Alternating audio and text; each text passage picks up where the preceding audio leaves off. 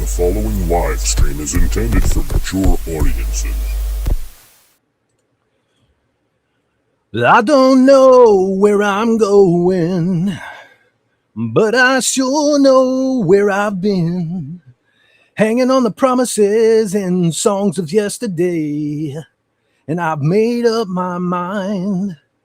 I ain't wasting no more time, but here I go again. Here I go again.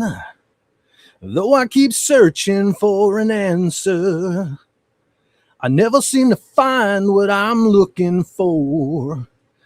Oh Lord, I pray you give me strength to carry on, 'cause I know what it means to walk along lonely street of streams. Lonely street of streams, folks. What is going on? It is Saturday effing night, and we are together again. So things are pretty good. Pretty great, in fact. Although, second week in a row, right before I went live, pushed this here button and started this live stream, the wind whipped up and it started pouring. It is currently pouring. Making it even hotter and more humid in this joint here. So bear with me, folks. I'm not usually on my A game when I'm not sweating my nuts off, but here we are. So stay tuned. We got a lot of stuff, I think, planned for this evening. But first and foremost, let me say something really serious right off the bat. Our General Kala cannot be with us again this week due to a family emergency. So if you all would, please, put a KB in that their chat to show support for our general of the armies from the East, the Fett Force from the East. And any good thoughts and prayers you can send her way that you can muster, Mr. and Mrs., Ms. Would be greatly appreciated. So please, let's keep Carla in our thoughts and prayers. And well, you know what's in my thoughts and prayers? My brother from another mother, my partner in crime, Brother John. So let's bring him in. I'm not going to waste any time tonight. You know him. You love him. Hit that beautiful Fez footage. Ladies and gentlemen, millions watching around the world, let me introduce to you the genius of genealogy, the guru of guitar, John Fez Wendo.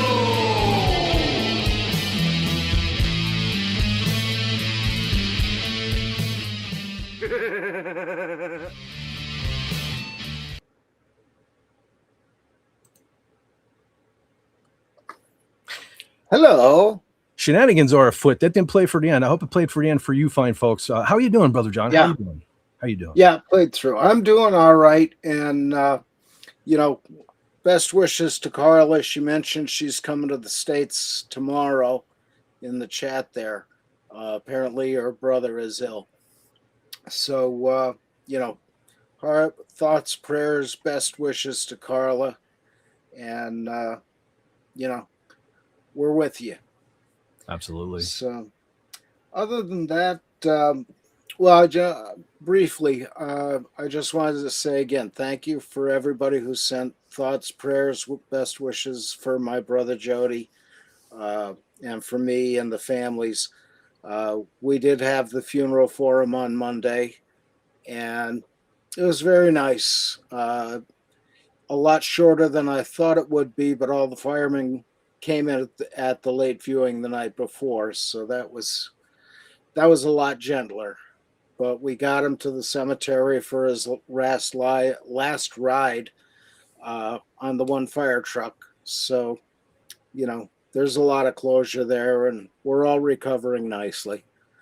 So, again, my thanks for that. Other than that,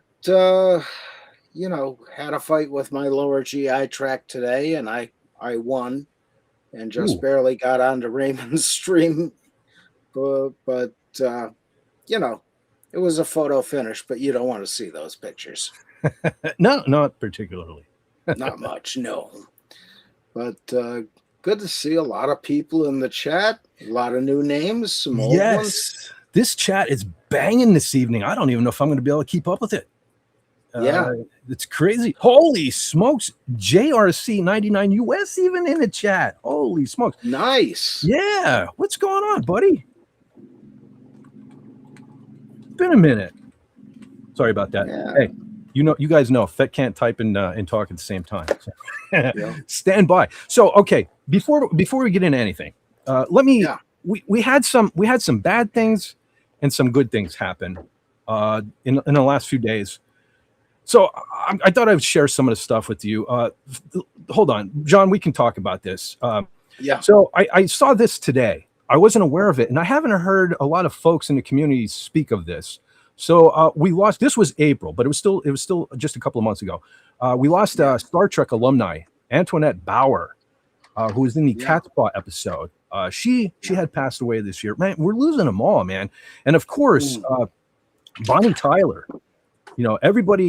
Everybody knows Bonnie Tyler's tunes. Even me, the big bad metalhead. Of course, I mean, especially if you grew up in the '80s. I mean, you couldn't have the radio on for probably more than 15 minutes without hearing a Bonnie Tyler song come on that thing. Yep. And so, yeah, she will be missed. What a unique and incredible voice, for sure, Brother John. It's a shame her and Rod Stewart never did a duet because the voices were compatible. Oh, geez. That I think that would have been awesome. Either that or her and Peter Criss. Preferred hearing her If You Want My Body. Yeah. And You Think I'm Sexy. Ooh. Bonnie, I would have certainly let you know. That's for 100%. Yeah. So, okay. Also, right. Losses of Randolph Mantooth.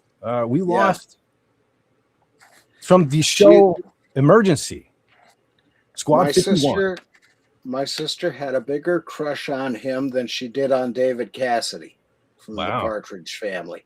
She had his poster up on the wall and everything, and he was what got a lot of us into the fire service. Him and Kevin Teig. And that whole show Emergency, it was a great show, and they did the best they could to be accurate with as much as they could, unlike most firefighter shows you see on television. But, I mean, there's so much garbage on TV right now. And even the movie Backdraft, we used to sit around the firehouse and just tear that movie apart frame by frame. But Emergency, they got it right 90% of the time or more. And, that iconic squad truck was awesome. And I believe that's in a museum now, either in Colorado or the Smithsonian. I forget which, but it was saved. So I saw it. Now, I'm not sure I think it was a screen used truck. I'm pretty sure the actual fire department out there in California is now a museum and has not only that truck, but it has like the original fire engine and I think one of the ambulances from the show. Yeah, there were a couple of different versions of this truck, and there was the fire engine was a Ward LaFrance. I think it was a 72, and that's still around. But again, I haven't kept up on where these things are. There were a few other trucks. They used in the series over time. I remember a Crown being in one of them, and I think an Orin, if I'm remembering right. But, they had whatever was available and met their needs in the actual LA Fire Department. And these trucks were actually from there. So I had a Hot Wheel that looked like that vehicle when I was a kid. It was one of my favorite toys. I probably still have it here somewhere, but I did not locate it this evening. But I might as well pull this down. We'll get into the more positive things in a second while we're discussing the show. First of all, let me say welcome to Sylvia. Thank you for joining. Hi, Sylvia. Welcome on in. Yeah, but I'm going back and forth my house. Okay, let's see. Let's play musical windows today. Let's see. Okay, that one actually worked right. So, speaking of the show Emergency, I actually happen to have the whole darn thing right here. Right here. Now, as a kid, I totally loved this show. I don't know. It just fire trucks, all of that there. I totally wanted to be one of these guys, right? And to this day, when I hear like a radio dispatch, whether it was on Cops or, whatever, I expect to hear them finish it up with Rampart. I totally remember Rampart, So when I was a kid, I loved the show. Then I can remember it was maybe in the 90s around here. They put reruns of the show on television, and I watched it. And I got to be honest, I thought it was like the most boring thing I ever saw in my life. I don't know. Go figure. But then at some point in the 2000s here, they put the show back on again, and I watched it, and I loved it all over again. I don't know what it was. I don't know if my mind wasn't on it, back in the 90s, whatever. Or I was too cool for school at that point. But so anyway, I loved it so much I picked it up. So I do own all 6 seasons. And also, I happen to remember that I had some stuff. And this, mark the calendar, folks, because I usually know I have something. I can never find it. But I found this. It was right where I thought it was. Check this out. From when I was a little kid. Look at this. Oh. Look at this. Fett wore this thing probably every day. Probably every day. When I wasn't playing Star Wars or something, I was a firefighter and I was part of Emergency Squad 51. So also, when I found this, as a good little kid keeping his toys together, clipped to the inside of the headliner there, I found this little Emergency 51 badge. Look at that. Oh. Look at that. You put this on your shirt, wore the thing, you could play the thing. So yes, I still have these. Listen, I'll tell you what, if there's one thing I have, it's useless stuff. I still have a lot of useless stuff. Yeah, that's awesome. And this kind of really doesn't go with it, but I always kept these together, and sitting with those was this. Look at this, right? Now this is not Emergency. Ooh. This is Chips. But I always I wore the hat and I use this. You know what I'm saying? You know what I'm saying out there? Yes. So Chips and Emergency is kind of a synonymous to me. But yes, I actually found all these today. So I thought that was pretty cool. And I thought I would show them off. But anyway, that's great. Let me get my ugly mug off the screen. And let me go back to the good things, because it wasn't all death and despair. So let's bring up some good things. I want to give a shout out to my boy. Well, he's not really my boy. I wish he was. I wish I knew this guy. Sylvester Stallone had a birthday. 80 years old, man. 80 years old. And he's still kicking it out there, rocking and making movies and stuff. And what a dude. I've always said, I don't dislike Schwarzenegger, but I always preferred Sylvester just because he writes a lot of his stuff. He directs a lot of his stuff. He's just as good behind the camera and behind the scenes as he is on the screen. So to me, the war between Stallone and Schwarzenegger was never even close in my book. Never even close. As much as I love Arnold, I love Sylvester more. So happy birthday, Sylvester Stallone. Also, I have to give a quick shout out because I wouldn't be Fett for hire if I didn't. Today, as a matter of fact, is Mark Anthony Austin's birthday. Now, this fella here played Boba Fett in the 1997 special editions. Okay, some folks have a problem with those, as do I, to an extent. I kind of wish George wouldn't have fooled with them. But anyway, he donned a suit, so he was technically Boba Fett. So here at this channel, we're going to wish Mark Austin a happy birthday. So there's that. Folks, it's not all death and despair. Some good things happen. Yeah. So anyhow. Happy birthday. Yes, anyhow. And one thing that's making my day is whatever was going on last week with Restream, with the chat, how every time I brought something up, the chat went over everybody. Restream seems to have fixed it. So something kind of worked out this week, technically. So, oh no, there he is. I know it wouldn't be long. There's Lenny, ladies and gentlemen. There you go. Ah, Lenny. Start of the show. There's the start of the show. There, this dog is gonna. He's on a conquest to take over YouTube, I think, and he's gonna start right here with this little channel here. But we all have to start somewhere, don't we? Now you know what's gonna happen here. I'm going to have to. I guess this concludes this broadcast of the Fetch again, and we're going to switch on over to the Fetch for Hire channel since we're all here Love for it. doggies now.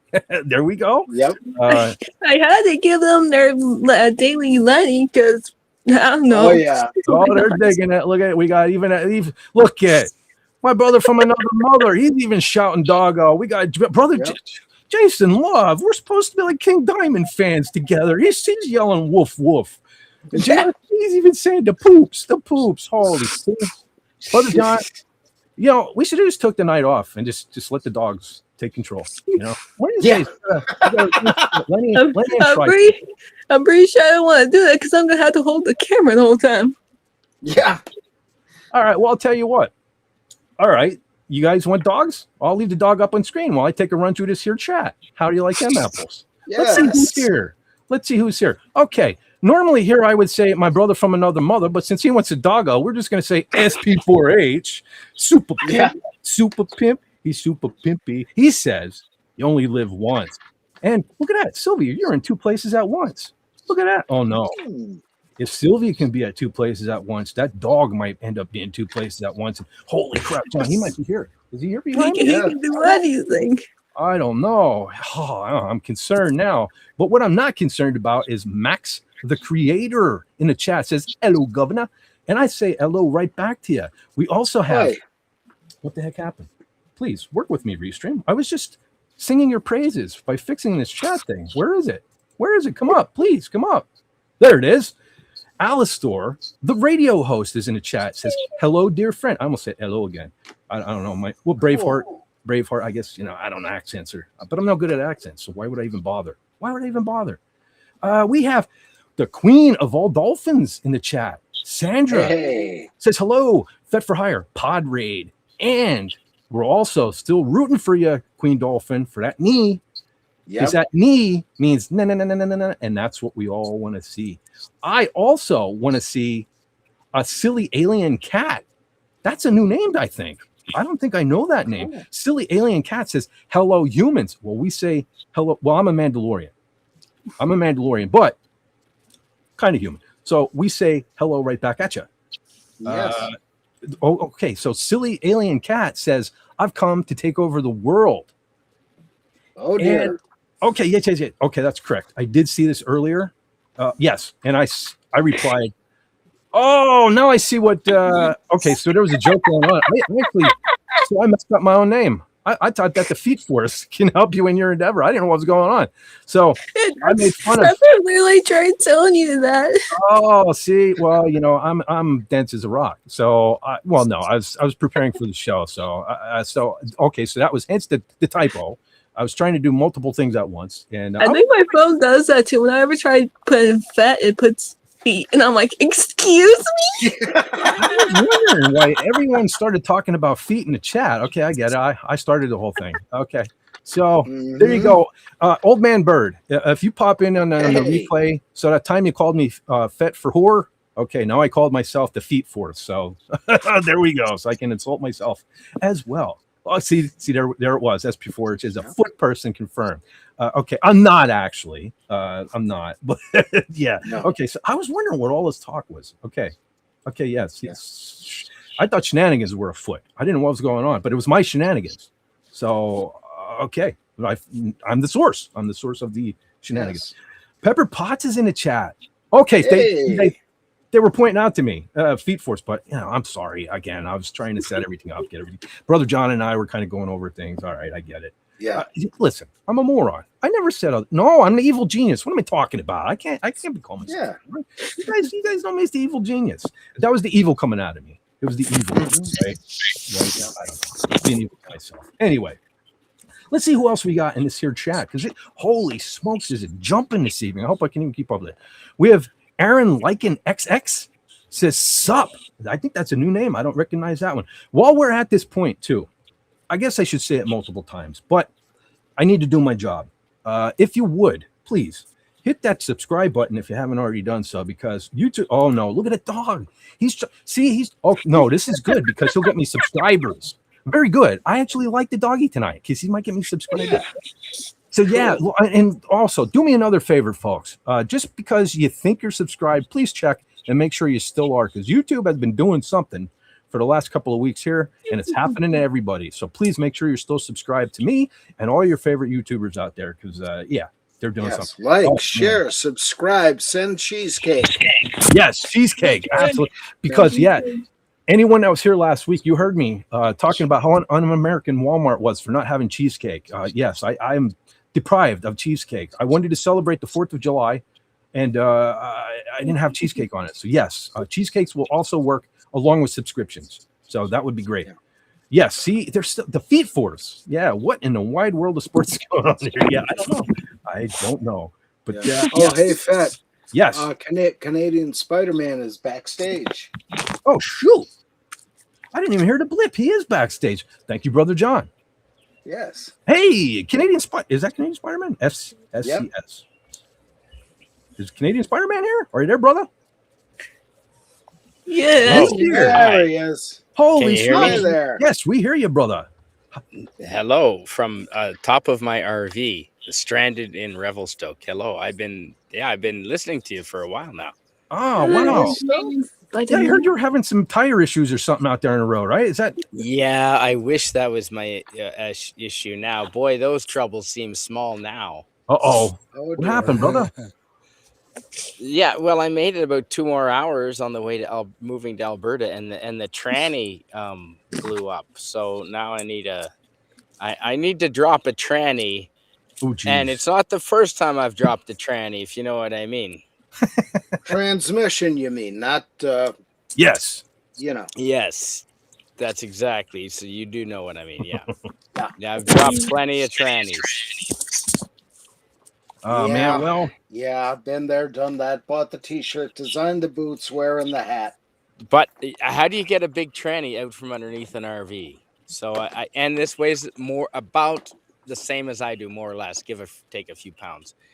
So I think I'm going to get it towed to a local shop. They said I could hang out in the RV while they're dropping it and sending it away to get done. And then I wouldn't have to pay for anywhere to stay. Although I do have friends that would come and get me. I'm about 3 hours from home and from BC where I was living in with my brother and all those people, my friends, for the last 10 years.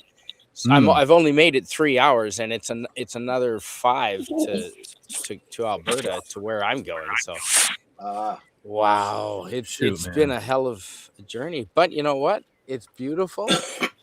Can you see the storm clouds behind me? It was pouring rain. Oh, you're getting it too. We're getting it all the way down here in PA also.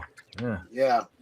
But I tied my box spring to my camper roof to move, thinking that it would only be 2 days for the move. And it's been 4 at least now. But I know it was puddling. No. There were puddles on the tarp, Fez, so that's a good sign. When there are puddles, that means there's no leaks. Yes. Yeah. So we're golden. And no, I'm on top of my RV, just enjoying the sun. I put my pepper plants, because I'm moving my whole house. So I have my pepper plants with me up here on the roof, because they get a lot of sun up here. The laptop is on the box spring right now. Everything's working out. Actually, it's all coming up roses. So you got pepper plants for pepper pots. Yes, I do. Yes, pepper pots in the chat. I saw that. Also, a fellow Canadian Cat in the chat. She says, "What up, Hi, Canadian Cat." Well, so we shall persevere. I'm sorry. Beverages. This is a local. Do you know this one? Revelstoke Lager? No, never heard that one. Yeah, it's backwards. It is? Yeah. Well, this whole channel is backwards.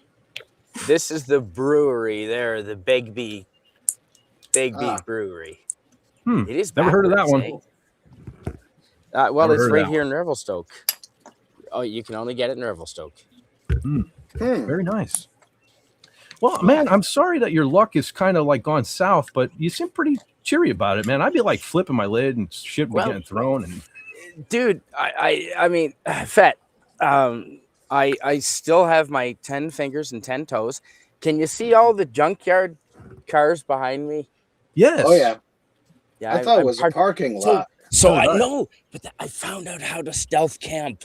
I'm not in the junkyard. I'm just on the other side of the fence Oh, Ah. of the towing company. No one has bothered me for 4 days. They nice. think I Jeez. was towed here because I'm broken down and I'm part of the junkyard or the towing Huh. yard. Like, where are they going to tow me? I'm all ready to add a tow yard. Yeah. Yeah. Well, at least that worked Yeah. out. Brilliant. I've been The here 4 impound lot. days. It's brilliant. Great. It is fucking brilliant. No, I am chipper because you know what? I got friends cheering me on. Old Man Bird has been super supportive. DJ Play Nice has been leaving me voicemails on my cell phone.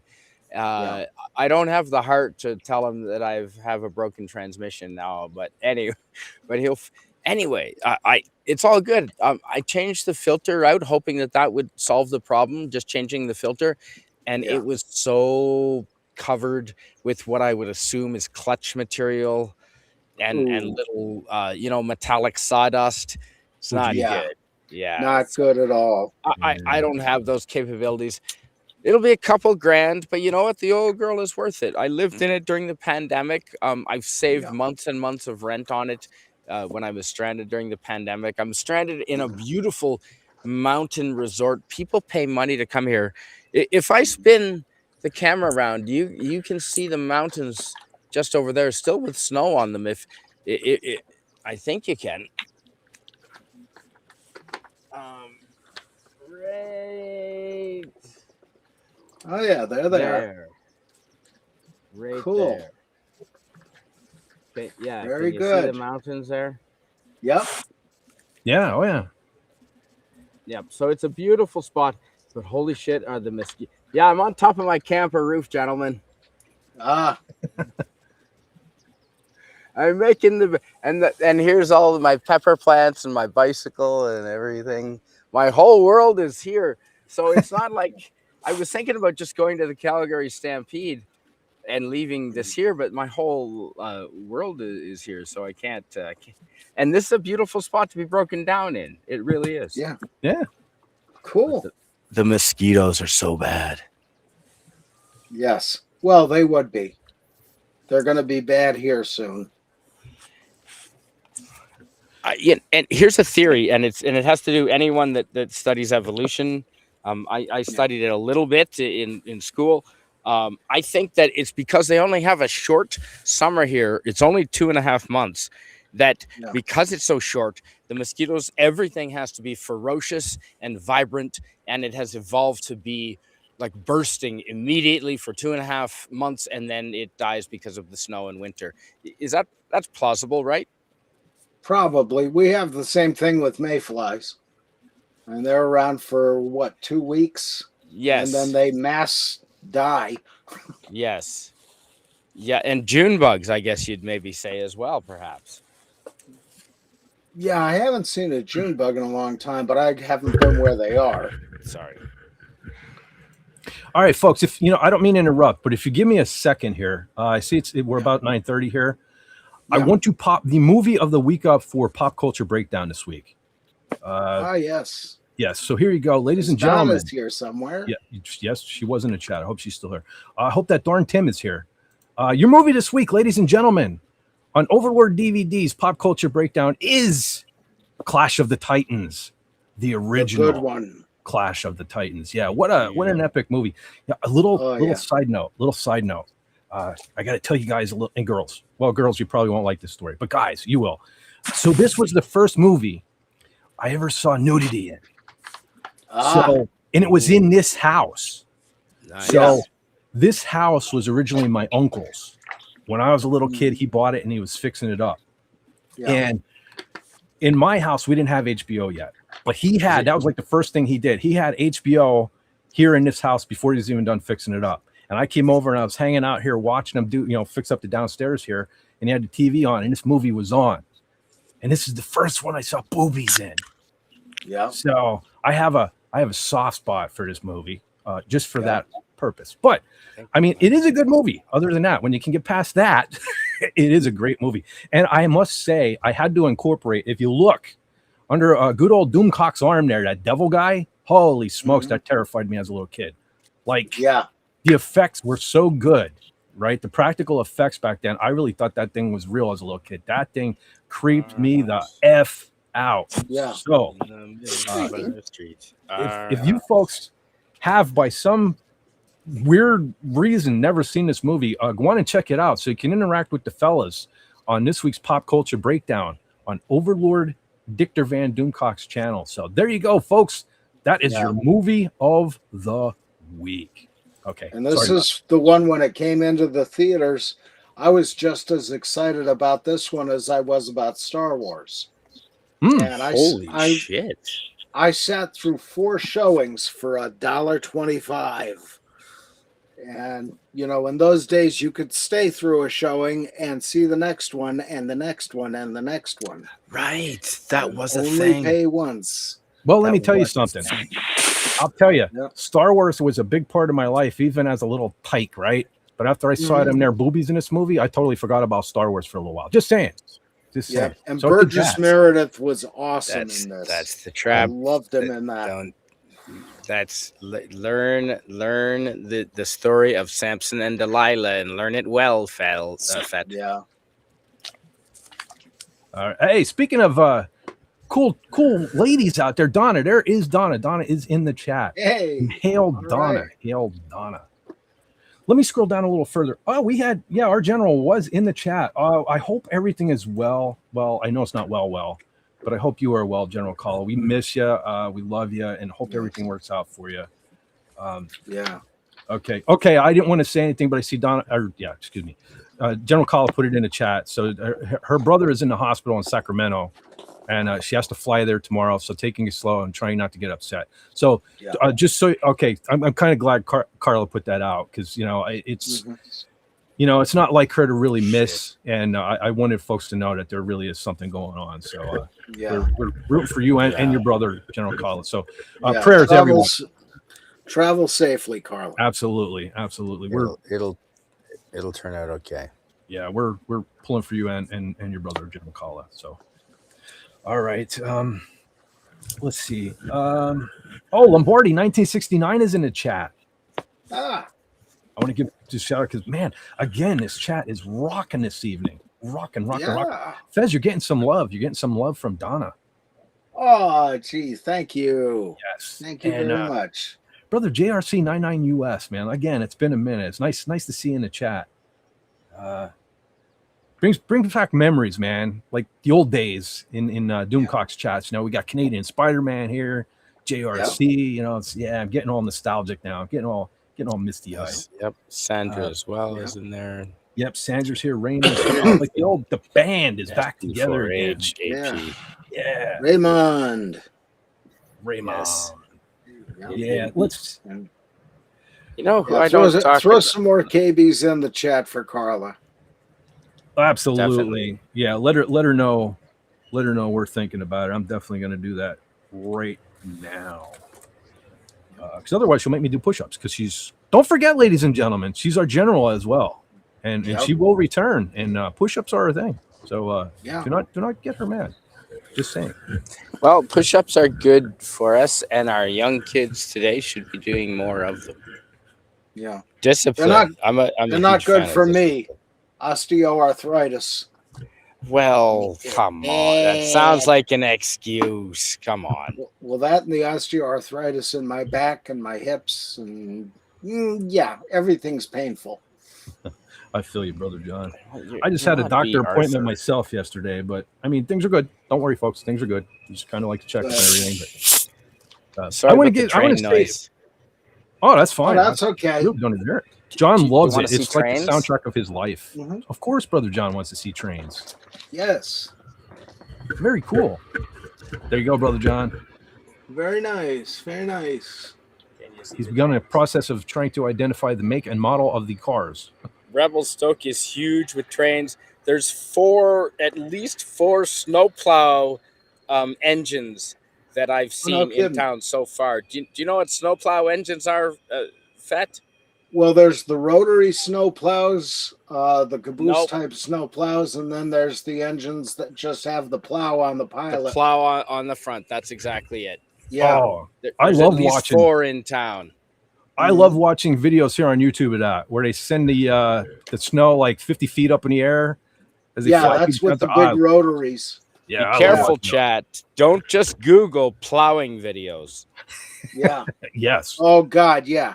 Don't make Pudgy's mistake. Railroad plowing. Yes, railroad plowing. You don't want to type like Pudgy always typing No. in beavers and Train. never into it. Don't Google trains and plowing at the same time. Yeah.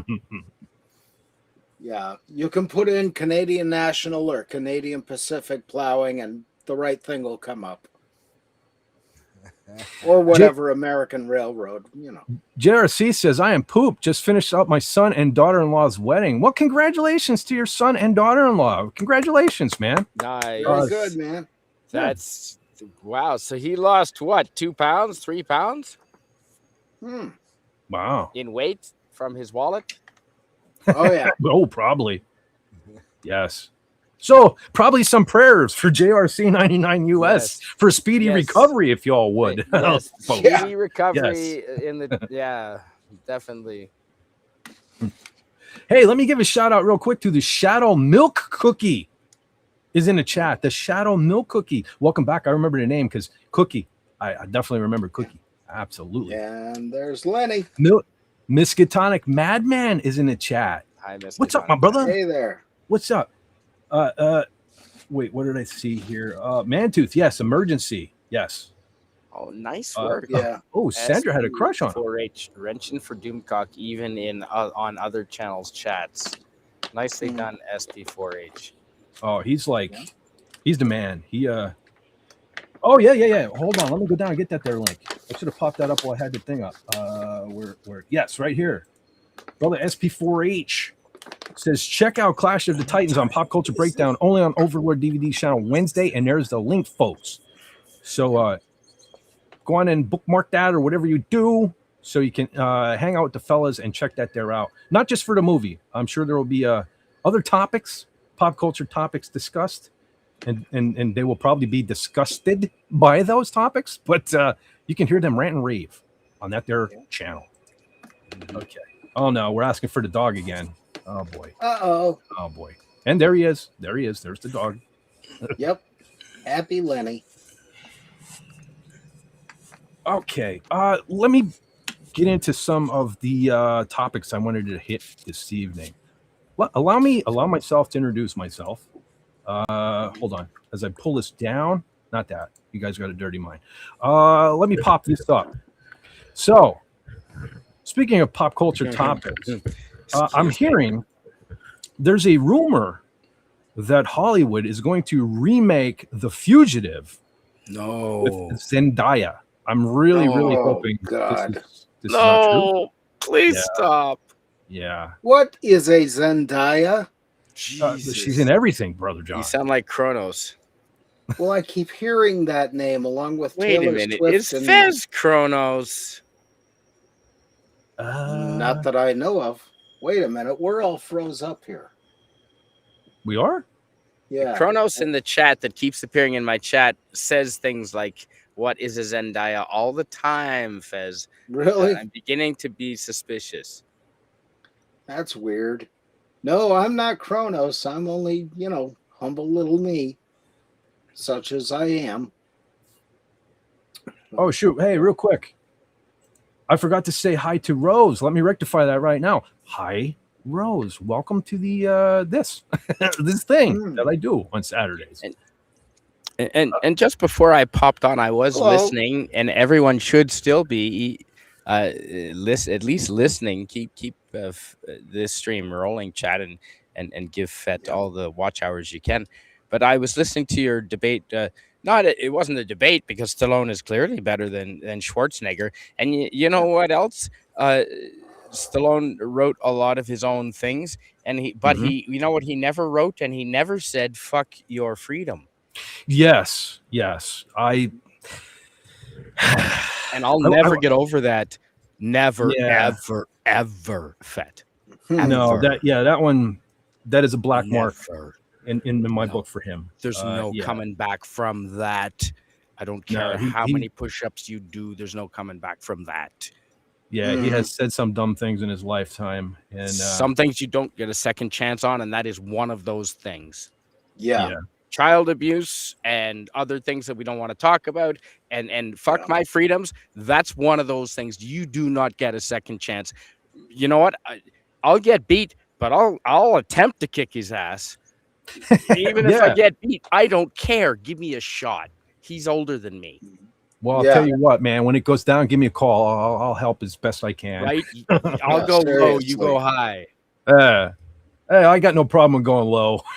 I'll go low. Fuck your 5'6". nut sack. Sorry. I'm 5'6". I'll go low. Wait a minute. You're taller than me by half an inch. Oh, I probably shrank. That was at my peak. That was when I was 30. I'm probably not that tall. Well, you're like Gary. You look taller on the YouTube. Yeah, I'd love to meet Gary. He's one guy I really want to meet. Oh, he's awesome.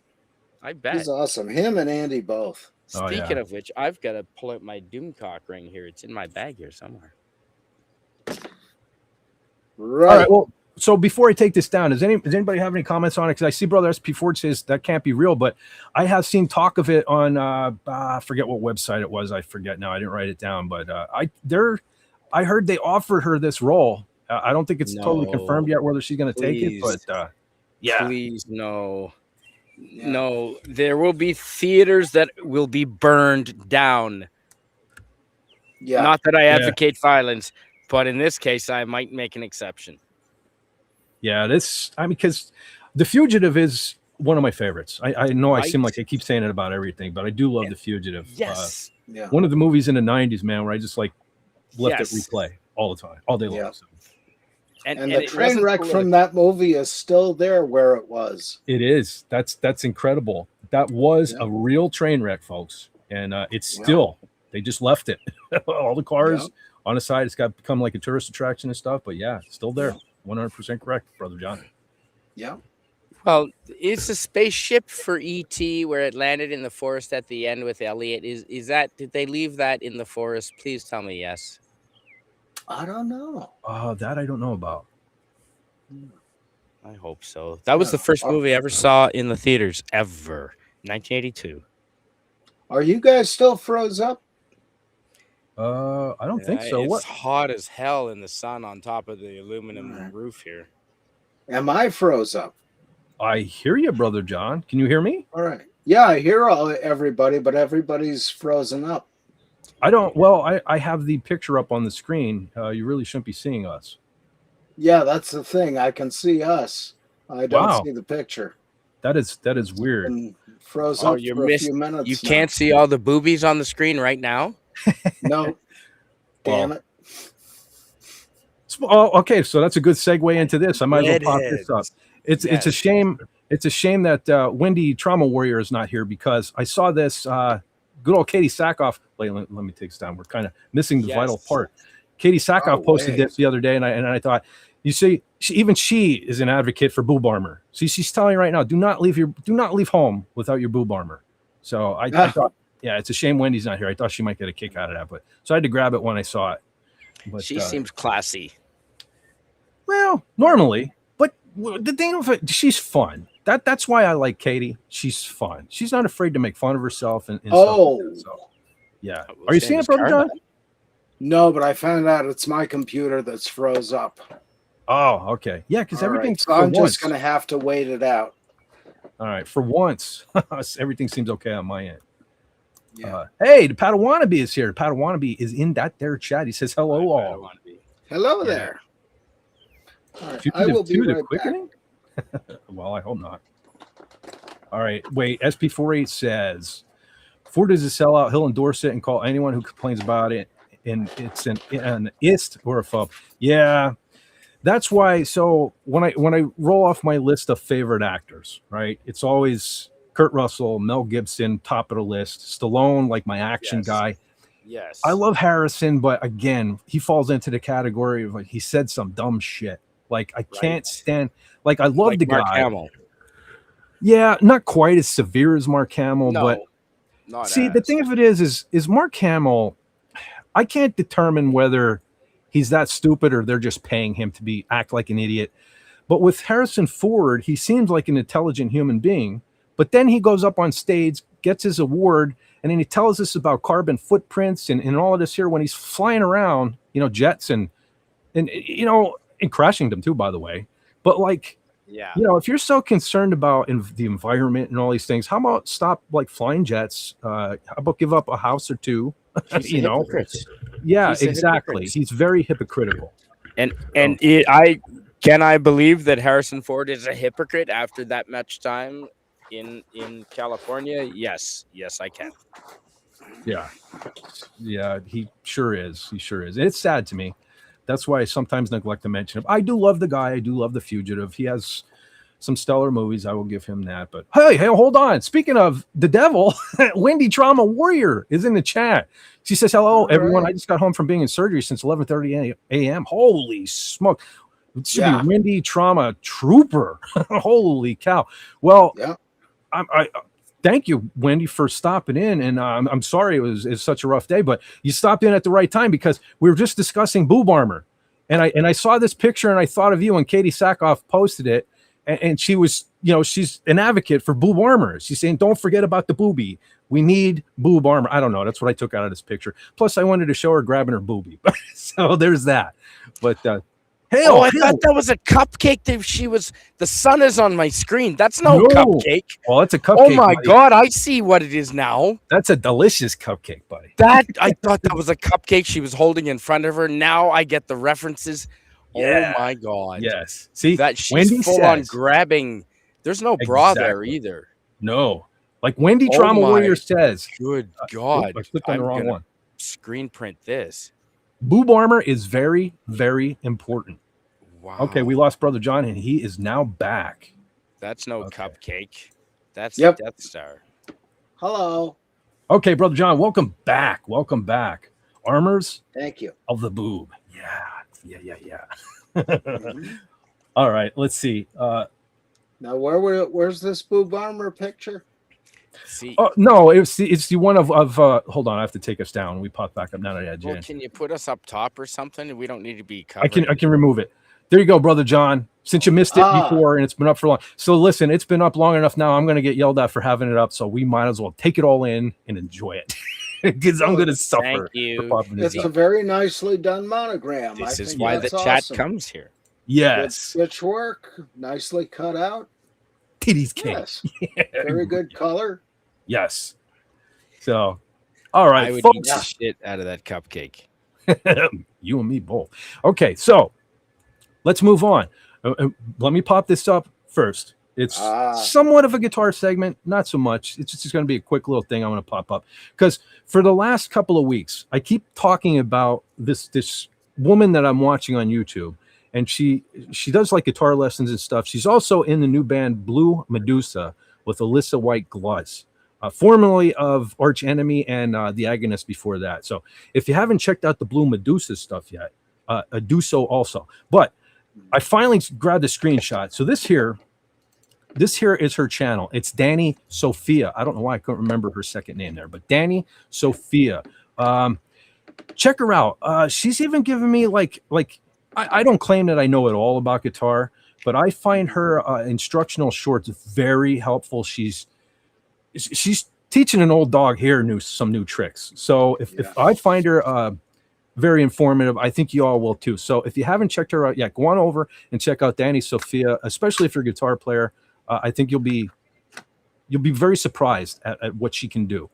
And with that, this was, well, it's sort of music related. Again, one of these things. I figured I'd grab it and get our 2 cents on this. So somebody popped up female rockers. So you get to pick two. So who would you all pick to stay? I'll probably go last here. But Canadian Spider-Man, can you even see the thing? Did we lose Canadian Spider-Man? I can, yeah. Now, one of those is Garth from Wayne's World. Top right. Is that what Top you're? right? Yeah. Oh, that's Janis Joplin. That is a weird picture of her. Okay. That is a weird picture of her. That really is, isn't it? No, Okay. I mean Stevie all Nicks. pictures Like of her are weird. number one, Stevie Nicks. Yeah. Gotta go Stevie Nicks right away. My battery's dying. I've got to plug this in, but that's okay. I can do such things. No, I'd go Stevie Nicks for sure, and yeah, it's a tough one. It's a tough one. No, you know what? It's not Belinda Carlisle. Okay, I can respect that. Sylvia. Carlisle. Sylvia, are you still here? Do we still have Sylvia? Yeah, I'm here. I'm trying to keep my mic mute because all of a sudden my neighborhood wants to play fireworks or whatever. That's what we were talking about last week. See that? Discount fireworks. Now everybody's going to get careless and they're going to buy tons and tons of fireworks and blow their fingers off. So everybody stay safe out there. Yeah. But Sylvia, do you know any of these ladies? Do you have any opinion to this here? Or the two you would keep or no? I mean, I listen to some rock music, but I think my brothers are more into rock music than me, so I wouldn't know much. Okay. Fair enough. With that, I want to welcome the Padawannabe has joined us. See that? You mentioned music. He's like it's I feel it's like Beetlejuice. You know, you say music and the Padawannabe shows up. Well, and I wanted to kind of represent Carla. Okay, for the movie. Something came up and she was not able to do it, but we went out of our way the other day to watch this film so she could be a part of this thing. Yeah. And she had an emergency, is not going to make it. But, I feel so bad. Well, I feel so bad about her brother. Yes, I also feel bad that she sat through the movie because I know this isn't Carla's cup of tea. No, she absolutely loved it. That's cool. We saw it before, so we were able to kind of don't look. Okay, now you can look. Okay, but it touched her. She actually was moved at the end of the movie, and she cried a little bit, and she really liked it. Awesome. Good. All right. Well, we'll get into that in a bit. Hey, brother, do you have any two picks? Can you pick two here from this list, or okay? No? I can't see it. Well, here, let me see if I can move it. Okay, so we have. But I say Ann Wilson for sure, hands down, dropping that bomb. One of the hardest players, singers, great music, can jam, can rock out. Okay, fantastic voice. Her voice. Every one of these is a great singer, but Ann Wilson is almost uncomparable in the way that a Stevie Nicks is like. Women don't all sing like that. Janis Joplin's great. Her voice is nothing like them. And she's not capable of doing that. But God, the one that's not on here that should be on here. Pat Benatar. Yes. Yeah. Yes. Yeah. But I would say, Ann Wilson for sure. I want to say Stevie Nicks, but it's a little. She is on the easier side of rock. I mean, so's your mom. Whoa! Hi, hello, hi. Sorry, hi. God. I might have to say Debbie Harry just because of what she did in her genre. Mm-hmm. Okay. And her style is almost singular. Yeah. And she did a lot of other stuff. She rapped with the Furious Five. Yeah. So I'm giving her some like street cred there. So I would have to say that, but I like all of them. Rap, she hit disco, she hit rock, she hit punk, she hit new wave. She was multi genre. So kudos to her, Yeah. All right, Brother John. Brother John. What about you? What do you say? What say you, Brother John? Well, definitely Stevie Nicks. Okay. I love old Fleetwood Mac from that time, Rumors and all that. I love Ann Wilson from Heart. if I had a choice for a third, definitely Susanna Hoffs. Great voice and those beautiful eyes. You know. John, But are you but sure you? she's a hell of a performer anyway, and a damn good guitar player. Brother John, her eyes are up here, Brother John. Right. I know. I've made my choice. But yeah, if there was a fourth Pat Benatar, definitely. Yeah, she should. Well, again, I didn't make the list. Yeah, Pat Benatar, Yeah. I would definitely go with her if she was on here. But okay, for me, I would have to say first and foremost, Ann Wilson. I think she's probably the greatest female vocalist of all time. Yeah. And maybe it's just because I'm so nostalgic, but I guess my second one would have to be Debbie Harry, just because I just loved Blondie so much when I was a kid, you know. Yeah. But I will say, damn respectable. over the years, I was never a Pretenders fan or anything, but I would say over the years, I really have grown to love Chrissie Hynde's voice. I think she's not given the credit she's due, so she'd probably be, if you know, the third runner up here. But I also have to say too, like, so we were talking about celebrities that are stupid and say dumb things all the time. So I just got to say, Sherry Curry is actually kind of cool. If y'all don't follow her on a Twitter X, check it out. So she's not my favorite singer of all time, but she's pretty darn cool. So she's worth a follow on there. But so okay, I want Bonnie Tyler's not on here, but well, this is kind of rockers anyway. Yeah, but let's see what the chat was saying. So SP4H says Joan Jett and Wilson. I like Joan Jett, but according to, was it Rolling Stone magazine, she's a better guitar player than anybody. I don't know. I didn't get that one. I like Joan Jett. Is she I don't think she's the greatest vocalist of all time.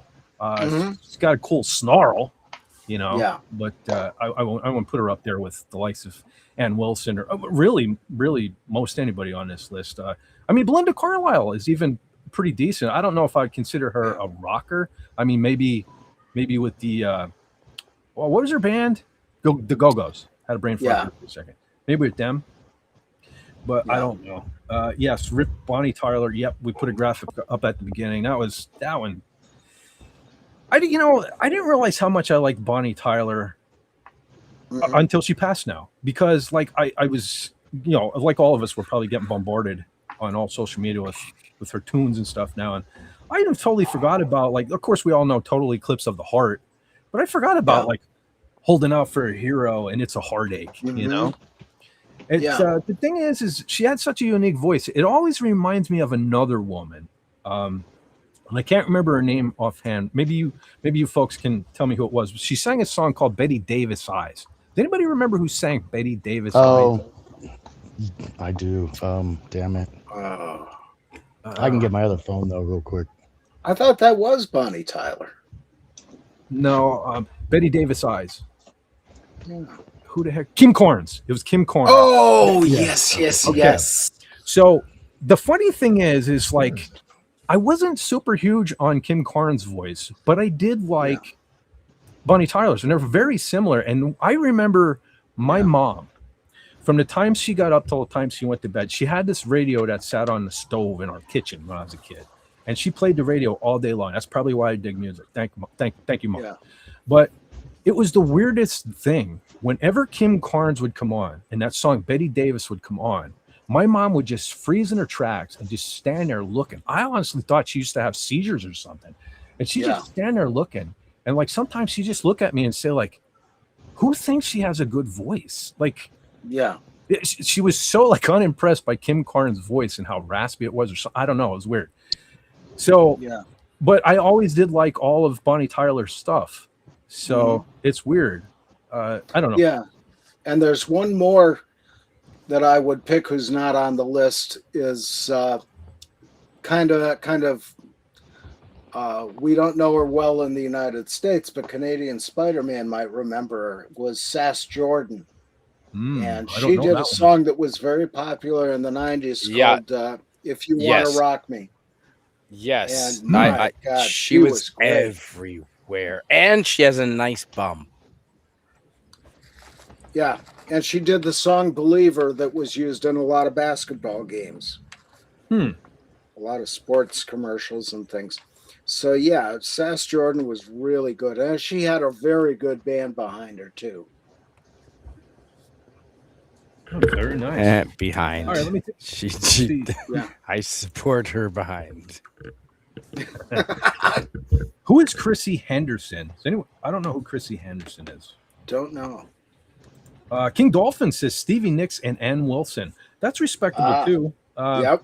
Stevie Nicks was another kind of had that raspy thing. I like Stevie Nicks. It was Uh, it was kind of a buried rasp, but Yeah. she had just that mysterious quality to her that was so cool. she's a witchy Especially woman. on stage. She's a witchy Well, woman, man. Yeah. I often wondered if the Eagles wrote that song about it, because like I always felt like she was a gypsy or something, you know. She was kind of mesmerizing. So I didn't know if I was more entertained by her look or her voice, because that's another one where I can make a comparison. And don't hate me. This is just how my brain works. So Yeah. I can't stand Cher's voice. Cher Right. sounds like a damn Cher Yeah. sounds like a damn goat to me. You know what I mean? Yeah, exactly. Like Celine Dion.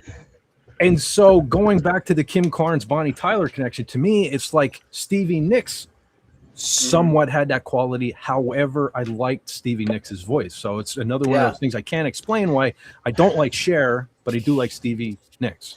Well, Stevie Nicks got most of her rasp from her operation. Mhm. Because if you listen to those first couple albums, those first singles they released, It wasn't there. Yeah. her voice is much more melodic, and she Yeah. can still do it all after the operation, but you can tell the difference. It's like, oh, now she's got the grit in her voice, where she kind of had it before, but now it took over. It became like her signature sound. Yeah. And again, she had another great band behind her, both with Fleetwood Mac and her solo band. Waddy Wachtel was the guitar player, and he's still an awesome player. Kind of funny looking, but an awesome player. Well, Brother John, you mentioned Canadian singers earlier. And so I wouldn't be fed if I didn't throw this out there. And this is more metal than rock, but anyone ever hear of Lee Aaron? Yes, The Metal Queen. Oh, yeah. Yes. She's Canadian. Yeah, And she's still rocking out there too, as far as I know. yeah, and she hits just about every genre of rock there is. I mean, she's hit metal, she's hit, good old fashioned rock and roll, everything in between. And she Very ain't bad to versatile. look at neither. Just saying. No, she's awesome. Jason Love says Joan Jett, And Grace she's Slick. still- Yes, no one until now has mentioned Grace Slick. Never been a big fan of her voice, especially in later years. Because we were just discussing not that long ago, I think, a Starship. And her voice in Starship, like I can't even believe she's the same one who sang for Jefferson Airplane. It's just night and day to me. Her voice, I don't know what happened there, but Was that a kitty? I heard a kitty. definitely possible, because I don't know where my two are at, but they're probably around here. It's definitely possible. SP4A says, although Chrissy Hynde and Debbie Harry get special mentions. Okay, very Yeah. cool. See, brothers from another mother. Absolutely. And I'm a Okay. little surprised, but I'm kind of pleased. I was gonna say, No, please go ahead. Go ahead. should Tina Turner be on this list? Definitely. Yeah, Is she rock? Blues, soul, rock and roll. Yeah, she was a rocker. Well, but I was gonna mention, if you She had a better voice than many of these well, people. that's true. You're not Yeah. wrong. and if you see the She had the live attitude for version rock. from the 80s of her doing We'll keep on turning. that's the one. I I can't remember the name of the song. Oh, but she man. really rocked through that. That Shakira style dress, Yeah, heels. Yeah, yeah. She's so was- proud of herself because she could she do had all a her dance rocker moves in the attitude. heels. Yeah, and she just had Ridiculous. that yes. force of She had a personality rocker that came through. attitude. Mhm. Yeah, I like Jason Love I'm says, glad she's. Oh, this is a trick question. They all rock. Now, yeah, you're not wrong. Yeah. You're not wrong. You're not wrong. I want to rock. Rock. Oh, I was gonna say, I'm kind of glad Lita Ford's not on this. I remember being in junior high and like seeing MTV, and she's kind of a good face for MTV, but I'm glad she's not on here. Yeah, see, the thing is okay, so if you're going to have Sherry Curry on here, No, I guess don't Lita even think Ford. she's that big. I mean, yeah, you're only really missing Lita Ford here with Sherry Curry and Joan Jett. Yeah. Little Runaways tie in there, but I consider Lita Ford more metal. I know she borderlined on. Like, I get you. Yep, I hear you. But I mean, she really after the Runaways, she really started out different. metal. She was metal, right? Yeah. So But what? Kiss Me Once, Kiss Me Deadly, and then that duet with Ozzy. yeah, well, she blew up with Just- that. Yeah. God, I mean, oh my God, dude. Yeah, but a lot of See, folks and that's think, when they were saying rock was dead. but a lot of folks think that was her first album, though. Too, it was not. Yeah, The Right. previous albums they were metal, 100% Yeah. pure metal. Dress to Kill. And I remember that song "Dress to Kill" from her was great. Good video too. Yeah, she's just quite a bit of a shredder too. I think. I know, Brother John. I think you just mentioned she was a better rhythm guitar player, but I kind of consider her pretty decent for women, especially back in the day. She tore it up on that guitar, I think. Mm-hmm. Are there any redheads in that poster? Don't think so. Who? Okay, so who even is Sandy Denny? I'm not even sure who that is. Anyone know? Sounds familiar. I can't place her. Let's see. I'm kind of almost embarrassed to say that. I don't know because it does say rockers. So, but I don't know. Yeah. Singer songwriter. I'm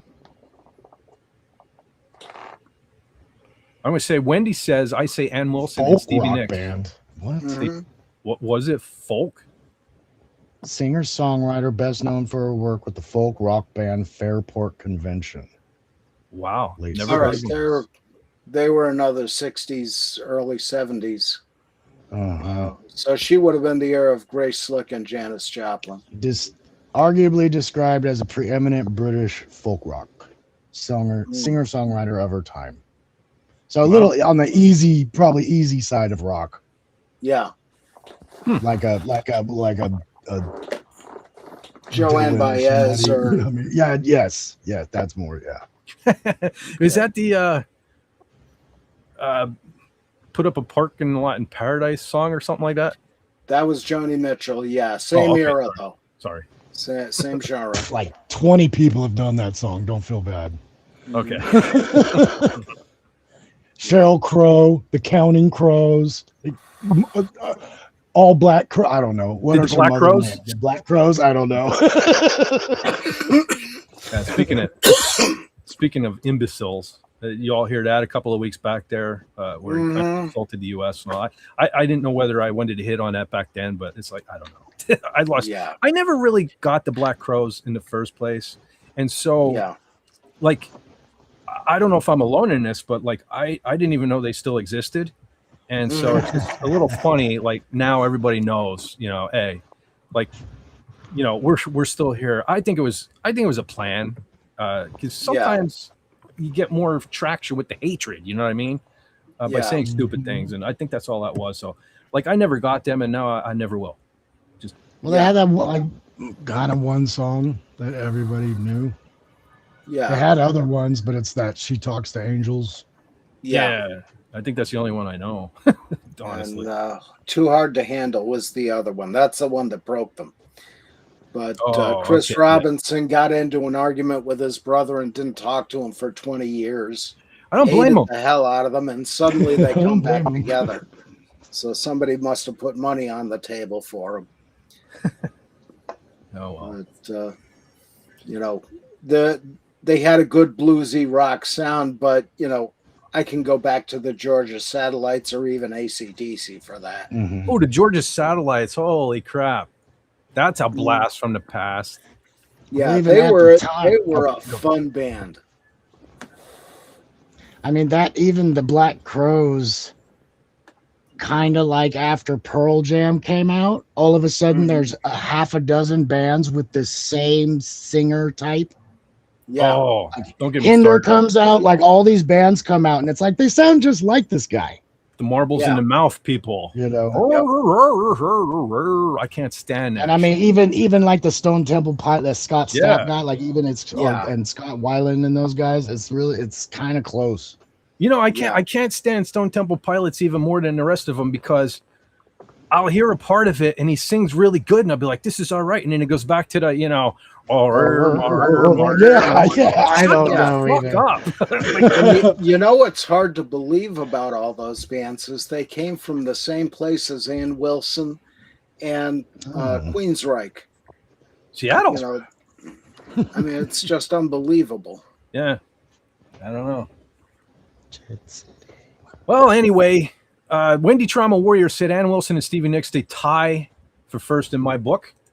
Very Respectable, that's yeah. respectable. Yep. And she says, I always love Stevie's voice. Yeah. So yeah, I mean, yeah.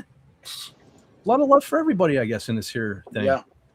Oh, speaking of love for folks, hey, Tippy Tail McKitty is in the chat. And he said, Awesome. Rip Bunny Tyler, hey, what's going on, brother Tippy? What is going on? Nice to see Yeah. you. Oh, Wendy still she was really going on this one. Third choice, Joan Jett, Girl Can Rock. You know, yeah, you're not wrong. I can remember my first band ever when we were doing covers and stuff. You know, I never even heard Joan Jett's solo stuff other than Put Another Dime in a Jukebox. That Yeah. song. Of course, I heard that from MTV. But Right. so my band wanted to do a cover Crimson and Clover, Joan Jett's version of it. And so that was the first I really dived into Joan Jett, was that one there. And I'll be honest, I did like, I think it was maybe in the 90s, late 80s, early 90s. No, Yeah. I wasn't too big on that I Hate Myself for Loving You song. But she had a song and another video off of that album called Little Liar. Yeah. That one there I kind of dig a lot for some reason. So yeah. And her version of Dirty Deeds Done Dirt Cheap is pretty awesome. I didn't particularly care for that. It's Oh, I hard to love do. that. It's hard to do AC/DC good. Mhm. I don't know. I didn't care for it. Yeah. We can for agree me, to that worked out nicely. There you go, brother But, John. Tippy Tail says Pat Benatar. Yes. Yeah. Yeah. I mean, in my book, I would have probably Sandy Denny. I would have probably omitted there. Yeah. Because she was more folk rock. She kind of doesn't fit. So Yeah. But then I guess the case could be made about Janis Joplin as well. Yeah. Janis was more blues, and she was, you know, that 60s thing that I hate, you know. And the same thing with Grace Slick, you know, just protest songs and stuff like that. I don't get into. Well, Canadian Cat says, I know nothing about rock stuff. Well, if you stick around, we'll have to, as William Wallace would say, that's something we'll have to remedy. Yeah. So, okay. We will introduce you to Dio. Okay, so Tippy Tail McKitty said, Nita Strauss's guitar, though. I don't think she sang anything yet. If we got into metal guitar. Oh, speaking of which, I don't know what's going on, but Nita Strauss has stepped away from Alice Cooper again, I see. And they have another blonde female guitar player who, and I'm not being biased just because she's another Ibanez. Yeah. She's playing in a Xiphos from Ibanez, but she's pretty good. She's really tearing it up as far as female guitar players go. Yeah, there's a really good crop of them coming out the last 10 years. Oh, wait, what's this? Bonnie Tyler, Simply the Best. I mean, did Bonnie Tyler do that song too? Oh, wait. No. I think she's just quoting it. Oh, yeah. Tina Turner did it. Yeah. Yeah, I know Tina Turner. Okay. Did. Okay. Yeah, she did the original version. Yeah, Wendy agreed. Lita Ford should have been on. Yeah, I mean, if you're gonna put Sherry Curry and Joan Jett, I feel it's weird that they omitted Lita. Yeah. And where's Doro Pesh? Well, that would be more metal too. Like maybe over the week I'll have to put together a female metal one of these myself. and pop that up next week. Nice. Let's see what y'all think. Well, because you know what, man, maybe I'll do a guitar player too, because these bastards never include metal guitar players. I mean, you got Eddie and maybe Slash. And in my opinion, like putting Slash is good. I don't think he's great. Putting Slash on the same list with Eddie Van Halen is sacrilege in my book. I could come up with a better list, so I might do that over the week if I remember. Yeah. Cool. Tippy, listen to the Billboard Top 40 every week. I used to, you know what I used to do? I used to just like, because I kind of had a life when I was a kid. Yeah. You know, riding bike and doing all that sort of thing. So I would just take and put a blank cassette in my boombox and just press record and record stuff off the radio. That's how I heard a lot of songs. So I like, because of these mixtapes, I guess you would call them, that I used to make, a lot of these artists like Bonnie Tyler, that's where I first heard her stuff. And like, and so when I hear Bonnie Tyler, I think of like Abra, Cadabra, you know, because that was like at the same time period. And so like, I don't know, it's weird how I just connect all these songs because of the radio back in the day. Right. Stevie was a goat. Okay. She's, well, greatest of all time. Yeah. Oh, well, maybe. Well, I was saying goat. Maybe he did mean goat. Yeah. Okay. Oh, yeah, Tippy, I agree. Stevie's solo band was Toto. True story. At one point, That's who played on her album? They played a lot of stuff with her, and again, Wadi Wachtel. I never did know how to pronounce that. Every time I hear Toto, it makes me laugh because the connection with John Williams. Yeah. It's just so funny to me. Hey, I want to give a shout out to brother Andy is in the chat. Andy Masterson says Patty Smythe. Hey there. Or Smith. Oh, yeah. No, she's Smythe, right? Patty Smith from Scandal. Yeah, Patty Smythe was Scandal. Patty Smith was the Patty Smith group.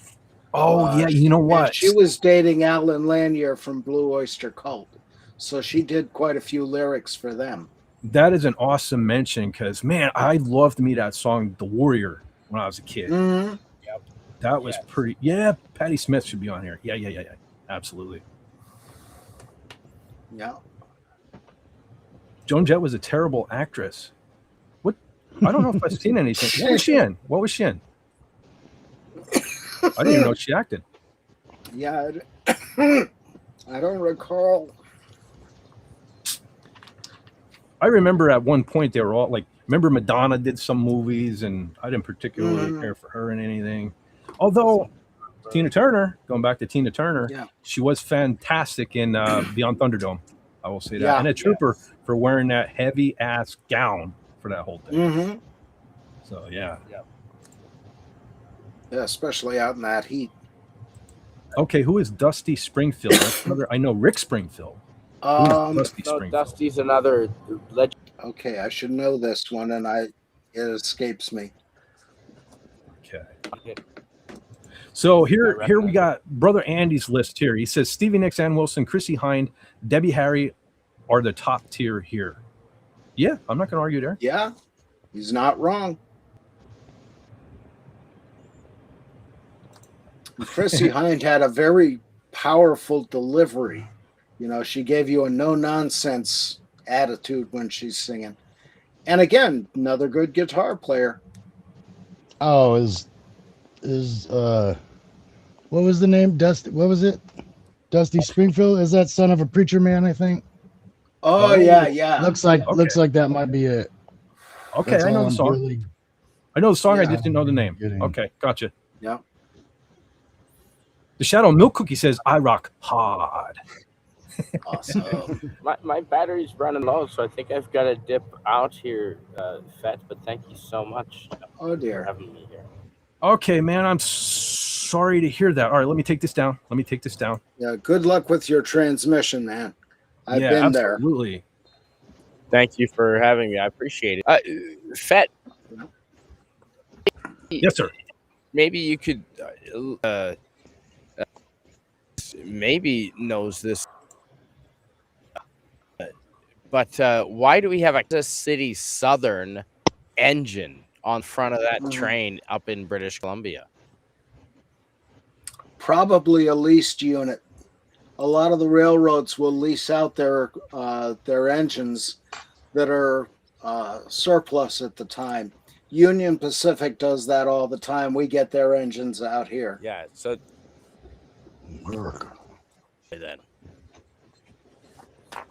Oh, everything will be there, but But does everything it come they with snow need anyway. tires? Oh no, You know, Canada has snow train wheels, just right? sand. No, I didn't. Yeah, we have special wheels for snow. I'm not sure if Kansas City has them. It must be Well, hard. they might have replaced the wheel. trucks when it got up there. It is, heavy. but it depends if you're trading out the wheel or the entire truck, because that has your wheels and the traction motors inside of it. And that's basically you drop it down, disconnect the wiring and the cooling tube, which is right in the center over the traction motors. They have cooling and tubes? keeps them cool. Yeah, it's a big, thick rubber square tube, and it comes down from the body of the engine where the fans are, and that blows cooler air onto the traction motors because they get really hot. To each traction motor on each wheel? Yep. Holy shit. That must be a maintenance Yeah, man's nightmare to check each one of those. That's why they get the big money. Well, I'm right here. I can do that. Yeah. Anyway, I'm gonna So running out of power, and the mosquitoes are starting to come out. Revelstoke is lovely. I'll end on this. Revelstoke is lovely, but the mosquitoes are unlike any other. Like, they weren't even bad in Australia. I swear to God, they're bad here. yeah. Yeah, and I'm All right, my Come to brother. Pennsylvania sometime. I haven't had a shower in a couple days. In the middle of the parking lot here, there's stations, and it's got a hose that comes. And I think I'm gonna shower under the hose over there because it's just a Yeah. Nice. opportunity, maybe. Anyway, good night, folks. Oh, geez. Thanks for having me. All right, Admit thank you to for anything. stopping by. There is his link down there. Everyone go on and check out Canadian Spider-Man's channel. Get your daily dose of the Spider-Man. Thank you for stopping by, my brother. Thanks. Good luck. Thank you. Yeah, those Elise, all the way up here. I hope it brought snow tires. That's cool. It's 2 months and we're gonna have snow again. No joke. Wow. Yeah, that's crazy. That's scary. I'm not happy. No. When Canada gets snow, they usually blow it down our way. Yeah. And that's too much to deal with. There's so many ways in which Canada blows. Yeah. Well. Oops. He evaporated. Yep. Battery must have went. But the Spidey battery's dry. Yeah, like I said, ladies and gentlemen, if you haven't done so already, go on and check out Canadian Spider-Man's channel. Friend of this channel and friend of all of us here, I think. So cool dude.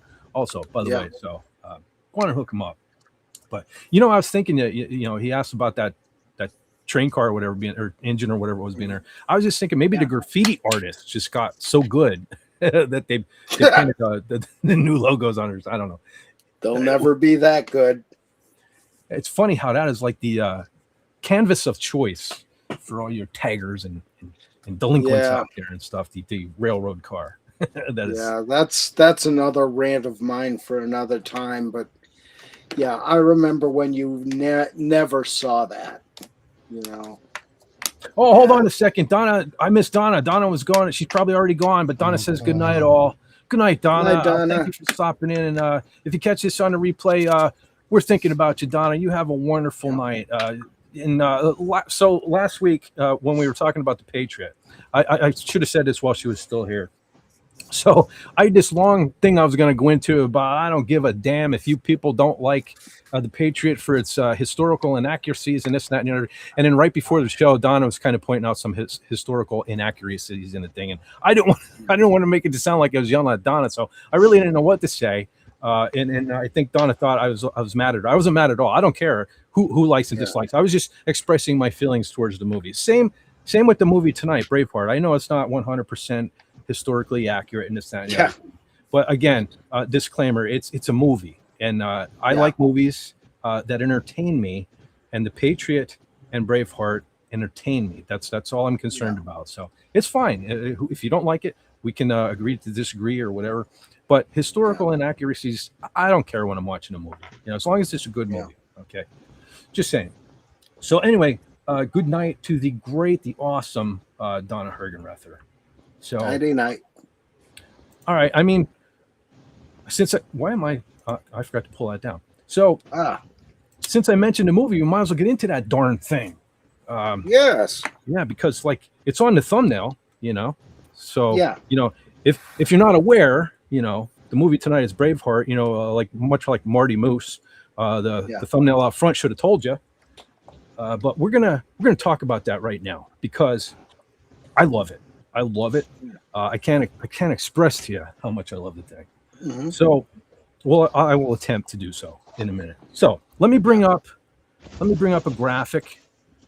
Speaking of the thumbnail, we'll pop this up as I go into a brief description of the movie. And again, the movie is from 1995, so we're not worried about spoilers or anything like that. Because if you haven't seen it yet, you probably don't want to see it. So there's going to be spoilers and all that there. So, and for those who maybe haven't seen it and are kind of curious, a lot of folks read the book ahead of time, and it doesn't spoil the movie. Maybe you'll enjoy the movie even more than my little synopsis here. But I'm going to give you a little rundown.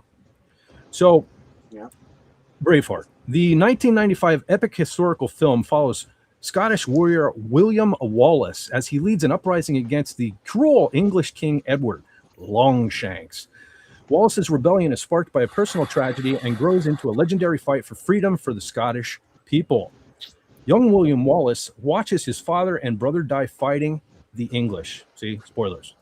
His uncle raises him and educates him in Europe. Wallace returns to Scotland as an adult, wanting to farm and raise a family in peace. He reconnects with a childhood friend, Murren MacClonach. You have to say that like a Scottish. MacClonach. You got to accentuate that. Okay. They marry in secret to avoid an unjust English law of prima nocte, which I hate. That's one. I'll get into it then. I hate that. Yeah. Which forces a new bride to spend her wedding night with an English lord. Jeez. Yeah. Okay. So English soldiers try to attack Murren. Wallace saves her, but the soldiers capture her later and, spoiler alert, execute her. I hate that scene too. We'll get into it. Yeah. Driven by rage, Wallace rallies his village, attacks the local English garrison, and sends a defiant message. Wallace's victories earn him followers from the other Scottish clans. Using clever tactics and terrain, Wallace leads a poorly armed but passionate group of Scots to a massive victory against a larger English enemy.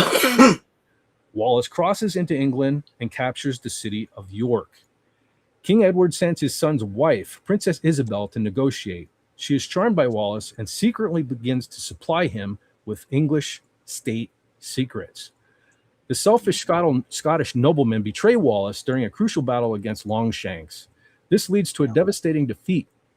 Wallace spends years waging a hidden underground war against the English while continuing to target corrupt Scottish nobles who aligned with the crown. I love that sequence of the movie too. Robert de Bruce, a Scottish nobleman who struggles with his loyalty to Wallace, arranges a secret meeting. This turns out to be a trap. The English capture Wallace, put him on trial for treason in London, and condemn him to a brutal execution. Before his death, the executioners demand Wallace ask the king for mercy. He refuses and instead shouts out the word freedom. His spirit and his legacy inspire the Scottish people to ultimately win their independence. So there's a little rundown of the movie. We'll do what we've been doing. I got a bunch of slides here. and we'll go through them. We'll riff on this thing. If you want to talk about a particular scene that I have up, or just not, we'll just whatever you want to say about this here flick. Feel free. First of all, has everyone on the panel seen it? Sylvia, have you seen the film or no? Or are you just gonna hang? Are you still there, Sylvia? Okay, well, she can chime in if she wants. But Brother John and Padawan, obviously you've seen it. Sorry, Okay, There Sylvia, she is. Have you seen this film, Sylvia? I've heard of it. I just never watched it. It's so. I think a lot of ladies are turned off because it gets a bad rap as just being, a war movie. Okay, it's much like The Patriot, but there's a love story. There's a lot of other angles going on here, and what drove him ultimately to go to war with England was what they did to his woman. So I think that's kind of neat. But you ladies might enjoy this thing. Yeah, there's a lot of blood and guts for sure. It's more of a dude flick. But I don't know. Maybe give it a whirl. Maybe we can inspire a little bit here tonight. But so anyway, Carla's watching. Okay. She says it was a perfect movie, not a documentary. So she's right on there. Yes. And Pad watched it with her and censored it, which he said. So she's watching the show anyway. Okay. All right, General Kala. Stay tuned. We're thinking about you. Glad you enjoyed the movie too, by the way. I was kind of scared. I was worried. But after we did The Patriot, again, the OCD, I kind of I don't know. I had to follow it up with Braveheart because two of my all-time favorite movies. But we'll get into that. Okay. So fellas, well, Padawannabe, what do you think of this movie? What's your opinion? Am I here? Can you hear me? You're here. You're here. Okay. I thought I was gonna drop out for a second. I love this movie. I mean, it's the more you watch it, the more you feel. It's because it is a war movie, but in the same way that Patriot was, that any of these good movies are, there is heart. It's not just War of the Worlds or any of those big Independence Day. It's not that kind of war movie. This type of film makes you feel it in your heart. You really think about it. And the fact that this movie was so good, every single actress in this film, A+. The cinematography of this film swept all the production awards. Okay. Like all the film, anything related to the film, it won. And it just, the women characters in it, that they are so great, even though for the most part they're kind of tertiary, but they're so important to the whole drive of William Wallace and the other atrocities that he witnessed coming up, knowing that the king is crooked and will not make good on his peace talks and these other things. I was going to say, while I had the little William Wallace, who's on the left there, ladies and gentlemen, who haven't seen this movie, right in the very beginning, how he sneaks along. His father and his brother are going to meet with delegates and stuff from the king to talk about peace and stuff. And right off the bat, William sneaks along and finds like all the citizens and everything hung, kids and everything. So he learned early on in life not to trust the royalty. So that was that one hit me too. Seeing a fellow little kid there hanging from the rafters and stuff. So especially your own brother. Well, that one was a little later on, but that was when they brought his father and his brother in on the cart. But, and it's back to this prima nocta thing. Like, I mean, what a despicable way to. I mean, if you didn't get it right off the beginning with Longshanks having children hung, right? So to bring in basically the scumbag nobles from England into Scotland, he wants to repopulate Scotland, with English blood, and so he reinstates this prima nocta, which is so the lords will get to bang any woman on the night of her wedding. It was his royal right to do so. What a prima knocking boots. Prima knocking boots. Yeah. It's like, Yeah. so, I mean, right off the bat here, we know that Longshanks is like the ultimate scumbag, right? Mhm. So yeah, these scenes here, man, it's just, can you imagine being the husband, right? You just get married to your woman there, and these dudes just ride in and take her away, and he just had to stand there and watch his wife right away, knowing she returned at all, but I mean, just knowing that, you're not even banging your wife on your wedding night. This guy is, what? Yeah, that was what I was thinking, because we mentioned this while we're in our watch. It's like, that's horrible that he has to sit there and watch that. And I was like, it is, but that girl is gonna get wrecked. She won't be the same person. Yeah. When she comes back. Yep. You know, correct. Yeah. That was their point. Yeah. That was the whole motive behind it. Just destroy the people of Scotland. Yeah. Yeah. And what a way to go ahead, Brother Johnson. Yeah, and historically, it wasn't just Scotland that got that. Europe had that all over the place at various times. One of the only good things about some of these scenes, like that one, and what ends up happening with Murren here, is just like, you can put yourself in the shoes of the previous fellow there and William Wallace just taking revenge. Like I love the scene with this fella here. When they meet up with the guy who banged his wife there, and he says, "I'm here to claim the right of a husband," and he takes the dude down. Yeah. And Lovely girl. Yeah, this actress here, holy smokes! Again, one of these women that can pull off, with the not an intense amount of makeup and stuff, and still, like you understand why William Wallace was like head over heels with that. Catherine McCormack. Yeah, very nice. Love the eyes. Yeah, we know why Mel's looking at her that way, right? Yep. I like you. I like you a lot. You brought a cheesecake? That would be the icing. That would be the icing on the cheesecake, Brother John. Yeah. But, do you believe in boob armor? I hope not. Well, I mean, we want him to be safe, but easily accessible boob armor would be okay. Yeah. But yeah, this was so rough to watch here, where we get into these scenes here. Yeah. But so you got this British asshole here, right? Mm-hmm. Who's thinking he's gonna like fondle up Mrs. Wallace over here now and get away with it.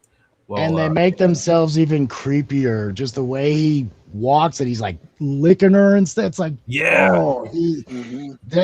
whatever they're choosing to do, if that was the actor or the director or some collaboration, it's like that's why this film. It's everything, even the no dialogue, leaves you writhing or cheering or something. It's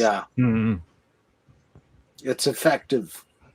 Because even this, when what happens to her, and then William basically does the same thing when he gets the captain or whatever. Yeah, you only see her eyes upon her death. When that other guy dies, you see it all.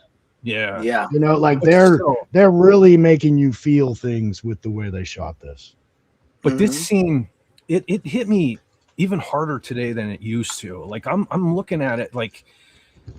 He was like, the little bit of time they spent together as semi-adults here at this point in the movie, he was like her savior, and there she is strapped to this pole, and just the terror on her face here as she's looking for him to come and save her. Like where are you, William? You're supposed to save me, man. But then the movie wouldn't have happened. No, you're right.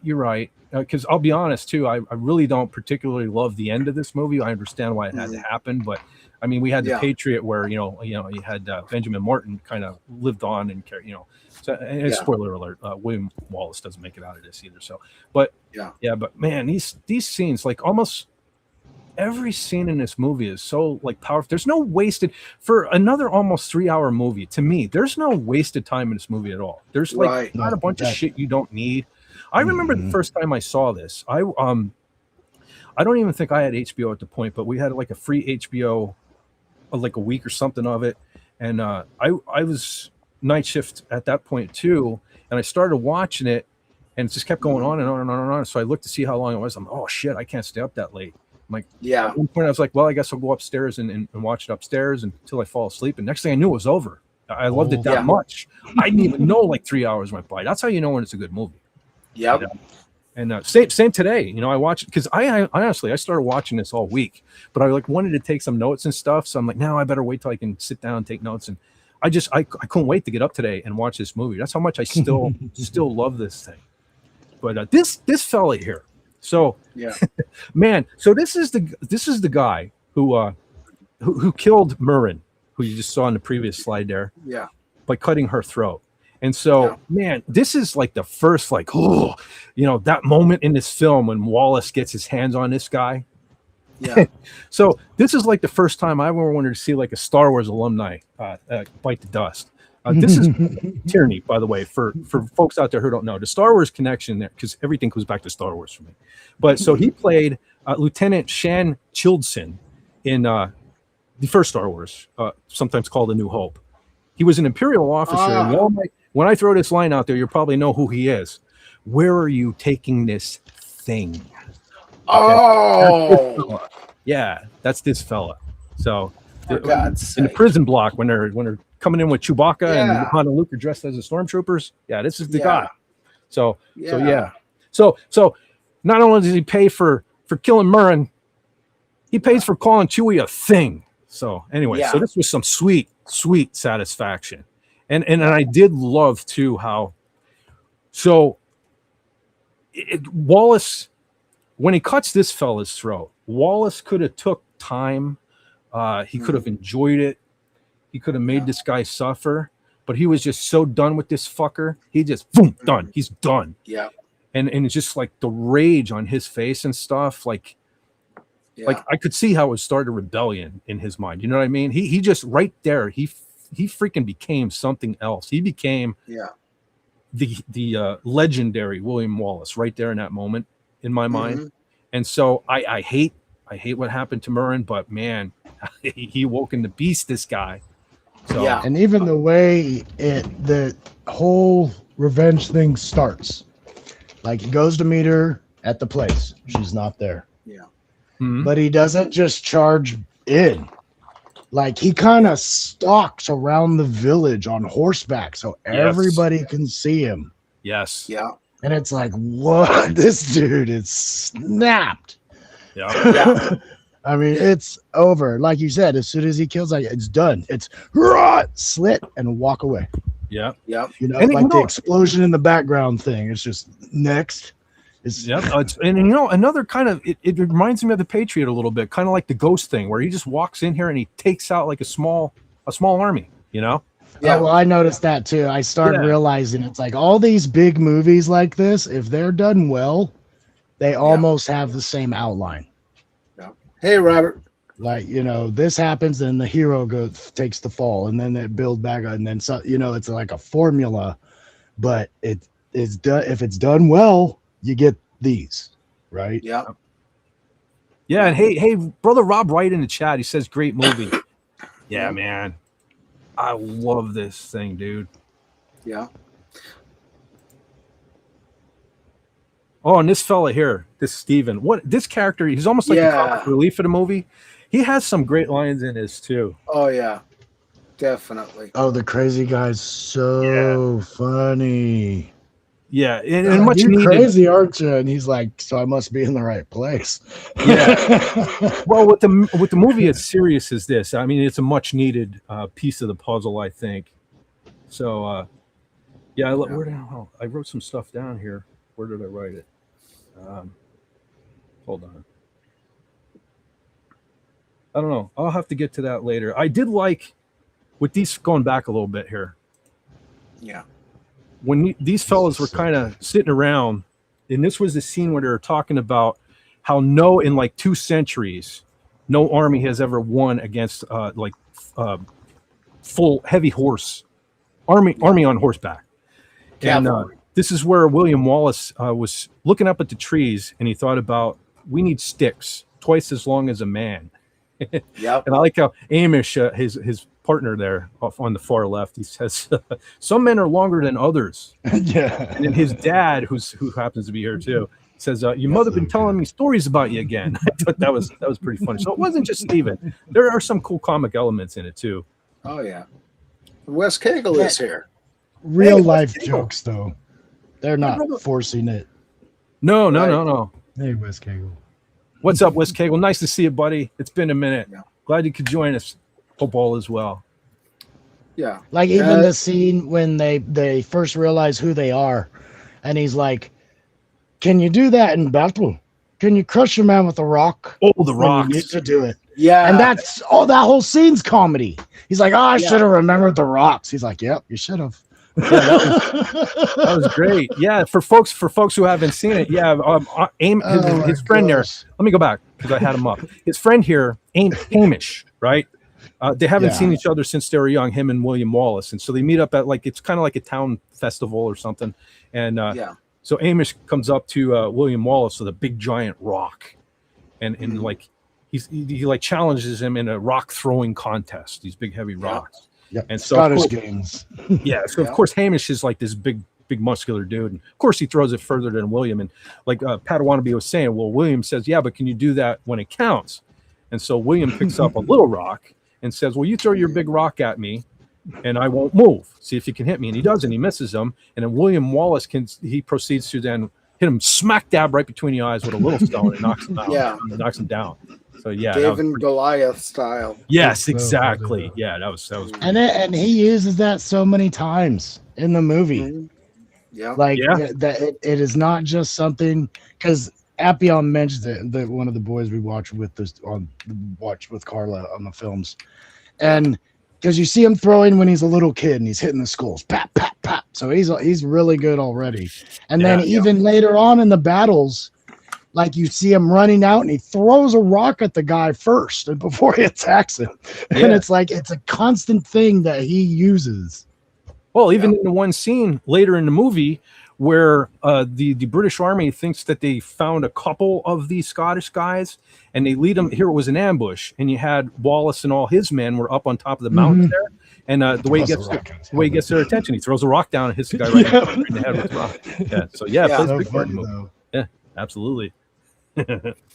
Wild. And with this, I keep thinking of things as soon as I go ahead, but with this, okay, so Stephen here, the comedy relief, it wasn't just that either. I like from his introduction, you don't know whether you can trust this guy because he is so shady. But you have this scene here where Wallace was hunting, and an actual kind of traitor infiltrated their men and was actually coming after William Wallace. And you cut to this scene here where Stephen actually saves him. Yeah. And so this was like the moment in the movie where we realized, this guy is he's not as insane as we thought. He's actually a cool dude.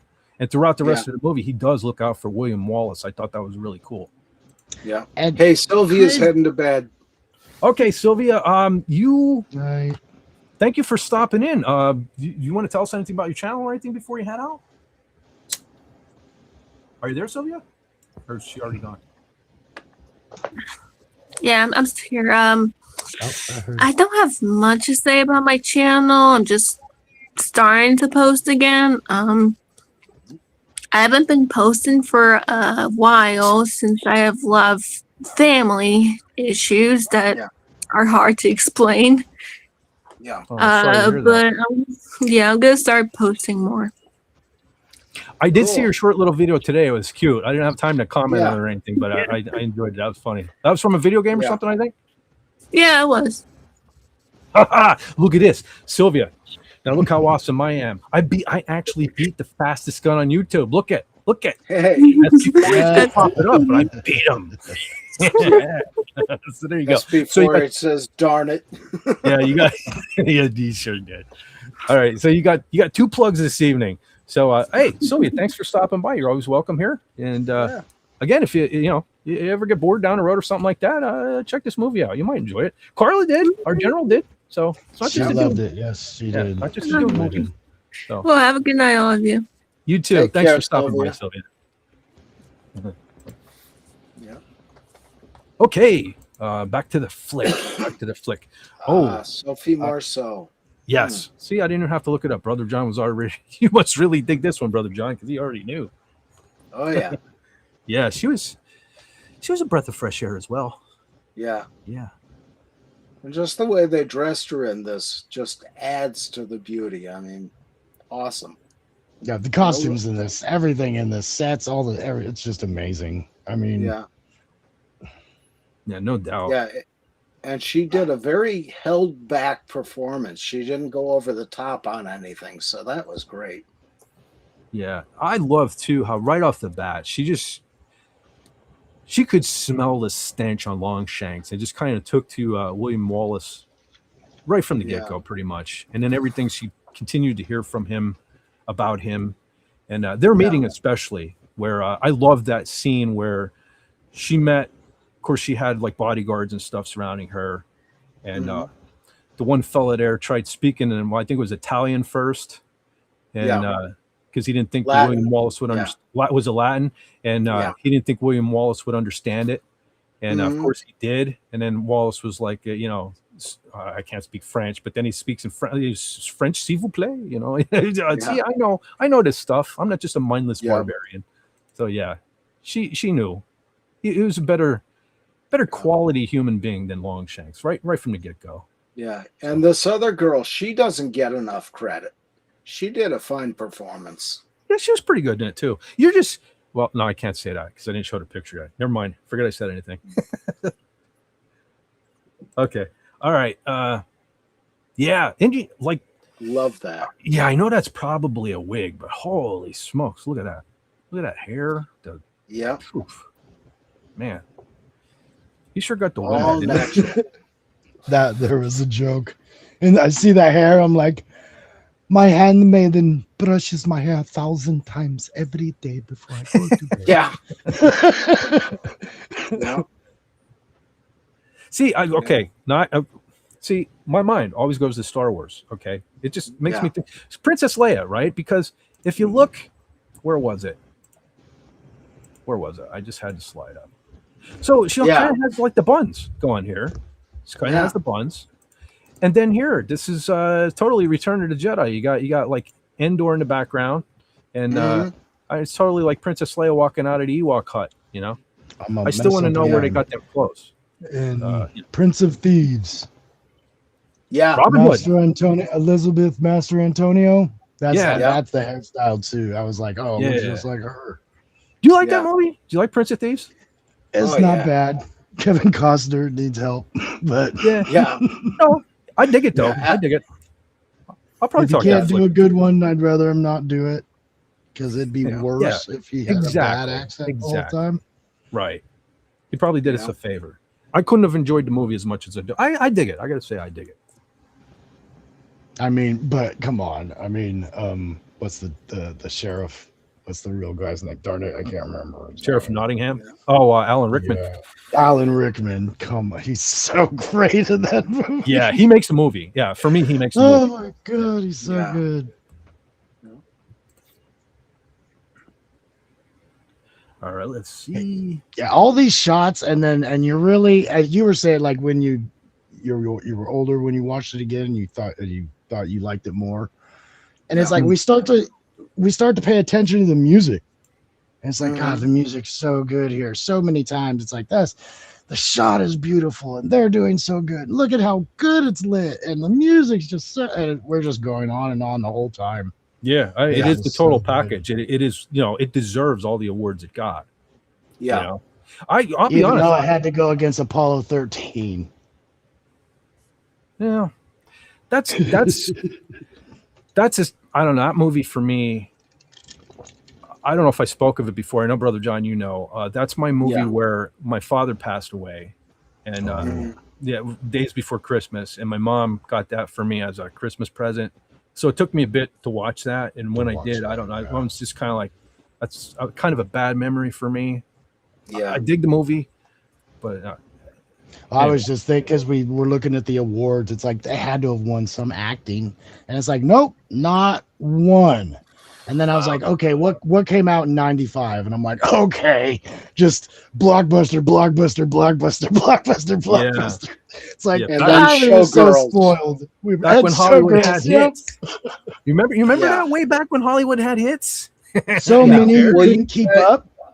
In 95, you had a lot of good movies come out and Showgirls.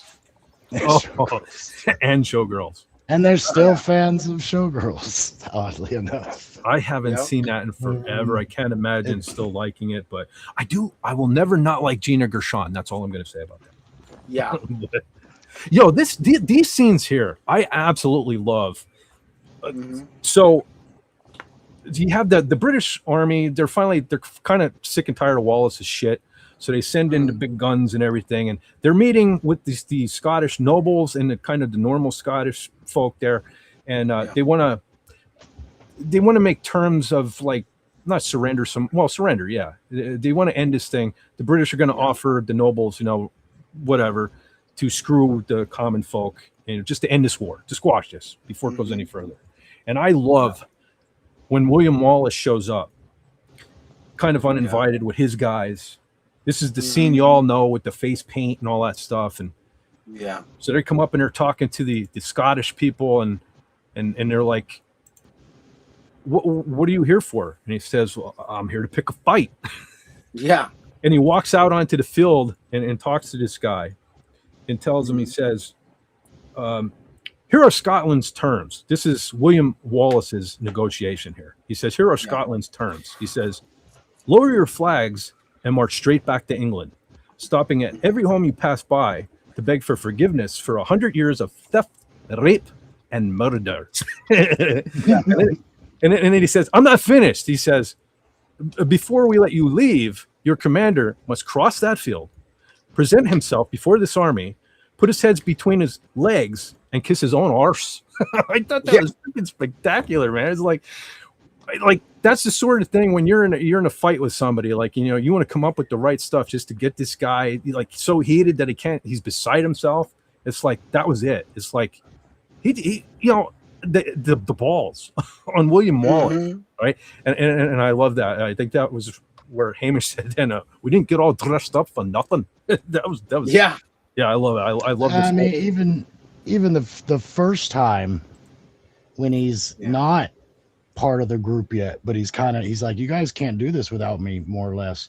And he goes out, the group goes without him, and then he rides out by himself, and he starts doing that riding around him in circles, not saying nothing for a minute. Yeah. And then it's you can have your king come here and have him kiss my ass. I mean, he's just like, whatever you guys say is just rubbish. I want you guys to basically, what is it? Repent, kind of just go away. Saying sorry isn't good. You got to give everything back. You know what I mean? It's just because even if, say that when the Irish win, none of those England strongholds are going to be standing. They're not using those. I mean, they just want them out, It's such a different fight. And even in those scenes, when you see the noble guys sitting there, it's like, ho hum. Yeah. Mingling with the peasants again. Well, I kind of paused here because today I'm looking at this thing and it's like, so in the battle sequence here towards the middle of the film, when the nobles and the common folk were working together, they were really an unstoppable force. And so this fella here, Robert the Bruce, this was another part of the film that was like, just gets to me because William Wallace sees this guy as the future king. He puts so much faith in this guy. And when this guy betrays him, that hit me so hard again today. It's like, and then how later this fella can't live with it and stuff. It's just, like this scene here where he comes in. I hate it so much because he is giving his word, and his father just stabs him in the back. He's like, I won't let you do that. Yeah, his pops was an arsehole, man. I mean, and more than once we see it him get done like that. You know, it's Yeah. like 2 or 3 different times when the father's like, "You're good. This is what we're gonna do. No one's supposed to like you. Yeah. That's what being a noble is." Yeah. And he's like, "No, it's not."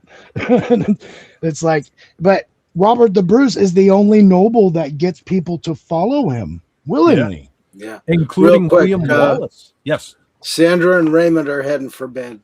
Oh, okay. Yeah, okay, there he is. King Dolphin says good night, Fett for hire. Well, good night, King Dolphin. Glad I didn't even know you were still. Oh, I clicked on the wrong thing apparently. Glad you were here this long. I you're a trooper, man. Stayed up pretty late. Thank you, and you and Queen Dolphin have a wonderful night. And we're still, I can't say it enough times, rooting for Sandra and that me to get better because and Trike. And Trike as well, too. Yes, Trike is leg issues, I think. Leg issues. Yes. So, yes. Everyone, please, good thoughts and vibes. King Dolphin's way, Queen Dolphin's way, and Trike Dolphin. Is it Trike Dolphin? He's a dog dolphin. It's a new species. He's a dog dolphin. Trike the Wonder Dolphin. But there he is. King Dolphin TV, ladies and gentlemen. If you have not checked and please make sure you're still subscribed because I'm sure they're clipping them off of Raymond, too. Yes, and Brother SP4H popped it up as well. So go on over and check him out, and make sure you check out all things Dolphin Wars. You find all the links to his link tree and everything on his channel. So hook a brother up. So have a great night, King and Queen Dolphin and Trike Dolphin. So, all right, have a good one, folks. Yep. But this scene here, man, because look at the trust he put in. He's counting on William and Bruce. He says, "Unite us, unite the clans." I was like, "Yeah, do it, man, do it." But like you said, Daddy in the background pulling the strings, thinking he's doing what's best for his son to be the king. When his king don't want no part of that, man. It's out of his business. Hey, And real quick, Old Man Bird is here. Old Man Bird. Hey there. What is this? I think they say I fart in your general direction. English gadgets? Oh, I fought in your general direction. Holy Your mother smells of elderberries. Okay, then. It is Search for the Holy Grail, Monty Python. Okay. Yes. I gotta watch that. I haven't seen that since I was a kid. Oh my God! You just Carla'd us. I did. What Carla wasn't? She wasn't aware No, of that. you just said you haven't seen a movie that is. I'm gonna take your movie card. Well, not since he was a kid. Yeah. Okay, Well, you have seen it. I have seen it. I honestly don't remember it. I'll have to refresh my memory. Okay, jeez, dude, I was just okay. Don't hate. Kind of off subject of Braveheart, but like, I don't know. My British thing when I was a kid was the young ones. I don't know. I just felt like I connected more with the young ones. I don't know. Yeah. As opposed to Monty Python, but maybe not that I'm older. Maybe I'll have to investigate a little more Monty Python. Monty Python's hit and miss for me. It's right on that edge. It's like like Adam Sandler movies, they don't all hit, like the Mel Brooks, not all of them. Some of them are great, not all of them. It's right on that knife's edge for me. Yeah. Yep. Same. Holy Grail was definitely the best of them. I dig Young Frankenstein, man. I think Young Frankenstein is one of the best. Well, from Mel Brooks, yeah. But from Monty Python, Holy Grail, you got to see it. Oh, what was I thinking of? I'm thinking of watch it when you're older. Yeah. Okay, but back to Braveheart. This was the scene, man. This was the scene. Like every time, it seems like I keep saying these scenes just hit, but holy hell, do they hit, man? Where this dude joined up with Longshanks, and not only did he join up with them and was on the other side, he was wearing a helmet in disguise. But after basically a lot of the Scottish folks there were kind of slaughtered, William Wallace was trying to go take out Longshanks, and they decided to send Robert the Bruce over to with a jousting stick and takes him down off the horse, and William Wallace tears the helmet off, and this is what you see, and like William Wallace seeing this is just so devastated here, right? Yeah, the disappointment in his eyes. Yeah, because like we've all kind of been there at some point, put our trust in somebody, and they just tore your heart right out, and so like he just lays down here and was gonna just let himself get killed. He just lost all faith because of this. The one person And really at this point, this is where they're in the middle of the fight. He waves the flag, correct? This is this one. Mhm. And the troop and the two guys that are supposed to have his back take their troops and turn right around. the two nobles. Yeah, it was So, it was kind of a sequence first major stab in the back. He's like, "Oh, great. Well, we're still gonna fight. We still got Bruce coming." He still has that in the air until right here, and then until he realized you just see his spirit break through his acting. Yeah, he is broken right there. Absolutely. And again, that's one of the reasons I love Mel Gibson. I mean, look at him, man. He doesn't even have to, like, this whole scene, like, he doesn't say anything. It's just all in the eyes. And what if, he doesn't get enough credit for the acting, Yeah. that he was the same guy in Lethal Weapon. Yeah, more or less. You just don't see it to the extremes, but he is so facial expression, like so much facial expression in those movies. Yeah. Yeah. What a guy, man. Yeah. Yeah. We all know the blue face. These segments were, of course, epic, rallying the troops because the army was gonna flee. But and one more thing I pointed out, because these big fights were so well filmed. He got a huge complaint from PETA. Oh, the horses. Because they actually thought the horses were getting harmed. Yeah, and there was a lot and he had to show them the gurney thing with the headless horses. It was just like a body of three different ones. And they're just like, it just jumps forward, and it's like, whoa, they made that for this? Yeah. Just so they can get PETA's attention. Well, this is brutal. These fight scenes were brutal, and they're I mean, what are you gonna do when you're fighting a heavy horse? You know what I mean? You gotta do what you gotta do. Yeah. Plus, the live horses were trained to fall. So there's no injury to the animals. This is such a good look, though. Yeah, he was in this movie. He was so good at being bad. Like you really hate this fella in this movie. Although, don't know whether I should even be talking about this. So I didn't get any screenshots just in case. I didn't want to go down a path. But Longshanks here, his only son in this movie, has a male lover in this movie. And even though Longshanks here has him marry the princess from France, it's all politics, folks. It's all politics. So his son is secretly, well, not so secretly later in the movie, gay. It's pretty is open. it wrong? Is it wrong that I love the scene where he throws the gay lover out the window? Yeah, I love that. Is that wrong? That's the best scene in the whole thing for me. Yeah, it was pretty good. Not that there isn't fenestrated out a castle window. I love it. Yeah. I felt bad for that guy. I was like, man, you're actually a better son than his own son. Yeah, you're not he'd wrong. Probably about rather have you. You're right. He probably should have thrown the son out the window. Even if he's still, homosexual, it's like this guy knows though. Yeah, like he's like, I know this stuff. Yeah, he was very enthusiastic to be involved. Yo, this scene here too, where the British are winning here, and so the ground troops are engaged with the Scottish, and Longshanks gives the order to shoot the archers, shoot some arrows into the. And this fella here turned to him and said, "I beg your pardon, sir. Won't we take out some of our own men?" And Longshanks, scumbag that he is, says, "Yeah, but we'll hit theirs too. We have reserves." This is a Tarkin move. Yeah, he was so deliciously evil. Yes, he was. He was. Look at him.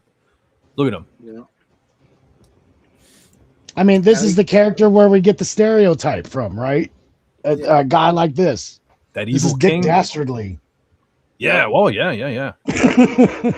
but portrayed so perfectly. I mean, yeah. And another restrained performance. You know, he could have gone way over the top, but he kept it in that little zone. It was just perfect the way he delivered. And I don't know what that is with how he can do that look like I really am more than you all. Yeah. That like I'm just see him, he's looking like he doesn't see anybody as anywhere close to an equal. And you just see it in his whatever he's doing to get there. Because that, you know, you don't just get that. It's not just I'm not here. You know, it's not vague. He's and Carla just mentioned he's the St. Patrick McGowan from The Prisoner. Oh, yeah. Okay. Doomcock's favorite movie. Cardinal Sin. Or Gilbert Bells as well. Yeah, not movie, series. But yeah. And he's done a lot of other fine roles too, but this I think was one of his best. Hey, William Shakespeare. How you doing, man? Hey, brother William in the chat.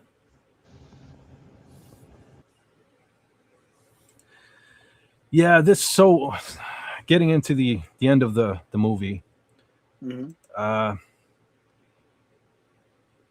It's still rough. It's still rough for me to watch. I know it's only a movie, but you get so into these characters, and William Wallace became such. I mean, you felt it from beginning to end. You know, with the killing of his woman, you know, his desire for his countrymen to be free. You get so behind this character. It's so bitter at the end of this movie the way he goes out. I mean, the courage was still there. It was great. And earlier in the movie, he said he didn't want to go out as a martyr, and yet, you know, it's unfortunate. There he is. But yeah, I mean, this, and you know, there's again tying into another movie, but as they're spoiler alert, kind of torturing him and ultimately leading to his demise here at the end of the movie. Yeah. I get Rocky IV vibes, you know, how at the end of Rocky IV, you know, like they're in Russia and the crowd's totally against Rocky. And throughout all that Rocky went through in that brutal match with Dolph Lundgren there, the crowd kind of switched sides and started chanting for Rocky. The same thing here where the crowd, William Wallace's strength was still undeterred, even being tortured and mutilated at the end of this movie, where the crowd, I don't know that they necessarily changed sides, but they were starting to chant just mercy, just show mercy. Yeah. You know, this guy's had enough. It's, you know, it's done, you know. So man. Well, the thing is, you know, what was actually done was they showed the part where he was hanged and then released and then stretched out. What they don't show, thank God, is he was completely emasculated and then his guts ripped out in front of him. Yeah. And that's where you're getting all of this scene here. And, you know, that was a real thing back then, was hanging, drawing, and quartering. Yeah. And I couldn't imagine going through that. Well, they said they put his head on London Bridge and his arms and legs were sent to the four corners of Britain as a warning. Yep. And you know, it backfired though. It didn't work the way they wanted. It just kind of. Yeah. Well, they made him a martyr. If they just leave him on the battlefield, none of this. Mm-hmm. They had to make this big pomp circumstance execution, and that's what did it.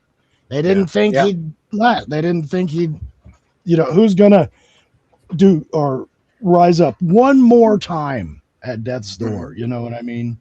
Yeah. Yeah.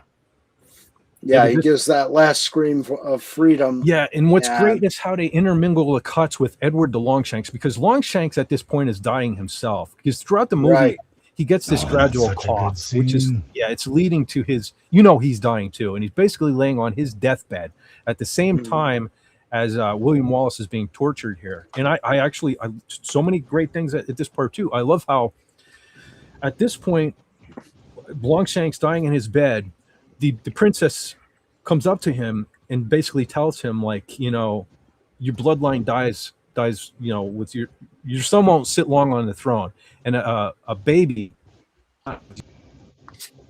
your loins. Basically, Yeah. William Wallace's kid. She tells him on his deathbed, like, And Yeah. because initially she comes to beg for mercy, like give him a Mhm. chance, just yeah, kill him. And then the son says he can't speak, but the last thing he told me is he wanted to make sure that William Wallace dies, Yeah. and And he that wanted to was hear- what made her do Yeah. that thing at the end, man. It's like, oh, really? Yeah. That's what you want? Well, that and the one scene where Longshanks says, before I die, I will hear you scream or beg for Yeah. mercy. And he never does. Yeah. So, Longshanks dies before he even does the freedom scream. I mean, he And gives isn't it- himself an aneurysm. I mean, Yeah. oh man. And even on his deathbed, Longshanks had not even an ounce of mercy in him, Yep. which made it so epic that with his last breath, William Wallace shouts out freedom. Yeah. And, it's just, you could just see Longshanks, coughing and, it's like, I don't know. Yeah, it's the I got to ultimate say too, loss. again, going to another movie, which I shouldn't do, but going to another movie, this particular scene where he's essentially passing on here, and he sees Mhm. Murrin walking through the crowd of people there. Yeah. I always thought, I love Gladiator, but I kind of thought Gladiator ripped that off at the end of Gladiator, how, as Russell Crowe's character, Maximus, is passing on, he's walking through the Mhm. field and he sees his wife and kid, and I'm like, way to go. That's Braveheart. Though I do love Yeah. Gladiator, but little Well, isn't it the idea though? That's the idea. If you lead that selfless life, Mm-hmm. that at the You're end reunited with you're the ones you love, and loved. yeah, Yes. I mean, Yeah. that's I always get that. And you got to realize, okay, Gladiator and this movie, Mm-hmm. Catholicism, Christianity, that's the ruling party of these bad guys, Mm-hmm. yeah. so I've always looked at it like that, like it's that imagery also. And you got to make a good movie. You can't just have them fade out. Who else is going to be there? Yeah, you're Yeah. not wrong. Yeah. I love this too at the very end too, how tortured Robert De Bruce was, and so Yeah. this is after William Wallace is no longer with us, and he's meeting with the British Army here to basically be acknowledged that he's going to be like the King of Scotland, but he has to answer and basically kiss the ass of England and stuff like that. And Mm-hmm. I love how he just he says, he's just like, no, I'm not doing this. He's like, he said, you bled with Wallace, Mm-hmm. now bleed with me. And so they all rally behind him. Yeah. And this is it. This was the beginning of Scotland's real independence here, all started by William Wallace. And what a great effing movie. Yeah. And again, there's about 1 million historical inaccuracies, and there's even a video describes them all on YouTube. But Carl is right; it's a movie, not a documentary. Right. And I mean, the whole Robert blue De Bruce face did paint. a ton of stuff. I mean, Well, Robert the Bruce was a big supporter of Wallace all through. mhm. In real But he's a life. big history maker himself. Oh yeah. And Yeah. they just those are going to be a lot of the inaccuracies too. It's like, oh, this is Wallace's war. It's like, well, it wasn't exact, but it's a movie. You got to make it, and it's got to end. You got to have the act 3. Yeah, I mean, they did a great story with great acting, great cinematography and production. The costuming was great. I mean, just everything about it makes for a really great story and a great movie. And, all right, so the Picts were the ones who actually used the blue face paint 1,000 years before. Okay, I can live with that, because it is the story that's most important here. And you want historical accuracy? There's plenty of documentaries out there. Agreed. But this was a lot of fun. And it was what they call fiction based on fact. is not necessarily, it doesn't have to be everything perfect. They did a perfect story based on that stuff, but they Exactly, really Brother put John. it together well. Based on. That's Yeah. what everyone has to keep in mind. Just like I said last week about The Patriot. Yeah. Titanic was one of the biggest movies of all time, right? And Mhm. that is nowhere near historically accurate. All right. And everybody Correct. loves that movie. So don't poop on Yeah. my love for this movie, because I'll tell you what I Right. walked away from today, watching this today. Mhm. So first, let me say, I didn't see this in the theater, and I based it on a stupid decision, because I actually went to the mall while this was playing, and I saw some girl stand there looking at the poster of Mel Gibson and say, "Ew, Mel Gibson and dreads. No, I'm not seeing that movie." And I thought, okay, I won't see that movie. I don't know why I let her base my decision on was seeing the movie. And then as some time went on, I heard how everybody, it was such a great movie. And so I don't put my trust in that. I need to see with my own eyes. So I waited a while until I watched it. Mhm. And I'm so glad that I did, because not only is it a great movie, The Patriot, likewise, equally great in my opinion. What I took away from this today, and last week for that matter, watching both of these movies, is I still love these movies. I can't say the same thing for Star Wars. Star Wars to me was my entire life. Like, my house is filled with Star Wars stuff. But you know what? If I sat down and watched, even the original trilogy, sometimes I lose interest. I mean, honestly, I'll sit here and I'll be like, man, I could watch Return of the Jedi today, and I don't. But like, talking about, allow myself to introduce myself, talking about this movie this week, I could not wait all week to watch this. And like, when I finally did sit down and watch the entire thing today, I was like, I'm going to get bored in it. I didn't get bored for one fucking second. I can't say that about Star Wars. So to me, great movie.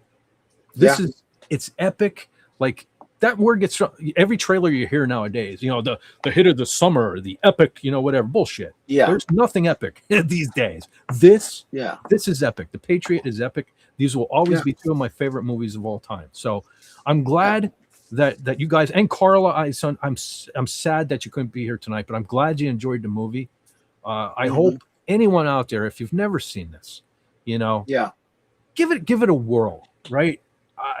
There's something in it for everyone. Like I said, there's a love story angle, the betrayal angles, the other thing. If you're not a big fan of the violence, look away. But the story is fantastic. That's what we did for Carla. Yes. Okay, don't look. Everybody needs wow, a this is a really long fight.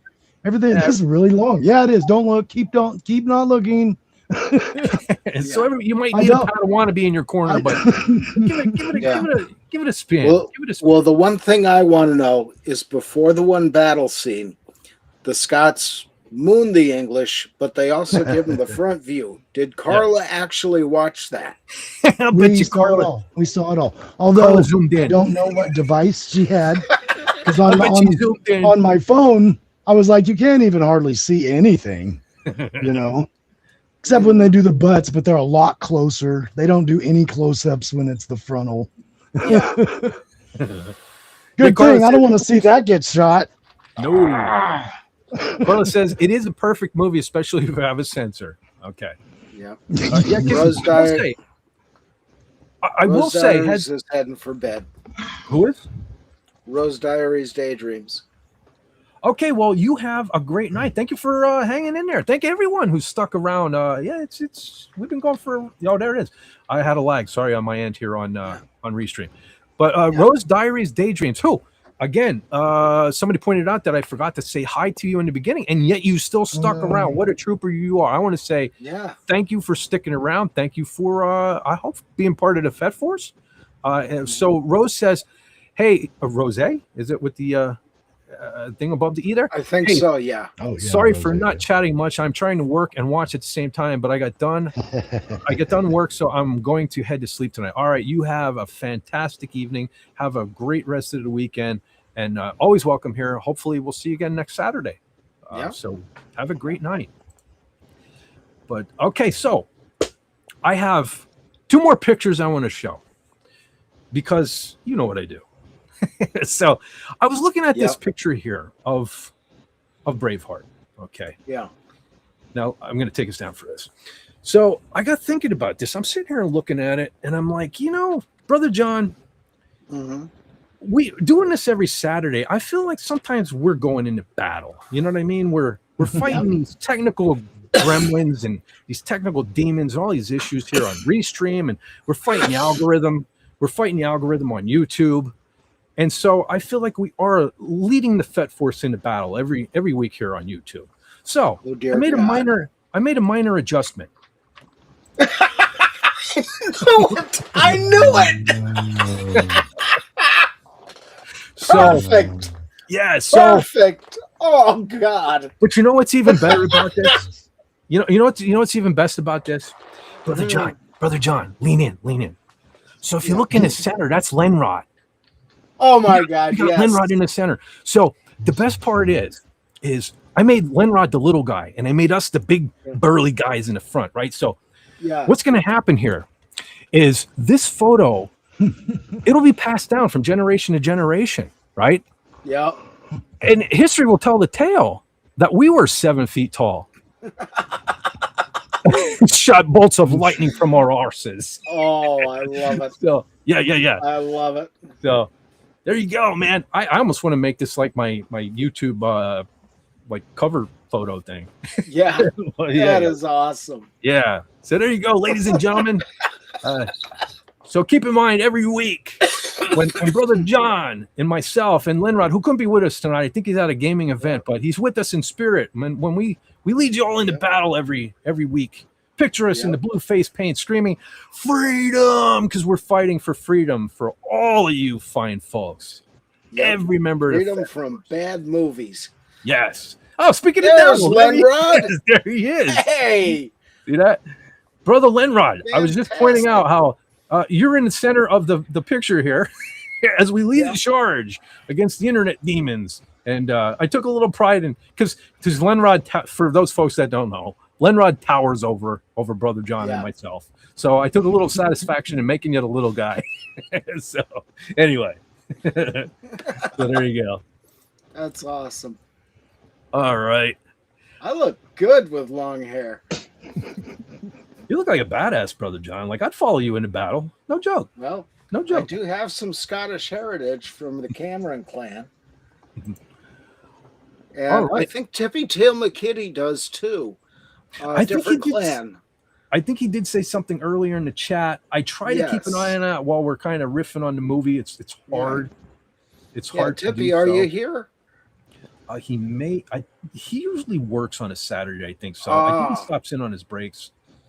Yeah, he named the clan and their battle cry, I think.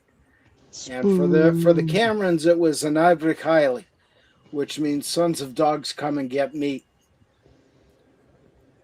Andy, you know the funny thing is, Andy Masters says the Fett just say brave fart. You know the funny thing is so I kind of dug the thumbnail that I made for this. So all week I had it up as my screensaver on the computer here, and when I bring up the one program on my second monitor here, it covers Braveheart so that I only see the ART part of it, and it kept looking like it said fart with the EART. And it looked like farts. It's funny you say that, Andy Masterson. But yeah, there's Tippy McKinnon clan. Tippy Tail's still here? Yep. Holy smoke. He is. was- Yeah. McKinnon clan. Yep, you're correct, Brother John. Awesome. Very nice. See, I'm not biased, folks. I don't have Scottish heritage or anything. Like, and don't let that, if that's one of the reasons why you never watched it, because it's, it's a Scottish movie. Listen, I felt just as patriotic for the Scots as I did watching The Patriot last week. So you just you immerse yourself in the movie. And started somewhere. Yeah. Lenrod, how Hey, you brother doing, man? Lenrod, speaking of devil, what's going on, brother?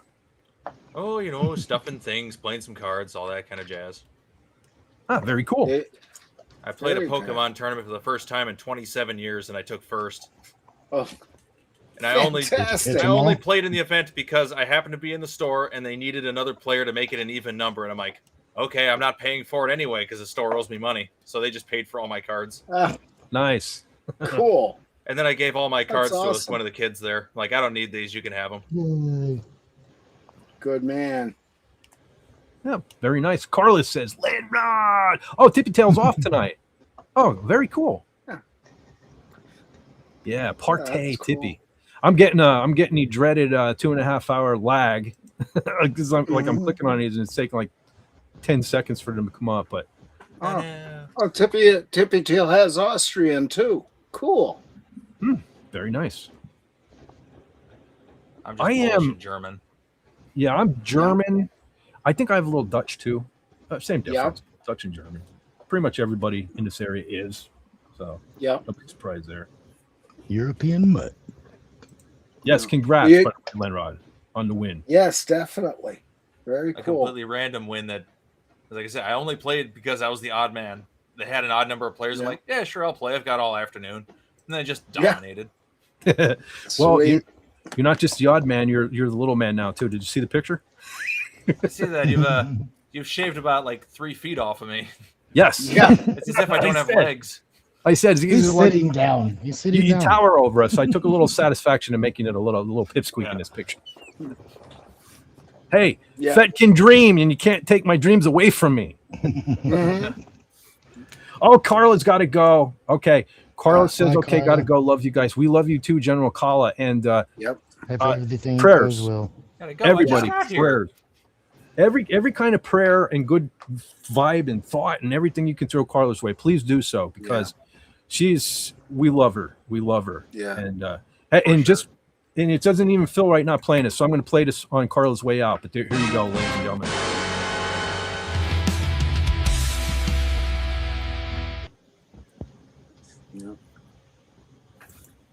Okay, well, I hope it played anyway. It didn't play on my end.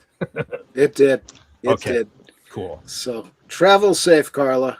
Yes, safe travels, and much love to you and your family. Absolutely. Yep. She's a good kid. I will meet her one day. When she comes to the States, she's close. Oh, yeah. Really close. Like, she's in my hometown right now, so. No kidding. Yeah. I think it's hilarious. She's like, yeah, my brother lives here and over by this. And she's like, do you know where this is? I'm like, yeah, lived there for 40 years. Yeah, wow. I know it all. Nice. There you go. She's like, he kind of lives in this area. Do you know where that is? Yes, I do. Completely. Oh, we got a salute back from General Kala. Look at that. Excellent. Hey, it didn't pop up on what? We don't do the salute. Oh, that is Restream. You got to fix that. It just popped the heart up on the thing. But Oh, no, I think that's what the face is. It actually has I see it on that other one. No, she did it on the next one. Oh, I see. It does do just the heart. Hey. Yeah. What the heck? That works. dang it, Restream. Now it looks like General Kala only has a heart on. That's racy. Oh, I see the face with the salute. Yeah. Yeah, I see it down there. It's just Doesn't not register appearing on- on the Restream screen. No, it doesn't register on the Restreams. Yeah, I see it. It's like it's on the chat box on the side, Just but in not the on the big chat, bubble. Yeah. Yeah. It's weird. Weird. That's why it's not up there, probably. She ruined it all. Rachel Ziegler. No. That's Hollywood, baby. Oh, Yeah. geez. She's good for memes. That's all that matters. Yes. And Well, she may it's- be able to prop up a wall somewhere. I don't know. Yeah. Oh, you know what, There's Linrod? that. You've reminded me. So, well, it's probably a month ago at this point, which we got to get back into when General Kala is back amongst us. We have to pick another metal song. That'll help lift their spirits too, because metal always does that. Yeah. But so, like a month ago, we started having General Kala listen to some metal and get her opinion on it. Yeah. And you guys chose "Man on the Silver Mountain" by Ronnie James Dio. So I dug something out that I haven't listened to in quite a while. I'm not usually big on EPs and stuff like that, but this Dio intermission, I've been listening to this all week. Yeah. And on what the hell happened here? Am I still here? My screen just went gray. Yeah. Still there. Okay, Yeah, that you're was weird. moving. Okay, so anyway, I just been letting this thing on repeat all week, and so they do that medley on here, Rock and Roll Children, but it leads into a couple of songs, one of which being Man on the Silver Mountain. What an incredible version. Craig Goldie. Okay, I just realized again this week, reacquainted myself with Craig Goldie. What a phenomenal guitar player. Another guy who doesn't get the credit that he deserves. Yeah, the gentleman right there. This was kind of between Sacred Heart and Dream Evil. I think they just put this out, kind of like wet your whistle for what things to come, because we all heard Vivian Campbell got fired and stuff, and so this was just put something out to let you know he's still here and got a pretty killer guitar player. And Dream Evil, another great album too, by the way. But yeah. So this is my recommendation. Sailed Away. That's great. Yeah, that is great. Song. Oh man. So Sunset Superman, another favorite of mine off of there. Oh yeah, Dream Evil, or I Could Have Been a Dreamer. Yeah. I really need to buy that record again. Oh, it's definitely worth buying, man. Now I gotta go listen to that one too. I was gonna plug just this one, but I should have grabbed Dream Evil too. But so, folks, this weekend, even if you're remotely a Dio fan, man, put on some Intermission and listen to some of his live stuff and everything. And man, it's pretty killer. So that's my recommendation this week. It is. The great Claude Schnell on keyboards on that. Yep. That was a pretty kick-ass version of the band. Yeah. Well, when he left Dio, he went to France and started teaching keyboards and music. And I guess he's still there doing it. Nice. He found a career. Yep. Yeah. SP4H. He throws up the horns. He says, because dreams are what we are. I know I'm no Dio. But yes, could have been a dreamer. I was so happy. I remember seeing that video for the first time because I was scared. I was scared. I'll be honest. I was a big Vivian Campbell fan when I was a kid.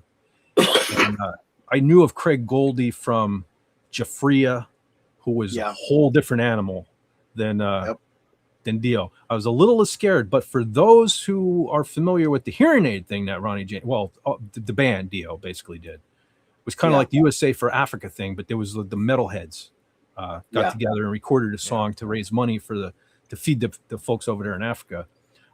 Craig Goldie was on that, and it's funny because if you guys watch that video, you can see a lot of folks met making that album who ended up going into bands with each other, like Paul Shortino. Paul Shortino ended up in Quiet Riot for a time. Quiet Riot was involved with the album. Frankie Banali played the drums on the thing. It's pretty neat. It's pretty neat watch to go back and watch that. Not to mention the 5-minute long guitar solo from all the shredders of the day. Was quite incredible. So I might as well throw that out too. Go on and look up Hearing Aid. Yeah, Stars, STARZ by Hear N, like Guns N' Roses, Hearing Aid. So go and check that out. It's more homework for this weekend. Yes, Brother John? Yeah, there's a backstory video on that on YouTube also. Yeah, unfortunately, I never grabbed it on CD. CD's nuts. But I do have the VHS and the cassette. Yeah. Now, is that VHS Hi-Fi? Probably not. This is old. This is an antique. Imagine being in a concert video. It should be VHS Hi-Fi because then the audio plays in stereo. Holy smokes! Oh, look at that! I still even had an order form. You could order shirts and sweatshirts and all kind of stuff still in the thing. I didn't even know that was still in there. That's cool. That's pretty neat. Oh, what the heck is this? Something else in here too. Case candy and the video live unboxing. Yeah. Purchase registration card. They wanted to know where I got the thing and all. That's still in here. Not that you can see it, but yeah, holy smokes. Yeah. This is one thing I heard a rumor a number of years back. I think around Ronnie's death that Wendy Dio, his wife, was talking about putting all this stuff out, re-releasing. I wish they would, because you can find a CD on occasion, but it's upwards of $200. I would love that just on super disc. Rare, Yeah, but because she said she has other audio that he did in the vaults. So, Yeah. you know, and some finished songs. So see what happens. Hopefully she'll That she'll is release it. something I'd like to see more of. Yeah. Is them like remasters, because Dude, I love no, my old no, music. No And remasters. well, because like I listen in my car, I'm not playing my discs or anything. When I'm at home, I'll Yeah. do hard copy if it's ready, if it's available to get, if I still have it Mhm. unpacked. But when say I'm on Spotify, Yeah. so anything old comes up and it's like I can't even turn it up loud enough compared to other songs. Yeah. Mhm. Yeah, You know, problem with and then the remasters, next they song make it comes louder, on and then it it blows distorts. it out. And that is true, but I kind of like it just for the extra volume. Yeah. But it's like when CDs were made, they were louder, and then newer CDs were louder. It's just whatever Yeah. they're doing with the sound over time, you know. They're just So it brickwalling just- it. I like my I'll be fidelity. right But I mean, back. All right, Brother John. I'm firmly with groups that buy hard copy. You know, keep the physical media out, keep it popular, buy that. But when I'm not home, different ball game. So I do like being able to travel with all my music as opposed to how many CDs I want to take with me. I just ripped the You CDs know. to my phone. I've got a terabyte of music on my phone. Wow. Oh, that's why we have Spotify. I just don't. My computer crashed last year, and we'll get one. I'm still Some using point. the same computer I built in 2012. It runs great. I've never been able to buy a real computer. I bought a laptop, but I thought I was getting a laptop, and I got it, and then discovered that it was just a really super powered tablet. That's It's what like, most oh, I can't laptops quite are now, do kind of. everything. Just Like glorified I didn't tablets. realize it, but it just ran apps. Yeah. I like I this. didn't- Rob Wright. that was Rob Wright weird. suggests, I think you should make the Ewok song "Yub Nub" into a metal song. That would be neat. That would be different. Miskatonic says maybe you'll turn Carla into Queen Diamond. I know Jason Love. He's like hell bent on getting me to have Carla listen to King Diamond. I think we might scare Carla though. I think we might scare. Maybe down We the gotta ease her road. in a little bit more. Yeah, baby steps. Baby steps. Give We'll get Dio move into maybe some Accept and some Judas Priest, so she gets a little more adjusted to the high range. And Well, we gotta know she is familiar with AC/DC. Mhm. yeah, true. So I mean, I thought she would know a lot of other bands. Like we'll watch a movie, and then I found out she didn't know anything about Def Leppard. I was like, really? Yeah. Holy smokes! 'Cause Wait a they're- second. they're UK, so I would think they would have. If they made it over here, I thought everybody would have known about them. Did you by chance get her to listen to any Def Leppard? No, not yet. We don't get there that soon, but there will be days where we're just together, and I'll be like, I will definitely start putting on some videos for her to watch. I'm thinking Photograph. Photograph would be great. But Rock of Ages, man. That's good too. But Photograph has Photograph, such great. a hook. Their earlier stuff, yeah. The Pyromaniac album. Yeah. Mhm. I totally see So, Carla yeah, digging Photograph. Yeah, I think she would like them. They're not they're rock. I mean, they are early up until Adrenalized, and then it's like, wow, you're so commercial sounding now. Yeah, I kind of knew it was the beginning of the end with Hysteria. There are some elements of it. I love Women. I love the song Women. I've always said that sounds kind of like I could have fit it in on Pyromania. Yeah, After went that, ultra God's poppy on of Hysteria. Wars. What was that, Lenrod? So they went ultra poppy with Hysteria. They sure did. Yeah. Well, I mean- Adrenalized. That you want to get rocked. Whew. I'm not bad. That's not my Dude. Def Leppard, man. That record That's just- was No, that's what I'm saying. It's like I can't like it. It's not Def Leppard anymore. That's You know, weird. some I of the listened to only- that record a while back, and I thought it was terrible the first time I heard it. And then a while, not too long ago, I put it on again just because I'm like, it's not as bad as I remember it being. It's actually kind of decent. It's definitely not real Def Leppard, but it's not bad.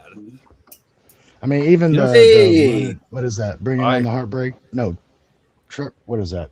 Through the Night or whatever was before. On On Through the through Night. the night. On Through the On Night. On That Through was the the Night, first one. yeah. TZ is here. Hello Yep. there. I was just about to acknowledge that. Yeah.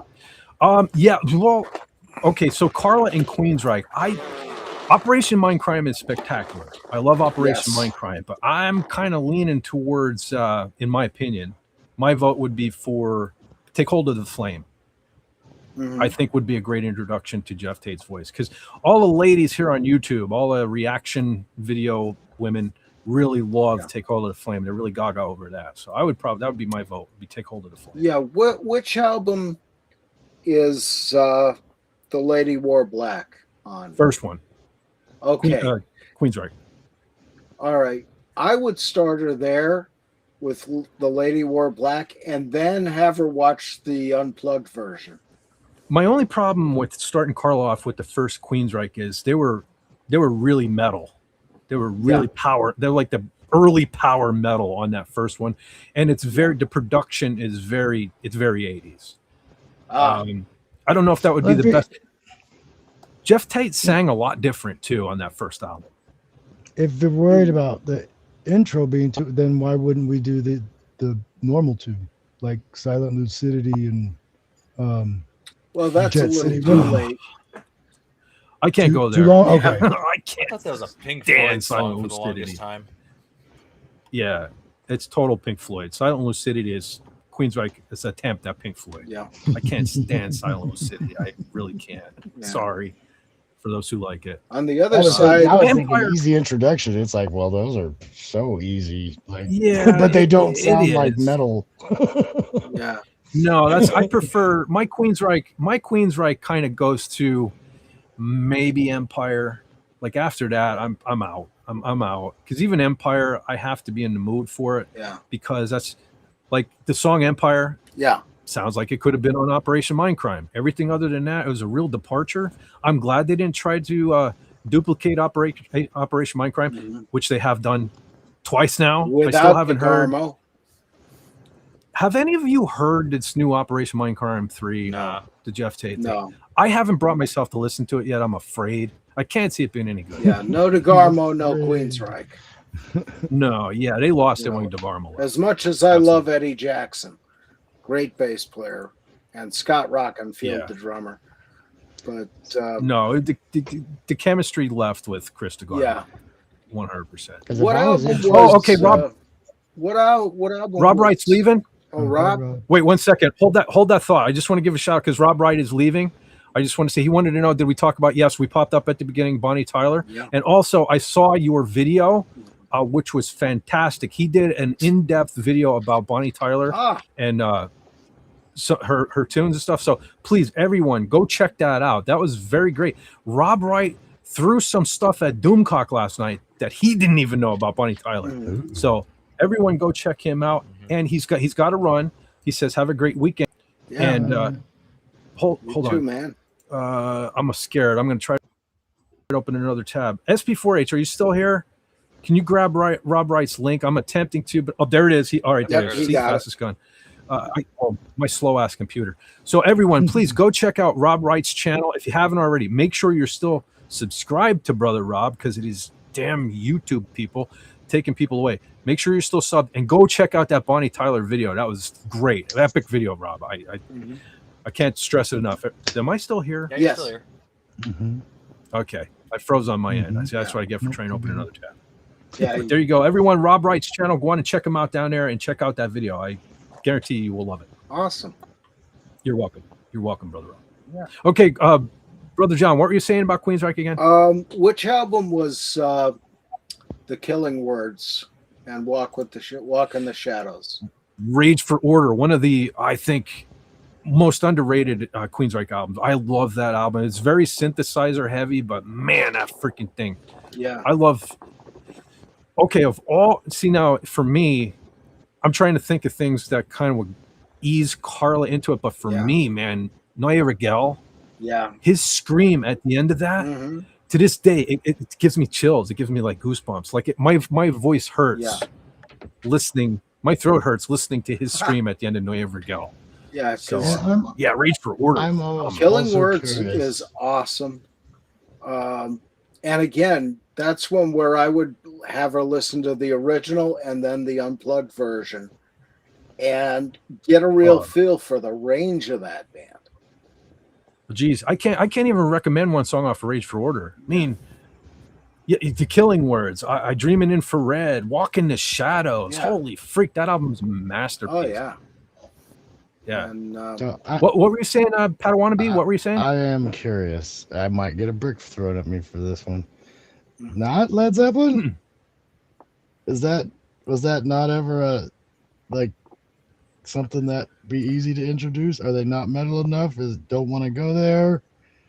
Well, my problem with Led Zeppelin is they hate the words heavy metal. They do not want to be described as heavy metal, so therefore I'm obliged to agree with them. Yeah. I'll give them what they want. So I've never been the world's biggest Led Zeppelin fan. I get it. I can understand the appeal to some folks. I personally, I don't know. Jimmy Page is so sloppy to me, and I'm saying that's coming from someone who loves and idolized Ace Frehley, one of the most sloppy guitar players on the planet. But I don't know. To me, Ace was cool. Jimmy Page, to me, I never connected. I don't know why. Rob Wright's probably going to throw a rock at me if he's still out there. I'm pretty sure he's big on Zeppelin. At the same time, they were an inspiration for those who did go metal. And especially in terms of drumming, you've got the great John Bonham, and that's, a guy who inspired everybody, Well, one thing I have to give John Bonham is going back to Dio. I mean, Vinny Appice there totally emulated the sound. He was going for that sound. Yeah, that big, he was clearly big booming. Yeah, he was clearly influenced by John Bonham. So I will give him that. I do love, that's one thing. If I do sit down and I do listen to some Zeppelin, I'm listening to the drums. Yeah. Because honestly, I don't know, Robert Plant's voice, it's kind of like Geddy Lee to me. Yeah. I have to, I can only listen to so much of it. It just, I don't know. It freaks me out sometimes. Just, I don't know. Yeah. He's just not my cup of tea.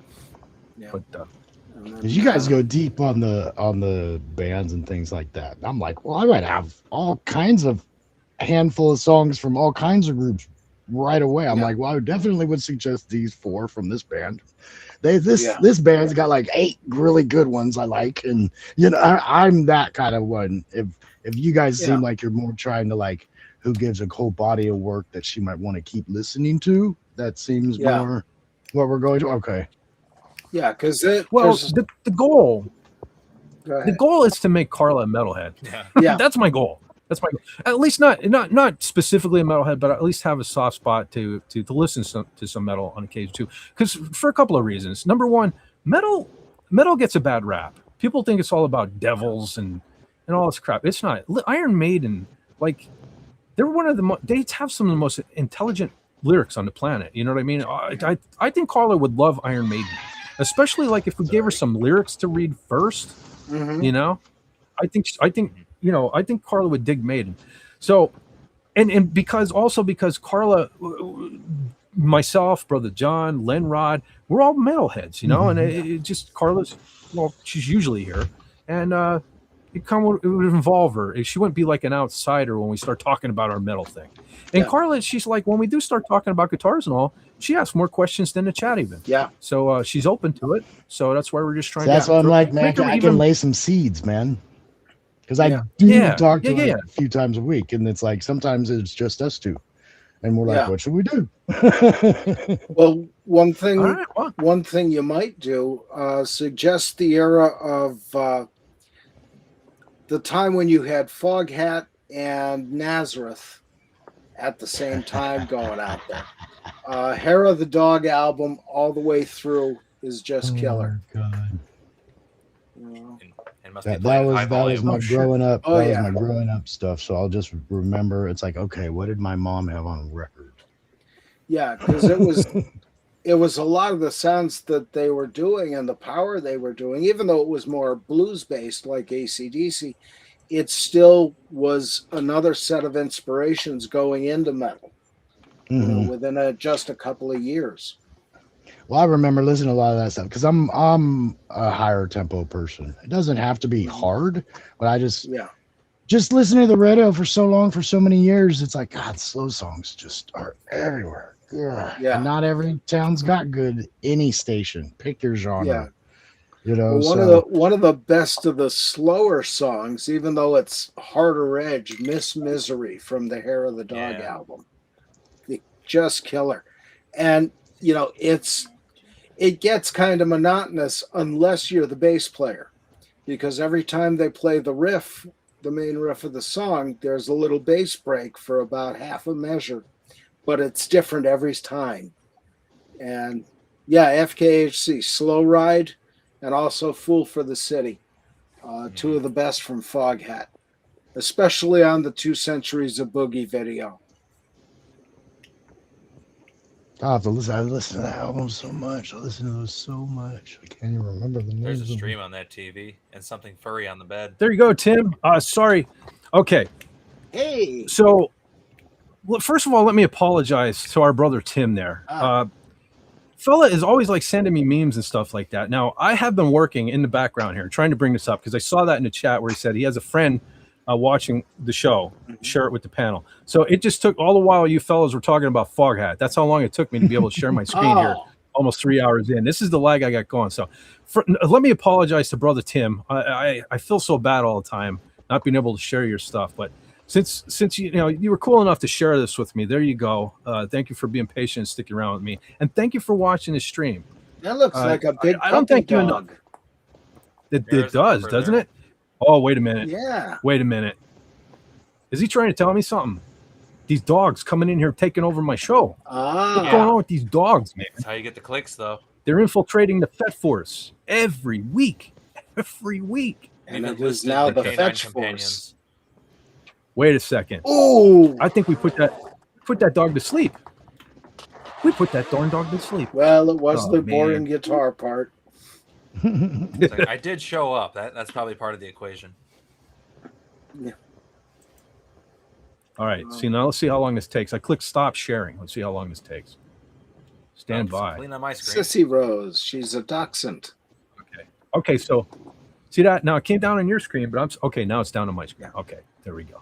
There you go, brother Tim. I was glad I was able to show that. Yeah. However, maybe I better pop this back up. Maybe this will wake your dog up if we pop up this and switch over to the Fetch Force. Yeah. They need their dog fix. They just need that dog fix. Awesome. Yeah, see that? Well, good time to pop this up as well because I'm having issues. Folks. And any excuse to see Carrie Fisher half naked is also good. I recently met a gal that looks like Carrie Fisher, only with darker hair and a bigger rack. Oh, shut up! And of course, she's you're unavailable. kidding. Oh, of course. Damn it! The worst part is she started talking metal in my presence, and I went, "Oh, who do I have to murder? No, why am I always late to the party?" Yeah, Brother Lenrod, let me tell you, sometimes dudes just got to trade up. Get that number. I ain't getting that. Right? I ain't getting that girl's number because her husband's a really cool dude too. That's the problem.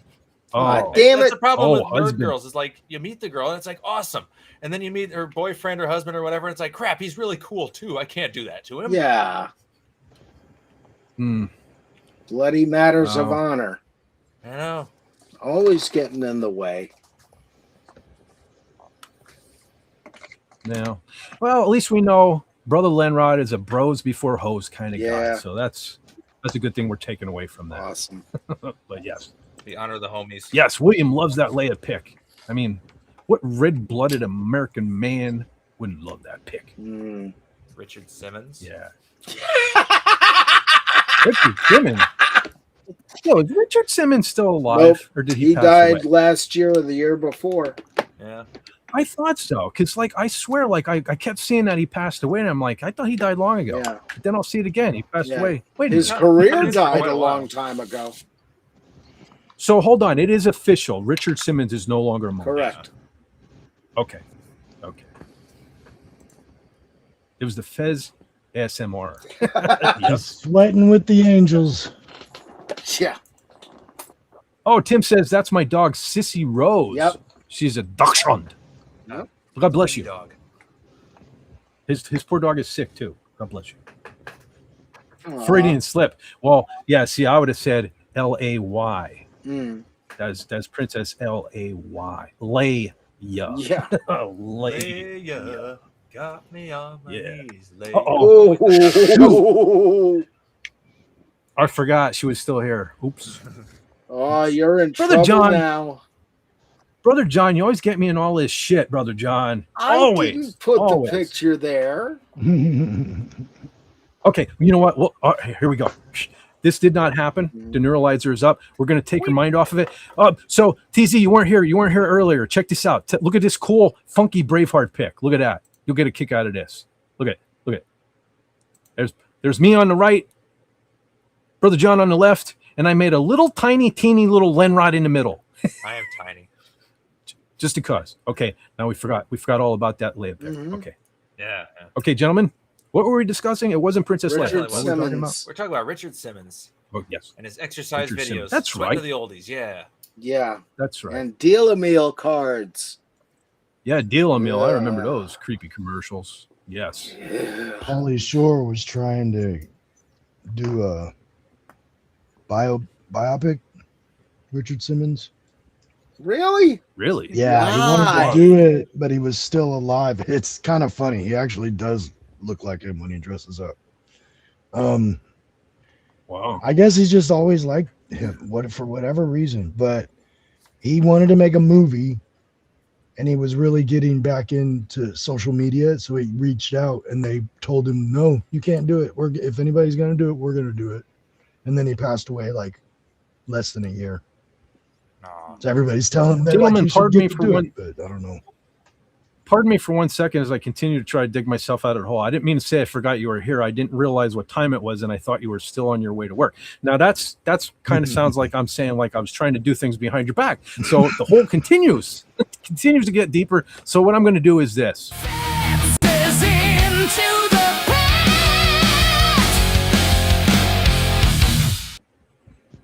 Bad Sarlacc. Bad. Okay. Because see, fellas, she likes that song. So Ah. more of a distraction. Okay. Did I say that out loud? I hope. I wish I had that kind of vocal range. No, don't No. go. You don't. No, you don't have to go. I just thought I don't know what I thought. Hang out, use a cool lady. I should put. Well, you know, the thing of it is I thought about putting Carla in, but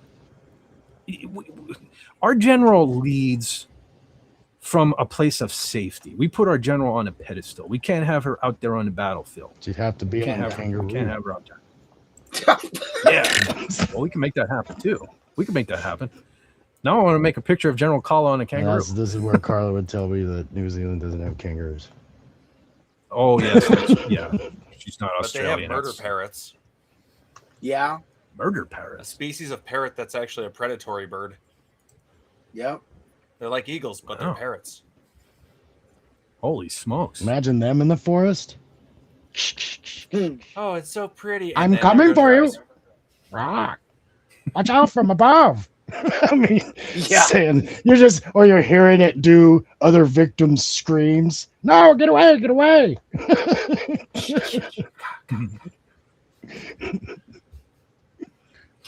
Well, let's see. Predator that can talk? That's not good, man. Yeah. That'd be funny as all heck, though. Yeah. Polly want a spinal cord. Holly wants your spleen. Trophies. Oh no, where's the movie? Come on, Hollywood. Yeah. That'd fit right in with Cocaine Bear. Yeah. That movie was. I'm not sure what to make of that movie. Like, it didn't know what it was. It just kept Yeah. changing themes all the time. Like, it was entertaining, but it was all over the place. Mhm. You're talking about Cocaine Yeah. Bear? I have yet to see it. Is it worth watching? Is it I think really it's like worth worth watching? once? But yeah, the movie just vibes all over the place. Like, it changes its feeling throughout the entire film. Like, one moment it feels like it's supposed to be a comedy, another moment it feels like it's a horror, and it's like there's no blending. It's just one mode into the other. Yeah. It's like bipolar, the movie. Wow. Jeez. But it's not bad per se. It's just all over the place. We should just say she should keep the acting, stay out of production.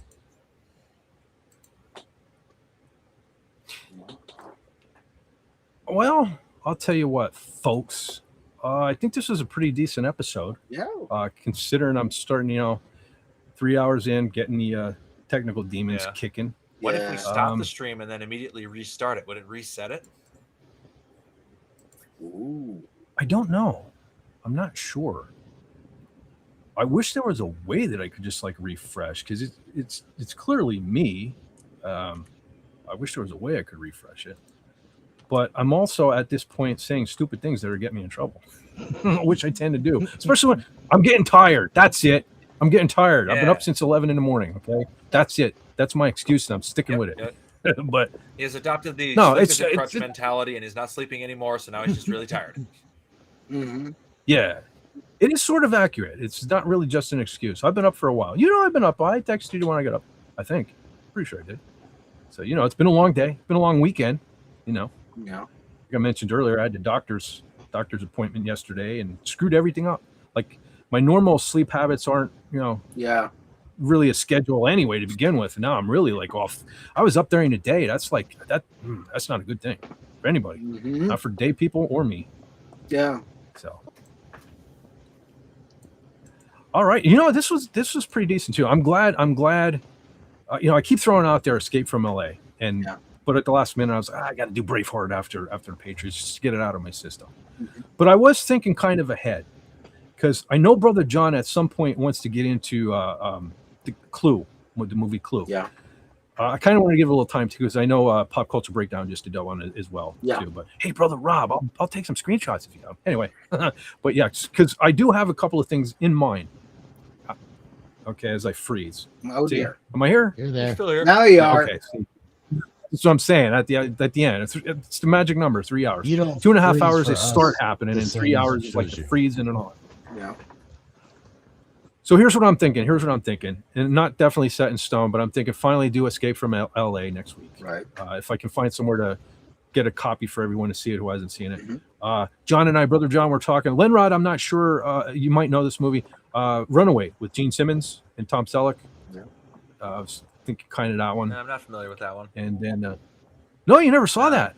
Yeah. Oh, Gene Simmons. That's got Tom Selleck. It's in it. unfortunate because that's when Gene. Yeah, it's pretty great. It's General Kala, Padawannabe.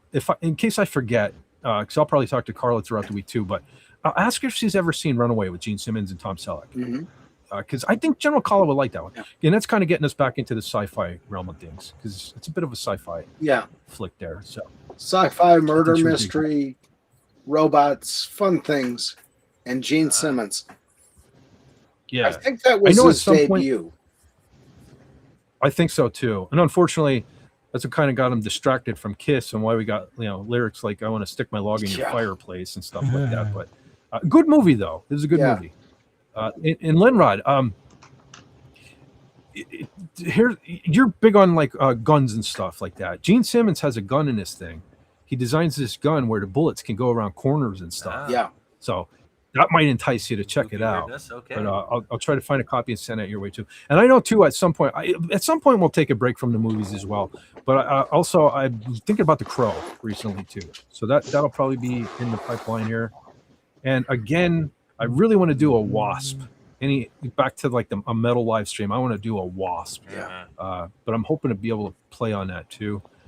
So there's that. But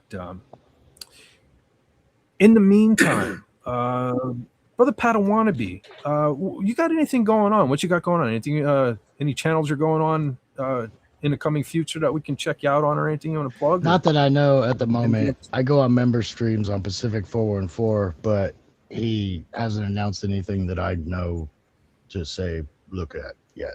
Speaking of him, I got to hook up with him too. It's been like way too long.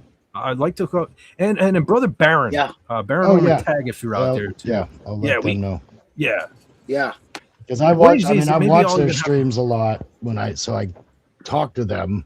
But since I'm a member of Pacific, usually Baron's there also. So Yeah, I'll I've let been them on know. a couple of their Okay, cool. streams recently, and they're a good bunch of guys. And of course, Barrett, I love. He's a great guy. Yeah, I miss Baron. Yeah. I never thought I would say that. You know, if I would have back a couple of years, I never thought I would say that. But I missed that. Fat, darn Baron. you watch Trek? Star Trek? Yeah. I'm like, I kind of checked out after the Next Generation. That's Well, kind that of would like, be better, actually. You like the original more. yeah. I've seen Voyager. I'm not a huge fan. Well, I did they like watch. those older ones. I'm asking because he does. I think it's every week, but he does a show where he shows an old episode of Star Trek, and not all the time he'll have a guest on, but he does like to have guests on. So I'm like, oh, I could totally see if I could hook that up maybe. See, I'm not the world's foremost. I'm no anti-derivative Jill, but so I don't know everything about Star Trek. I've been meaning to watch. I sit down and watch some stuff. So that Well, that'd probably he be up my does alley. it in a way like he does show everything. It's not in order. Like if he'll usually ask them if they have a favorite episode or like something that they remember that they got them into it. You know, that's what I mean. You don't have to be a big, huge Star Trek nerd. I was just curious. I'm like, oh well, I know it. Yeah, Does see, that. I probably wouldn't even be able to. I probably wouldn't even be able to like name titles and stuff or anything like Yeah, I'm that. not that And guy it's kind of been so long since I watched it, but and like the Next Generation, I just loved like the whole thing really. I think that was one of those shows that got better as it went on. I didn't watch it because I was protesting. I was like, no, it's not the old one. No. I didn't at first. I watched the first couple episodes and I was like, Syndication nah. got to me. But then I went back and Yeah. I did dig it. It's very in some ways it's even a little. I don't know if I should say this. I'll get some haters here, but in some ways, it's even better than the original series in some aspects. But you can't beat the original. I do love the original more, but Next Generation was a very intelligent show. I dug it. Yeah, I really dug it. Cool. But I'll let the guys All know. right. Maybe you can hook something up. All right. At some point. Just don't tell Baron I missed him. Just don't tell him I said no. that. No, I don't care. He It's knows. cool. I do miss Baron. I mentioned them. Yes. You're like, oh yeah, I think I met them. All right. TZ, meet Beaverly. Or Beaverly. Beverly. Oh, he did name it. Beverly Beaver. There you go. Beverly Brown. Holy Beaver. smokes, he did name it. Very nice.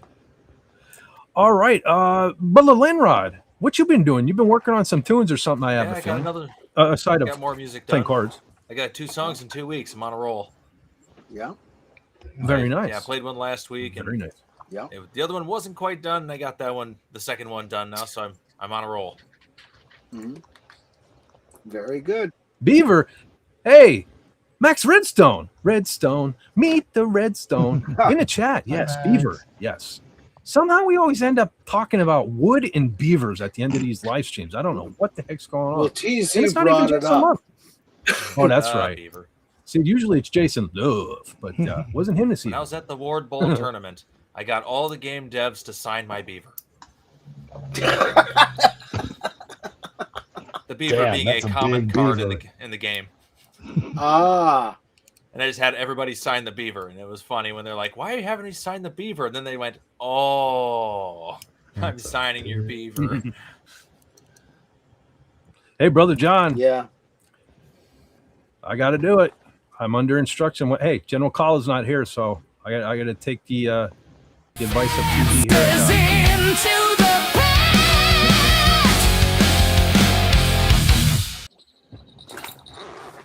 Well, we're getting better because I heard it at least that time. Yeah. Heard it. And there's the other one, Boris Beaver. You know what that looks like? That looks like Knoebels Amusement Resort here has Cosmo is their mascot. That looks like Cosmo. That's not Cosmo, is it? Really? Yeah, No, it looks I just don't like think that. so. Bucky Beaver. Yeah. I was gonna say, is that Bucky? Jungle Beanies collection from TY. It's a jungle bean. Oh, it's a Beanie Baby. That's Yeah, probably not. handmade in China.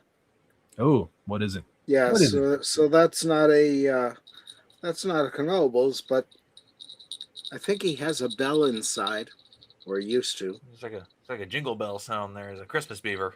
Yeah, because he's got the Christmas scarf on, red and yellow. So Oh, I thought it was red and another, green. yeah, another gift from my sister for Christmas once. Yo, is that scarf red and yellow or is it red and green? Oh, red and green. I'm sorry. Dude, that's Freddy. Man, you got to slap a Freddy glove on that thing. That would be a wicked action figure. Just slap a Freddy glove on it. Yep. Okay, Brother John, Yes, what you sir. got going on? Tell us what you got going on. Well, Brother. like you, I got up early yesterday to get down to my friend's antique shop, and I picked up a few things. And I started the first half of a new video on restoring the tools I bought, and was supposed to get that finished today, and just couldn't get to it. I had other things on my mind, so I'm going to try and finish that up tomorrow and get it out Monday. So, and of course, again, anybody up this way, we have a blood drive on Tuesday at St. John's Lodge, 498 Yatesville Road in Jenkins Township, PA, from 12 to 6. So if you're in the area and you want to give blood, or if you know somebody in the area who would like to give blood, give them a call, or hit our St. John's Lodge page on Facebook, and it's on there also. So there's that. And again, I'm doing all right after Jody, after the funeral. So, we're all healing and getting past it. But, again, thanks everybody for the kind wishes and prayers. So there's that. And we'll see where the rest of this week takes us. Very good, Brother John. And for those folks that may not know, Brother John does have a channel, the Feds Forever channel, and the link is down there at the bottom where you can go and check out all his shenanigans. Because, Brother John, you forgot to actually mention you're working on a video. You're working on a video. Yeah. So everyone stay tuned. I just did. Oh, okay. Sorry about that. I'll be finishing that tomorrow. I'll probably get it out Monday. Okay. Hopefully. Very good. And I want to sorry, because I was trying to do two things at once and Fed can't pay attention. It happens. I wanted to grab too, because Padawannabe mentioned Pacific 414. I had to go and grab his link. I wanted to throw that up down there. So you can all go check him out. Another cool dude, another friend of the community. Check them out. Okay. Well, let me tell you what. Let me go through the chat real quick like here and see what we were talking. Oh, okay. Hold on. Yes, let me pop this back up. Overlord DVD's channel. The glue that holds us all together, the sun that we all orbit around. Please go check out his channel if you haven't already done so. And just because you think you're subscribed doesn't mean you are. So go on over there. They're clipping them from him too. Make sure you're subscribed still to Overlord DVD. Always double check it. Always double check. And also, Brother Gary Ambrose's channel. Most of us know who he is. But again, make sure you're still subscribed. Because he's got a really cool channel and does some really good stuff over there. And he's a great guy. So please do that. And yes, King Dolphin was here earlier. Make sure you're still subscribed to King Dolphin. Sylvia was here. Sylvia was on the panel. So we're going to pop her channel up again. I hope it's up. It didn't come up on my screen. It is. Okay. So please check out her channel. She's been a great friend to all of us here. She's always in the chat. She's always commenting and stuff. So she's helping us out. Lenny. Well, I don't know about that. I'm still on the fence about Lenny because he's trying to take my gig. I mean, he's got to be a good dog because he's Sylvia's. But I don't know. He's trying to kick me out of here. I don't know. I got to think about that one. Yeah. Lenny's all right. He's all right. I dig Lenny. Yeah. But yeah, please go on and check out Sylvia. She's a trooper for all of us here. And yes, speaking of Jill, anti-derivative Jill, who is remonetized again. So please make sure you subscribe. Keep Jill's channel growing, and she's a cool person too. So yes, go on over and check out anti-derivative. Okay, what is this? Hold on a second. What happened to you covering disco on a live stream? I don't know if I could cover disco. I let the cat out of the bag. I don't hate disco. I really don't. Like if you put me in a room and you had country music on this jukebox and disco on this jukebox, I'm going to the disco jukebox. I could definitely listen, but I'm not saying I'm a huge fan of disco. There are some disco songs I like, but a lot of those too are like Kiss. You know, I was Yeah. made for loving you. Even Yeah. Megadeth. Yeah. So Megadeth, at one point in Dave Mustaine's career, he felt like he'd done everything, and Mhm. his producer or something said to him, "Well, you never did the disco song." So then he did the song "Crush 'Em." So even that's kind of like disco Megadeth. Yeah. I can listen to me some Bee Gees. I'm not gonna lie, it's all right, but I don't know if I could do like a whole stream on it. It sounds like an interesting challenge. Well, one thing Sounds that wouldn't good. be a challenge though, whether you need Raid or not, I could talk me some Wasp forever. Wasp was a Oh, yeah. big part of my life, and Mhm. my playing style. Even Chris Holmes, holy smokes! So Yeah. definitely want to discuss some Wasp. Yeah. But let's see. Miskatonic Madman said, "I saw Escape from LA with my buddies in the theater when it came out. I was unimpressed with it." Okay, see, so that's why I want to talk about it, because a lot of folks, I You don't think like in some basketball, cases, man. if you rewatch it, right, and you get past like the bad CGI and stuff like that, it's pretty great, I think. Anyway, It's all about the basketball scene. what was it? The basketball scene? It's all about the basketball scene. Yeah, I mean that's what I like about the movie. Like I would have never like thought I'm going to make this badass movie, and I'm going to put this live or die basketball scene right smack dab in the middle of it. That's what I like about it. It's like it's an unpredictable, fun movie. I like when I can sit down and like not be like, well, I know what's going to happen next. You don't know what's going to happen next in Escape from LA. Some of it's good, some of it's easy. Cheating. Just saying. Had a trans character before trans characters were cool. Yeah.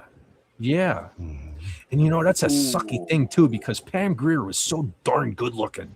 You know what I mean? It's like I hate to like the character, but man, she's so good looking. Yeah. Pam Grier. Yeah, not Hershey. Pam Grier. It's so funny. But, all right, let's see. Trying to think if Carla was there when we watched that. I don't know. We did that on We Appion's watched channel. both of them.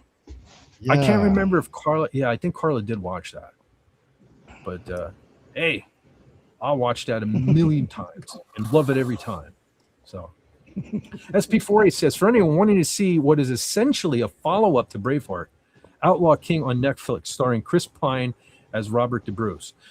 Okay, and I know they were talking Braveheart too. I remember there was a trailer. I don't know if I could watch anything, especially something now. So you're saying Chris Pine, so it's probably pretty recent.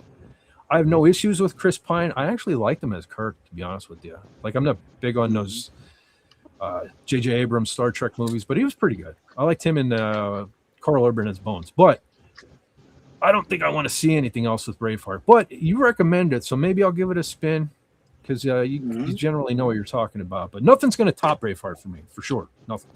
Yeah. Cool. I just had a scathingly brilliant idea I'm going to tell you about backstage when we're done. Oh, should I be scared? Just mention the word cats. Oh, okay. I'm intrigued. We'll find out. All right, Miskatonic Madman says, I think Carpenter's last good movie was In the Mouth of Madness. No, I don't know if I saw that one. I'm a pretty big John Carpenter fan, but I don't remember if I saw that one or not. Yeah. Oh, it's CTZ, Mrs. Barron. Yeah, that big booming voice, man. Yeah. We did radio in the past, if I remember correctly. Yeah. So he did. Yeah. And his kitty, not his wiener. Yeah, kitty. I always loved how he. Yeah, I loved how he named his cat Mouse. That is so barren. Oh, and Brother SP4, yes, Brother Rob Wright, who has gone to bed now. But like I said, for those that weren't here earlier, go on and check out Rob Wright's channel. And Bonnie Tyler, you want to see a great, interesting video on Bonnie Tyler, check out Rob Wright's latest video. You will dig it. You will dig it. Well, oh, no. Tons of beavers. We have tons of beavers in the chat. See, Brother John, see what you do. See what you do. I'm yes, a and even bad boy. No, wait a second. I have a question. Why did the beavers register on Restream here, but not the salute? We need the salute more than we need the beaver. I don't know. It's biased towards beaver. But yeah, speaking of General Kala does tend to go on Canadian Brother Canadian Spider-Man's channel, Yep. who was also here on the panel earlier. Yep. So please go on over, make sure you subscribe to him. Really great friend of the. So Fett's got good buns in that pit. Okay. All right. Max Redstone says, back home in Chicagoland, there's a small home improvement and lumberyard called the Crafty Beaver. There you go, Brother John. Oh, wow. You're kind of Beavers crafty. are nature's engineers. I try. Is it woman owned? That'd be something, wouldn't it? Yeah. That'd be something, wouldn't it? So, yeah, that reminds me of, isn't in one of Rob Zombie's, I think if you look in the background of one of Rob Zombie's Halloweens, there's a liquor store called like Pussy Liquors, Liqu, liquors. I totally spelled that wrong, but you know what I'm saying. That was kind of funny. One of the funny things, one of the gooder things in one of Rob Zombie's movies. Tim says, you want to see some beaver, you should go outdoors or be a doctor. I'd rather be a doctor. No, I wouldn't. Nah. Didn't I ruin that for you some time ago? Yeah, you did. My mind just went right back to that episode of King Dolphin when I said I wanted to be a gynecologist, and you ruined that whole thing for me. Yes, absolutely. Yep, honey boo boo. Fett, I miss you. Make yourself bigger. That's for after the show.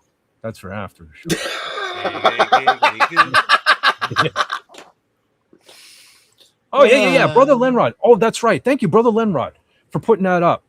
Our friend, our Madman 4. We all know him from in the chats here on YouTube. Last week he was telling us he still hasn't hit that magic number of 1,000 subscribers. Come on, Fett Force, we can do this. He has all the watch hours and all that stuff. He needs to hit the 1,000 subs. He has some great videos too. If you haven't checked them out, like stop motion. In the day of what I respect is like he's still kind of old school, doing the stop motion animation and stuff like that. And so, as somebody who now is finding myself in a position where my gig for the last 6-7 years is kind of not needed anymore with all this AI bullshit. I like that our Madman 4 is still doing. He's old school and putting out some really cool, old school kind of content. So go on and check him out. Let's get him to 1,000 subs. There's, oops, shit, I clicked on the wrong one, didn't I? There it is. There's the link, ladies and gentlemen. Go on over. Like, it's free. Even if you don't listen, same here. I don't even care. If you sub and you never watch my stuff, I'm fine with that. Go on over there. Go on over there. Yeah. Give him a sub. It doesn't cost anything. It's free. It's one of the few free things in the world, at least while it remains free. Hook a brother up. He's a really good guy. He should be on his way home now, I think, from that the gaming. The Escape Con. Yes, that's it. Yes. And he put out a few shorts from that were pretty cool. So, but really good guy, great attitude, love him. Yes, he is a really cool guy. So, and he's worthy. Sometimes I don't know if I am. He is. He's worthy of your subscription. So hook him on up. TZ wants to know, is Carla only? It's General Kala. We have to salute. Yeah. I can't see. I can't read that like that. Is General Kala only listening to metal music or watching the videos? I don't know. Should we make her watch the videos? I don't know. I'm just concerned with her listening to the tunes, hooking her up with the tunes. Although I think I did send her the video for Mystery from Dio, so she probably you did do that. Yeah. So I guess it really doesn't matter. Cats rule, dogs drool. Show me your kitties next week. Chill with cat. Show me your what? Oh, kitties. Okay. Kitties. Yeah. Not titties, John. Not titties. That was I didn't say that. I thought it said kitty. We did that with Katie Sackhoff earlier. Okay. So those folks that didn't catch the beginning, go on back. Check out that spicy pick of shit. I'm going to dig myself a hole again. I just don't learn, Brother John. I don't learn. I just don't. Max Redstone says, Moody Blues did Rock and Roll Over You from the Karate Kid 2 soundtrack ice-breaking scene. Wow, I never knew that was the Moody Blues. Huh, I got to go listen to that now. Yeah. See, when I think Karate Kid, though, like my favorite one was Karate Kid 2. I have a new appreciation for the first one because of Cobra Kai. Like, I used to hate the Johnny character in that, but ever since Cobra Kai, I love Johnny, so I went back and because I never used to like Ralph Macchio much, Yeah. but I do dig the first one. And now when I think Karate Kid, I think you're the best around. No one's ever gonna take you down. You're the best. I better watch. I'll get a copyright claim on that one because, man, I did a couple shorts even. Usually they're pretty lenient with shorts. Just a couple of seconds of that song, and boom, you got it. They hit you hard with that song for some reason. Yeah. Miskatonic Madman is surfing. Are we surfing? I'm not sure. Don't know. Oh, I can make that happen. I can make a bug zapper warning for when I do WASP. Because I'll probably mention this in the video when we finally do a WASP live stream. But I've said it before. I had the war vest back in high school with all the band patches on it and the big back patch. Remember when we had back patches back in the 80s, the big one in the center of your back? I had a WASP one. And people used to love punching me in the back and saying, "It was a wasp on your back." Oh, yeah, that didn't get old at all. Yeah. So I will gladly make a bug zapper warning for you for all those people that punched me in the back in the day. So there you go, Blackie Lawless. If you ever happen to see this, which you won't, but I took a beating for you for my love of your band. People thought it was funny to smack me. But anyway. So Max Redstone, Escape from L.A. Call me Pliskin. Call me Snake. Call me Pliskin. Yeah. No, that was kind of cool, though, how he changed that. We'll get into that when we talk about the movie, though. And I love how can you not love the ending of that movie? Despite all the bad CGI and some of the cheesiness, the ending of that movie rules. I love the ending of that movie. Yeah. Okay.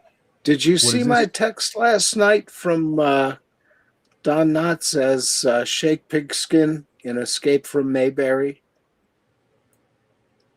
You texted me that? Yeah.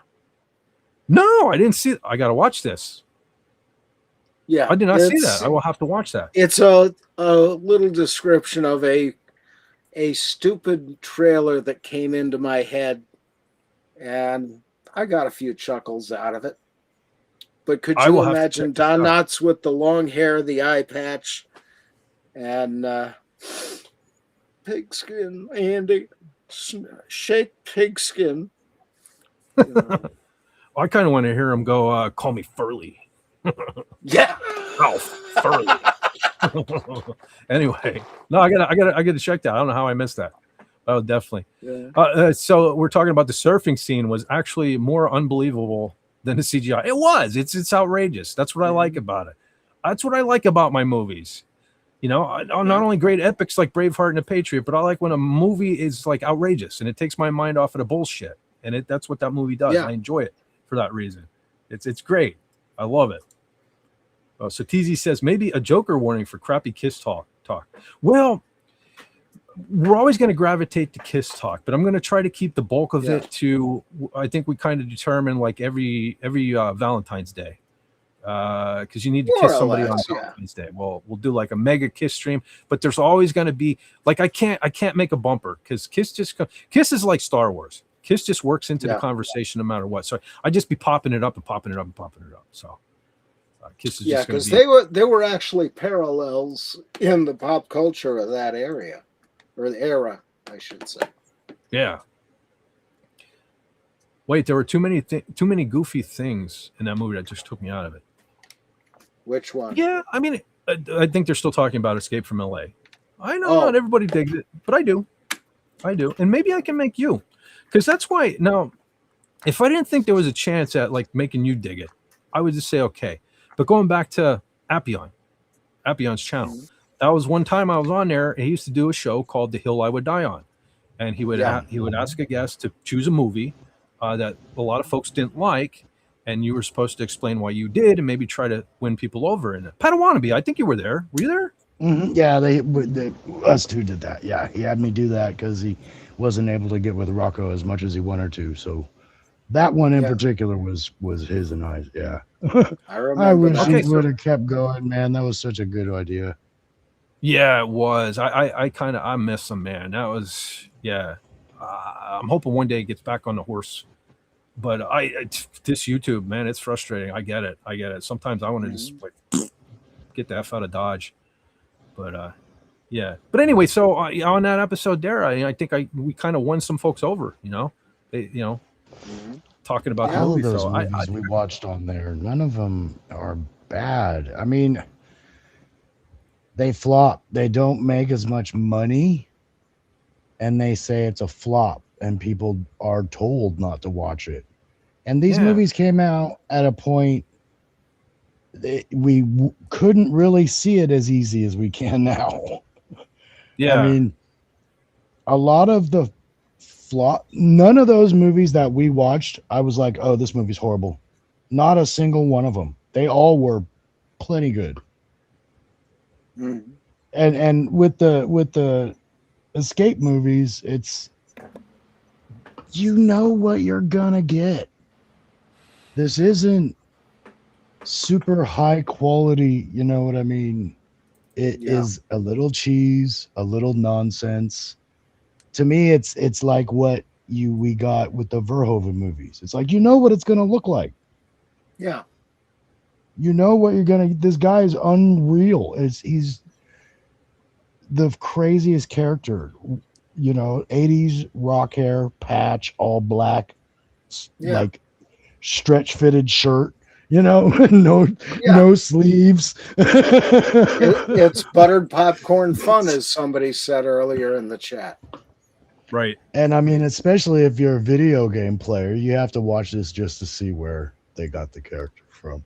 Mm-hmm. I mean, Metal Gear Solid. Yeah, I mean, it's so blatant. They take the way he talks, he's got an eye patch, the delivery's pretty, I mean, yep. Going back to the cheese, man, worth a shot. All those are good. Hey, sometimes cheese is good. I mean, you're talking one of my favorite sci-fi movies is Flash Gordon. You can't get much cheesier than that, but I love that thing to death. Flash. Yeah, I love that thing. William Shakespeare says Escape from New York was much better for sure. I dig it. It's not as fun to me as LA. Like TZ says, New York was good, but LA was just pure fun. And that's what I like, Where Escape from New York, it's dark, it's gritty, all that thing. I can think of many other movies I would watch before I watched Escape from New York. And I'm a big Donald Pleasance guy. And Kurt Russell, obviously. But I don't know. I think I'd go right to LA because it's so fun to me. When I want to watch a fun movie, that's one of the first ones I grab. If you can watch Big Trouble in Little China, you should be able to watch the Escape movies. Exactly. Mm-hmm. See, again, another one of my favorite movies. If you can buy into that type of absurdity. But some people can't. Some people are like, this is not even, but it's, what kind of movies do you watch? Like, I watch movies so I can get all different aspects. I'm not like, oh, and watch this one kind and cartoons and No, that's awesome that you pointed out Big Trouble in Little China, because I love Big Trouble in Little China. That's probably why my connection with Escape from LA. It's more Big Trouble in Little China like. You're exactly right about that. Yeah. Yeah. Yeah, you even sold me on that one, so cool. What was Big Trouble? Yeah. Yeah, that's right. You never saw that one before we did that, did you? That's a great movie, man. Hey, I enjoyed the heck out of that movie. Kurt Russell movies inspire video games. Yeah. It's Big Trouble in Little China. That's where we get Raiden in Mortal Kombat. I think Kurt Russell is a video game. Could be. Hey, he's Goldie Hawn. Hey, he's man enough to get Goldie Hawn. He can be whatever he damn well pleases. Yeah. Right? Am I wrong? I'm reading the chat. Not even a little bit. I'm reading chat backwards again. Well, I'm trying not to. It's hard, especially when the chat, I feel like I'm beating a dead horse with this, but especially when we're talking movies, it's hard to keep an eye on that and riff on the movie. And then I get so far behind. Sometimes I scroll. Anyway, it's a rough thing. I need help. I need a producer. That's all it is. Where's General Kala? I miss General Kala. She points out all the good stuff. Anyway, when General Kala's back, maybe I won't read it so backwards. to the pit for that liquor. No. That's in a movie. Matter of fact, I saw that here somewhere. Somebody correct. Yes. See, No, what Miskatonic points out is the Red Hot Pussy Liquors. It's liquor. It's a store in a. It's a store. I swear to God. Go watch Rob Zombie. I forget which one it is. OUR. Yeah. It's a booze store. You know? Yeah. Is Fett saying we should unsubscribe? Yes. No. None of that. No, you can't do that because, like I always say, you guys aren't subscribers. You're my friends. So if you unsubscribe, we're unfriending. You don't want to unfriend poor Fett, right? Yeah. We're friends. You and I. I would be Friends. Yeah. I'd be sad. That would. I sure would. Wait. Yeah. Weird. That was supposed to be in a cat box. What was? I don't know. Referring to one of the a text thing you put up before, and it just said like cat and box on the thing instead of showing the picture. Oh. Okay. It's just showing you. It said to show the kitties. You know, anyone on this planet now, you know how my brain works. My brain is backwards. Yeah. So of course I'm going to read things backwards and skip pieces and parts. But that's why you love me. That's because I'm special. Ed. You can just call me Special Ed from now on. Special Ed. Yay! What is this? Max Redstone says, no. Karate Kid 2 is still the best, but Cobra Kai does a beautiful job of building up the Johnny Lawrence universe. Yeah. I still dig. I always wondered though, why did Mr. Miyagi live in Japan? Because karate originates from China, correct? You know, I was confused. They are not doing karate. No. Well, you would wonder why they named it the Karate Kid then. You know what I mean? Because Taekwondo Kid sounds trash. Yeah. Karate's a name everybody knows. Yeah. So there you go. Wait a second. We just uncovered another historical inaccuracy. So if you folks like the Karate Kid, don't be pooping on Braveheart and the Patriot. Just saying. Nice. If you like Karate Kid 3, you ain't got no room to talk. Is that the one with Hilary Swank? Yeah. I saw parts of it. And I won't even watch the Jaden Smith or whatever. Is that his name? I won't even watch that one. That was way better than Karate Kid 3. Wasn't Swank a dirty magazine back in the 80s? Probably. John, I wouldn't know. I wouldn't know these things. Weird. Pretty sure it was though. I had a friend who had a friend who used to read that magazine. You know, I felt like so stupid. There was a magazine. Okay. I'm not the most intelligent person on the planet, especially when it comes to French, but I remember there was a dirty magazine and I thought it forever was called Oi, but it was Oui. Oh, Oui. Yeah. Oui magazine. Oui magazine. Yeah. Yeah, there was a whole raft of them, and it was like, well, when you're I got tired of some stuff back then. I'm trying to think what were, because there was obviously there was Playboy and Penthouse. Now Penthouse was like, that's where you got a little dirtier. Yeah. Playboy was kind of like tasteful, tastefully done. Penthouse kind of stepped it up a notch, and you saw other stuff. And then then you graduated into then you got into like the harder stuff. They started showing dongs. The harder drugs. What was it? They started putting the dongs in the magazine. Yeah. No, we don't need dongs. And Dongs, that's a lot of the bottom of the barrel stuff. I mean, lowest common denominator. Yeah. I don't know. I don't know what you're talking about. I read it for the articles. Yeah. Well, me too. But sometimes you had to thumb past the pictures. You couldn't help it. I have a sealed. Although the Playboy articles from in Penthouse 2004 were in my collection. My dad What? got it for me when I turned 18. Really? I never opened it. Oh, wow. Wow. You know what I had? I grabbed it must have been Playboy when China the wrestler was on it. Mhm. I was like, I I used to gotta have get that this one. one. I was like, I gotta get this one. Yeah. This is a thing. I had that one and I never opened it. Yeah, Yeah. I got rid of it though. I don't still have it. I kind of wish I'd hung on to it, but Yeah. yeah, that was back when I was a big wrestling fan. Of course, I had to get that. Mhm. The other one too. What was her name? The blonde did Tori Wilson. Tori Wilson, yeah. Yeah, I think I had that one, and I got rid of both of them. I should have hung on to them. I was a Trish Stratus guy myself. I wasn't back in the day, but like years down the road, I was like, oh, I had like Keibler might have been. Stacy Keibler was all right. I remember when she started out in WCW. Her name was Sky. She was one of the Nitro girls. Funny. That's where she started out. Yeah. That's something down the road too. We got to talk about old school wrestling. That's a live stream I like to do eventually too. Yeah. Yes. I used to be big on wrestling. I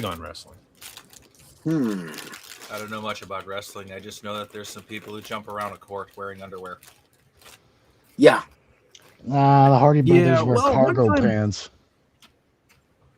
Who was it? The Hardy Boys wear cargo pants. Oh, the Hardy Boys. Oh yeah.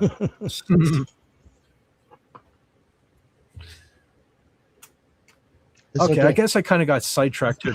Okay. Yes, go ahead. No, I was just gonna say, Yeah. the speedos and stuff. Why the biggest dudes always wear that old school suspendered wrestling suit? King Kong Bundy and those guys, like, yeesh. Well, I can't trash that though, because one of my favorite wrestlers of all time is Bret Hart, and he always wore the singlet, but he also wore the singlet. tights Yeah, too, that's though. what it is. I guess it is more of a But he wore the traditional singlet. wrestling piece, though. I mean, just when they wore it didn't look that way. Yeah. I liked Mr. Perfect too, and he kind of wore the old singlet type thing too. So I can't squawk. But You get it all. okay, in. Max Redstone says Donald Pleasant saying, "Get me to the presidential survival egg." Okay, we're going back to New York. There's still some discussions on. See, that's another reason why I like LA too, because it gets people fired up. You know what I mean? There's some debate and this, that, and the other thing. And no, I get it. Escape from New York is the classic. That's why I'm trying to. That's why I talk more about LA. I'm trying to warm more people up to that. I don't have to warm you up to Escape from New York. Most people love that one already. But SP48 says, I enjoy Escape from LA because it doesn't take itself seriously. Tone change from Escape from New York. Exactly. Fun. Yeah. The fun. Yeah, because you didn't want to do the same movie all over again. Yeah. No, how lame would that have been? Just in another place. Yeah. You know what I mean? I liked someone in the chat not so long ago. We were talking about Escape from LA, and they proposed, like I said, I don't even want to see a sequel, but they did propose something interesting: Escape from Space or Escape from Earth. Yeah. That would be neat. Delve even more sci-fi-ish and stuff. That would be kind of neat. I would like to see that. Escape from New York, the musical? Okay, only Max. Only Max. Springtime for Snake Plissken in New York.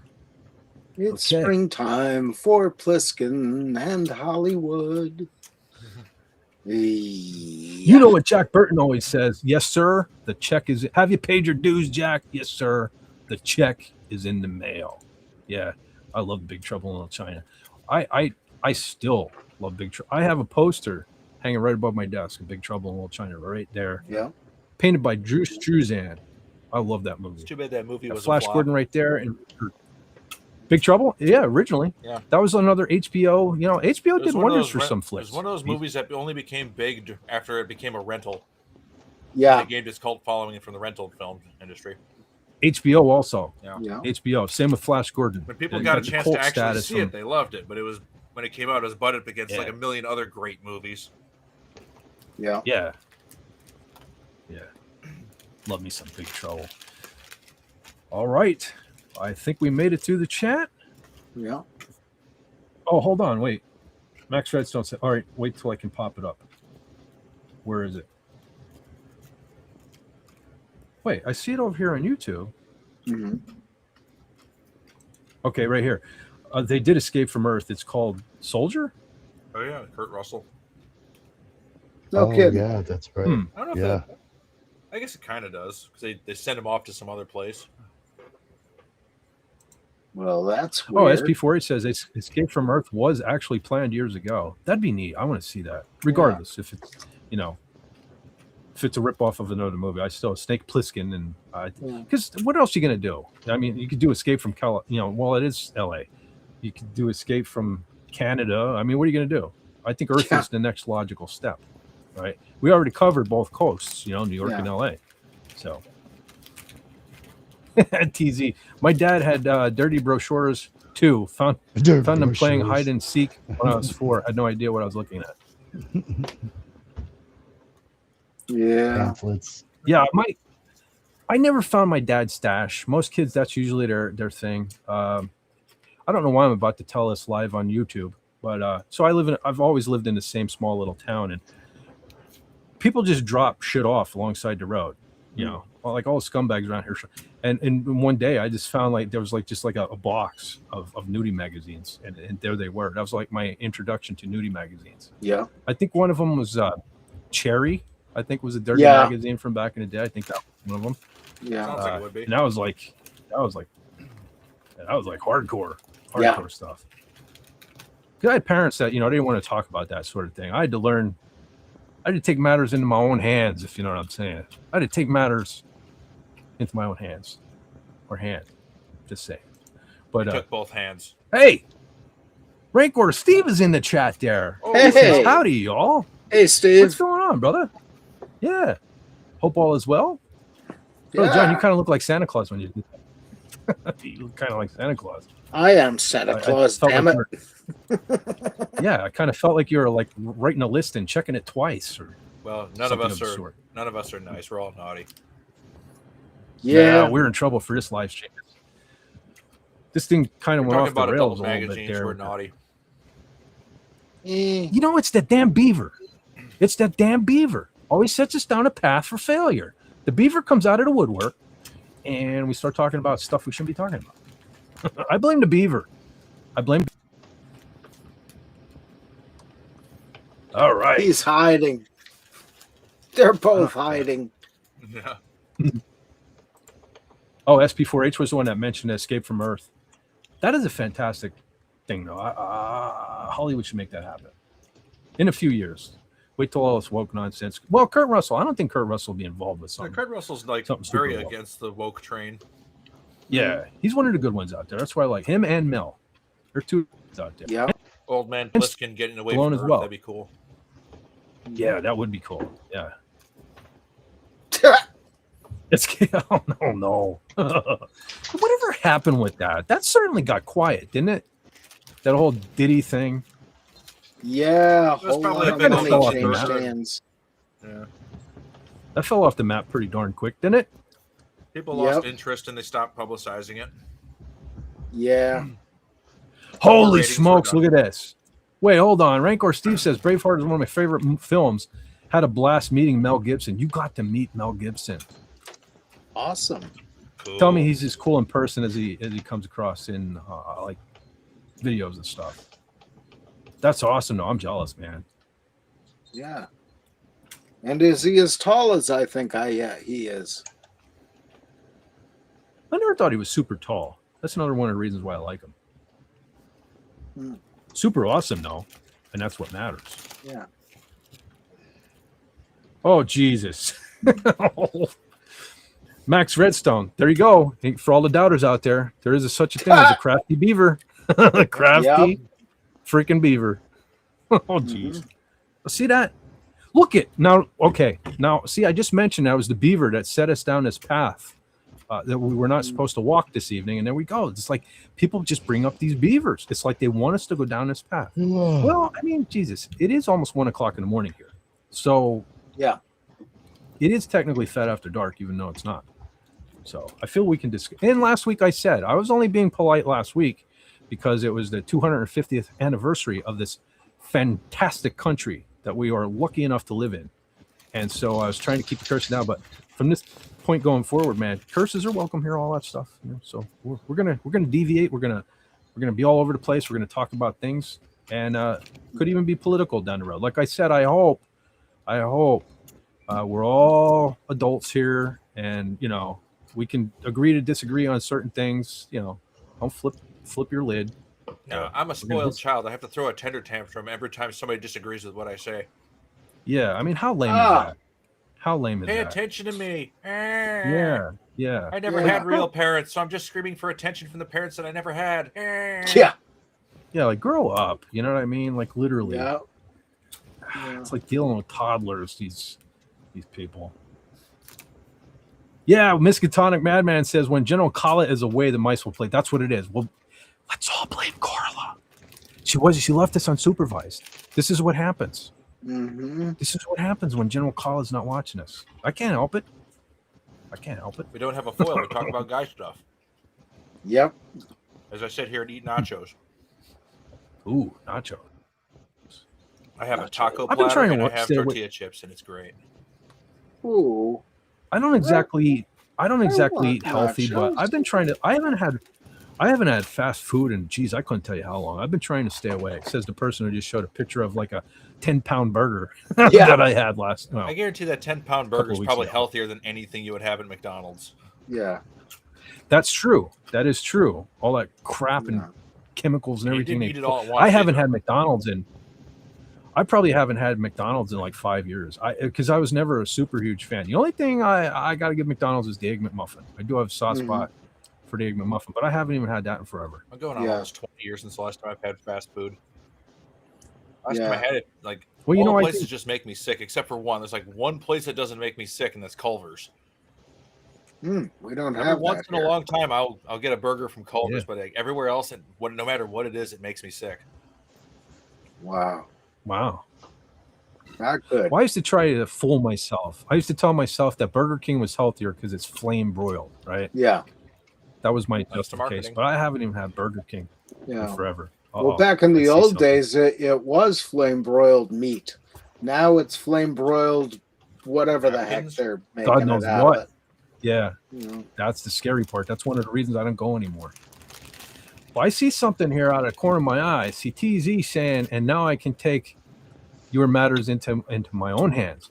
But then we say, when Carla's away, the cavemen come out. Now that was kind of caveman comment you said there. First of all, that was kind of cavemanish. But like I said, the new motto of this channel now is, you can take the man out of the cave, but you can't take the cave out of the man. So we can't help it. It's just in our DNA. It is unstoppable. This is a freight train. Testosterone is a freaking freight train, folks. It's a heck of a drug. Ladies, you have no idea what it's like.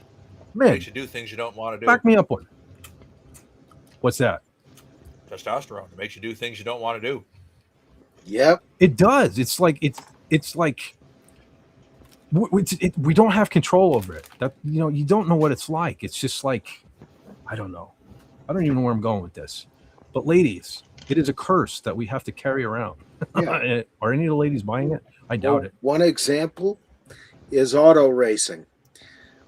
Men do it because they're driven to it by the testosterone and the danger and the adrenaline and all that. You have to have the faster car than the guy next to you. Yeah. You We do that at Red gotta be Lights. king of the hill. Yeah. You know. But then again, we have Danica Patrick's and stuff. Yeah, and they keep crashing. Oh yeah, don't even. Who was that one a few weeks ago? She had a breakdown on the radio when her truck got crashed. I do not know. I do not follow I don't racing. remember her name. Yeah, it was a little hilarious at the time. But Well, I do watch racing, and they did have Danica. mm, Danica did not do good in Indy racing, and Danica would never been able to drive a Formula One car. No Yeah. chance. Formula One is some Well- next level racing. actually, Danica did either F1 or Indy, and She was Indy. did- She was Indy. Yeah. yeah, she did. She did do well in Which is- that. It's similar, but the big difference is Indy, everybody has the same car, and you just kind of Yeah, have your setups. Where Formula Yeah. One, it's a totally different machine. Yeah. But she never even really did good in. And she was like in Truck Series. She might have did some NASCAR at some point too. Yeah. Well, Danica did NASCAR, and she was like the female version of Lance Stroll. No, there is no female version of that guy, dude. Danica's way too happy to be compared to Lance Stroll. Lance Stroll, dude, that guy, man. Yeah. Yeah. If you don't know who Lance Stroll is, just type the name in on YouTube. You'll see. There you'll is laugh nothing at. good to say about. I mean, they don't talk incredibly bad about him, but it's like every video, it's like, oh, he does not want to be there. He is the Daffy Duck of auto racing. But his dad owns the company, so he ain't going nowhere. Bingo. He ain't going no. I'll give him credit. He can drive the car, but he can't change teams. He can't change lanes. He can't stay on the track. He can't stop. If his team can't, if his dad's team can't make it good, he's not gonna be happy. He's gonna be driving garbage. And he's Sorry, the that only was a guy I know total- of who beached himself in the gravel. Oh, you didn't see this last week's race where they all had Lego carts for the parade and half the field beached themselves. The Lego carts can't go across the gravel, guys. Jeez. Unreal. I don't watch a lot of racing, but I see the videos every now and again. And it's like the ones about the worst wrecks and that sort of thing is me trying to understand why my dad raced. And the rest of them are just how bad and how hilariously bad some of these guys are, especially nowadays. In the old days, they took it seriously. But like you had to. That car, you were muscling that car around. Yeah. I mean, if anybody has driven an old car like a 60s or 70s something, that taught you how to drive. Yeah. My dad learned to drive in a 50s Buick. Oh, yeah. And yeah. he would steal it on the weekends. Well, he would steal his father's car on the weekends, put a different carburetor in it, and go racing. And people are spoiled with this, fandangled power steering. You don't know what it's like to rush a vehicular object. Popeye forearms. Yeah. Yeah. Power You steering get is these an important guns. tool to help women You drive. get these guns at Snowhow. Yeah. Yeah. Most gals couldn't That drive even back worked in the out. day. Heavier cars got it, made it harder and harder for women to be able to drive. Then they finally brought out power steering. Yep. There were some gals who could do it, but a lot of gals never could. Yeah, and there's people like me, I don't want to drive without power steering or automatic transmission because I'm lazy and I'm not that mechanically inclined with cars. But we had a fire truck at Lake Erie that we bought from Nicholson that they got from FD New York. And it was the old engine 61 out of the Williamsburg Bridge area. And that had no power steering at all. Ooh. Everybody else in the firehouse drove it fine except for this one older guy. He thought it had power steering because they all do these days. And he brought it out of the firehouse, and you have to make an immediate left or right when you come out, or you end up in the neighbor's yard. And that's just what he did. He didn't realize it was manual, and he tried to turn, ended up in the neighbor's yard at about a 30-degree angle. And we're sitting there going, oh, God. We had to pull the thing out of there with our brush truck, which was a 59 Dodge Power Wagon, military. And it was the one time we got to use the winch on that thing, which was a lot of fun. But, yeah, that was weird. Yo, you know what I want to do? You know those long hook and ladder trucks with the steering wheel on the back? I want to drive the tillers. I want to drive one of them things, man. I think there's a place where you can do that. There was anyway. I think that was in New York. I don't remember exactly where. But yeah, those are one of those you have to go counter to your intuition. Because if the lead, the driver up front, if he's turning right, you've got to sort of turn left. Makes sense. And then turn right, because the geometry, how it all plays out. But it's so I'd probably flip bizarre. us over. You'd probably come. I know I would. You probably have to come and rescue me then. Yeah. You just have to drive slow first few tries and then get used to it. In a great big parking lot with no light poles. Do they exist anymore? I think they called them airports. Ah. All right, folks. Sure that was another abandoned naval base. That was another quite the extended outro, but I'm noticing we're after one here now, so I guess maybe it's about as good a time as any to let me pop this here on up on the way out, because I know General Kala gets a kick out of this, and we want to take General Kala's mind off of things, so we'll pop this on up. Hey, I want to, well, as far as me, I don't know, I'll try to get a video out this week, whatever, it is what it is. But aside of that, I hope to see everyone here next week, where we'll get into more shenanigans like you saw here this evening. And I want to take this opportunity to thank everyone that was here on the panel. I want to thank everyone that was here in the chat, and I want to thank everyone that will watch this on the replay, because y'all aren't just subscribers. You know what you are. You're Fett's friends, and I love you, all of you. And tell you what, totally had a brain fart right there. You know what to do by now. I hope you. I'm just thinking. It gets overwhelming at the end of the streams. When it's still like every day was the first stream, and I'm afraid like people aren't going to show up here.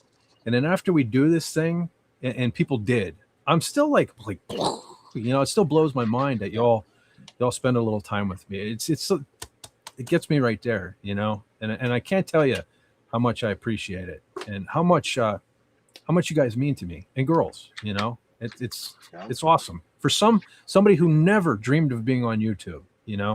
Like I'm so lucky to have so many friends now, and friends that come back, and hang with me on Saturday. So I get in my moments where I say I'm done with this YouTube stuff and all, but you know what, I can't, because y'all, I can't. You're just like too important to me now. So I genuinely like it's become like a catchphrase and stuff, but I love you. Thank you for being such a big part of my life. You have no idea. I keep telling you, the last about 3 years it is now have been some of the roughest 3 years of my life, and you've all made that a lot easier. So thank you so much. So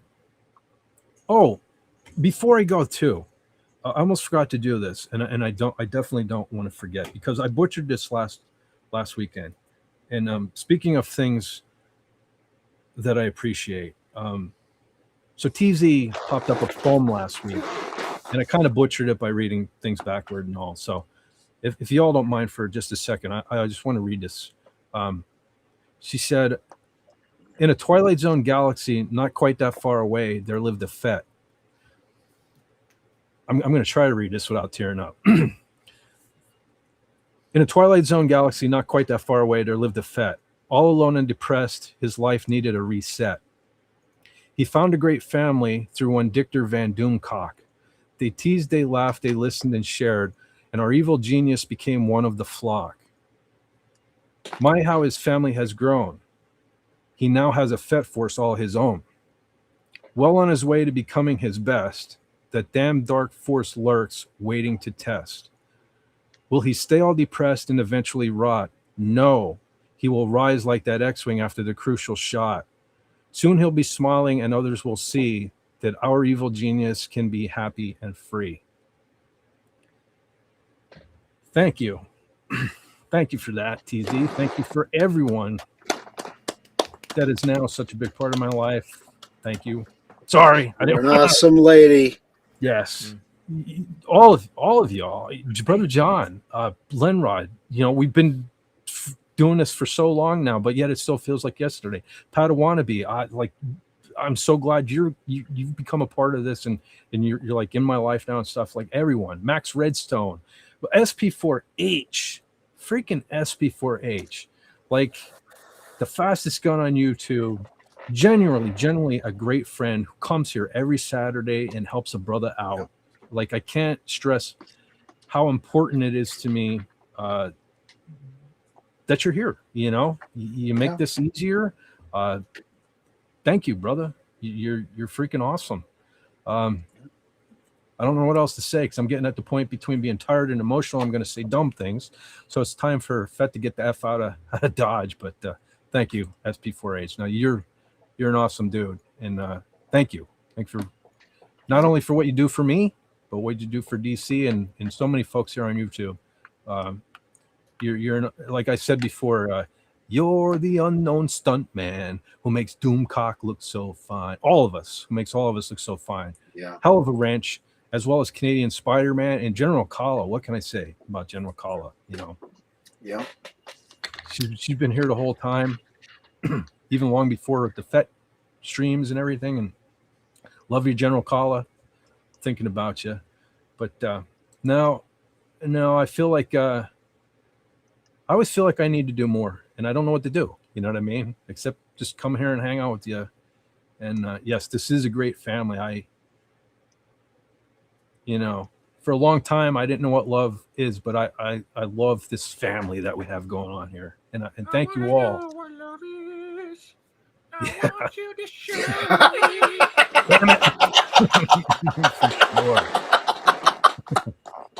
That's funny because I can remember a long time ago when you showed up late to a live stream, and I can remember saying, I've been waiting for a landrod like you. It's come full circle.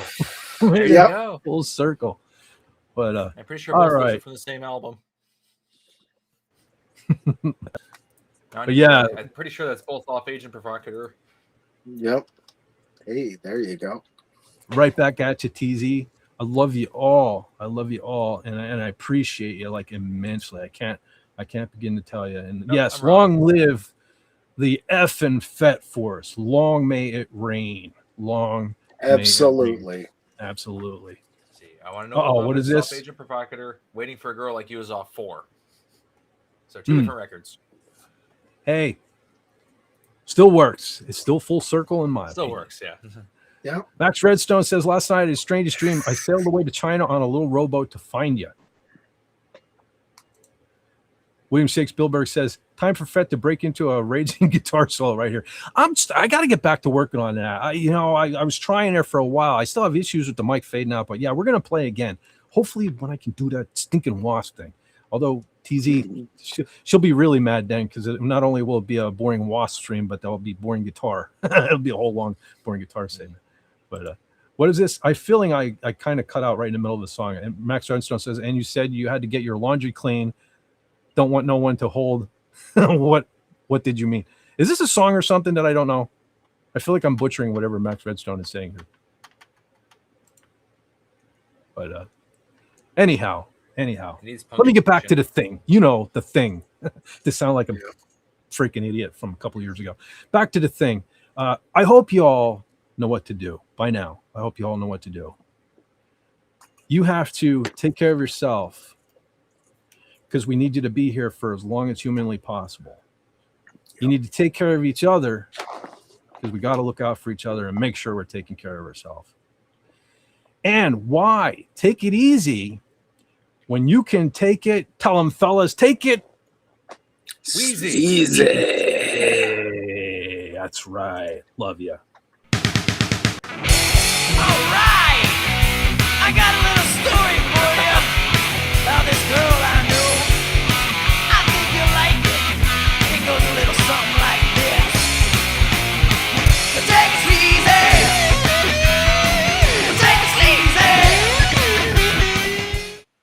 Aha! I see. Okay, so ain't no one gonna break on my stride. No one gonna hold me down. Okay, I got you, Max. I forgot that tie-in. I forgot that's our song. We got a song. Anyway, is that? It's not gay at all. That we have a song. No. I love you No. the most brotherly way possible. But yes, and I'm glad you did that because that allows me to. I caught you, SP4H. I didn't miss you this time. He says, "Take it sleazy. Good night, everyone." DZ says, "A good song." Miskatonic Madman says, "Good night, folks."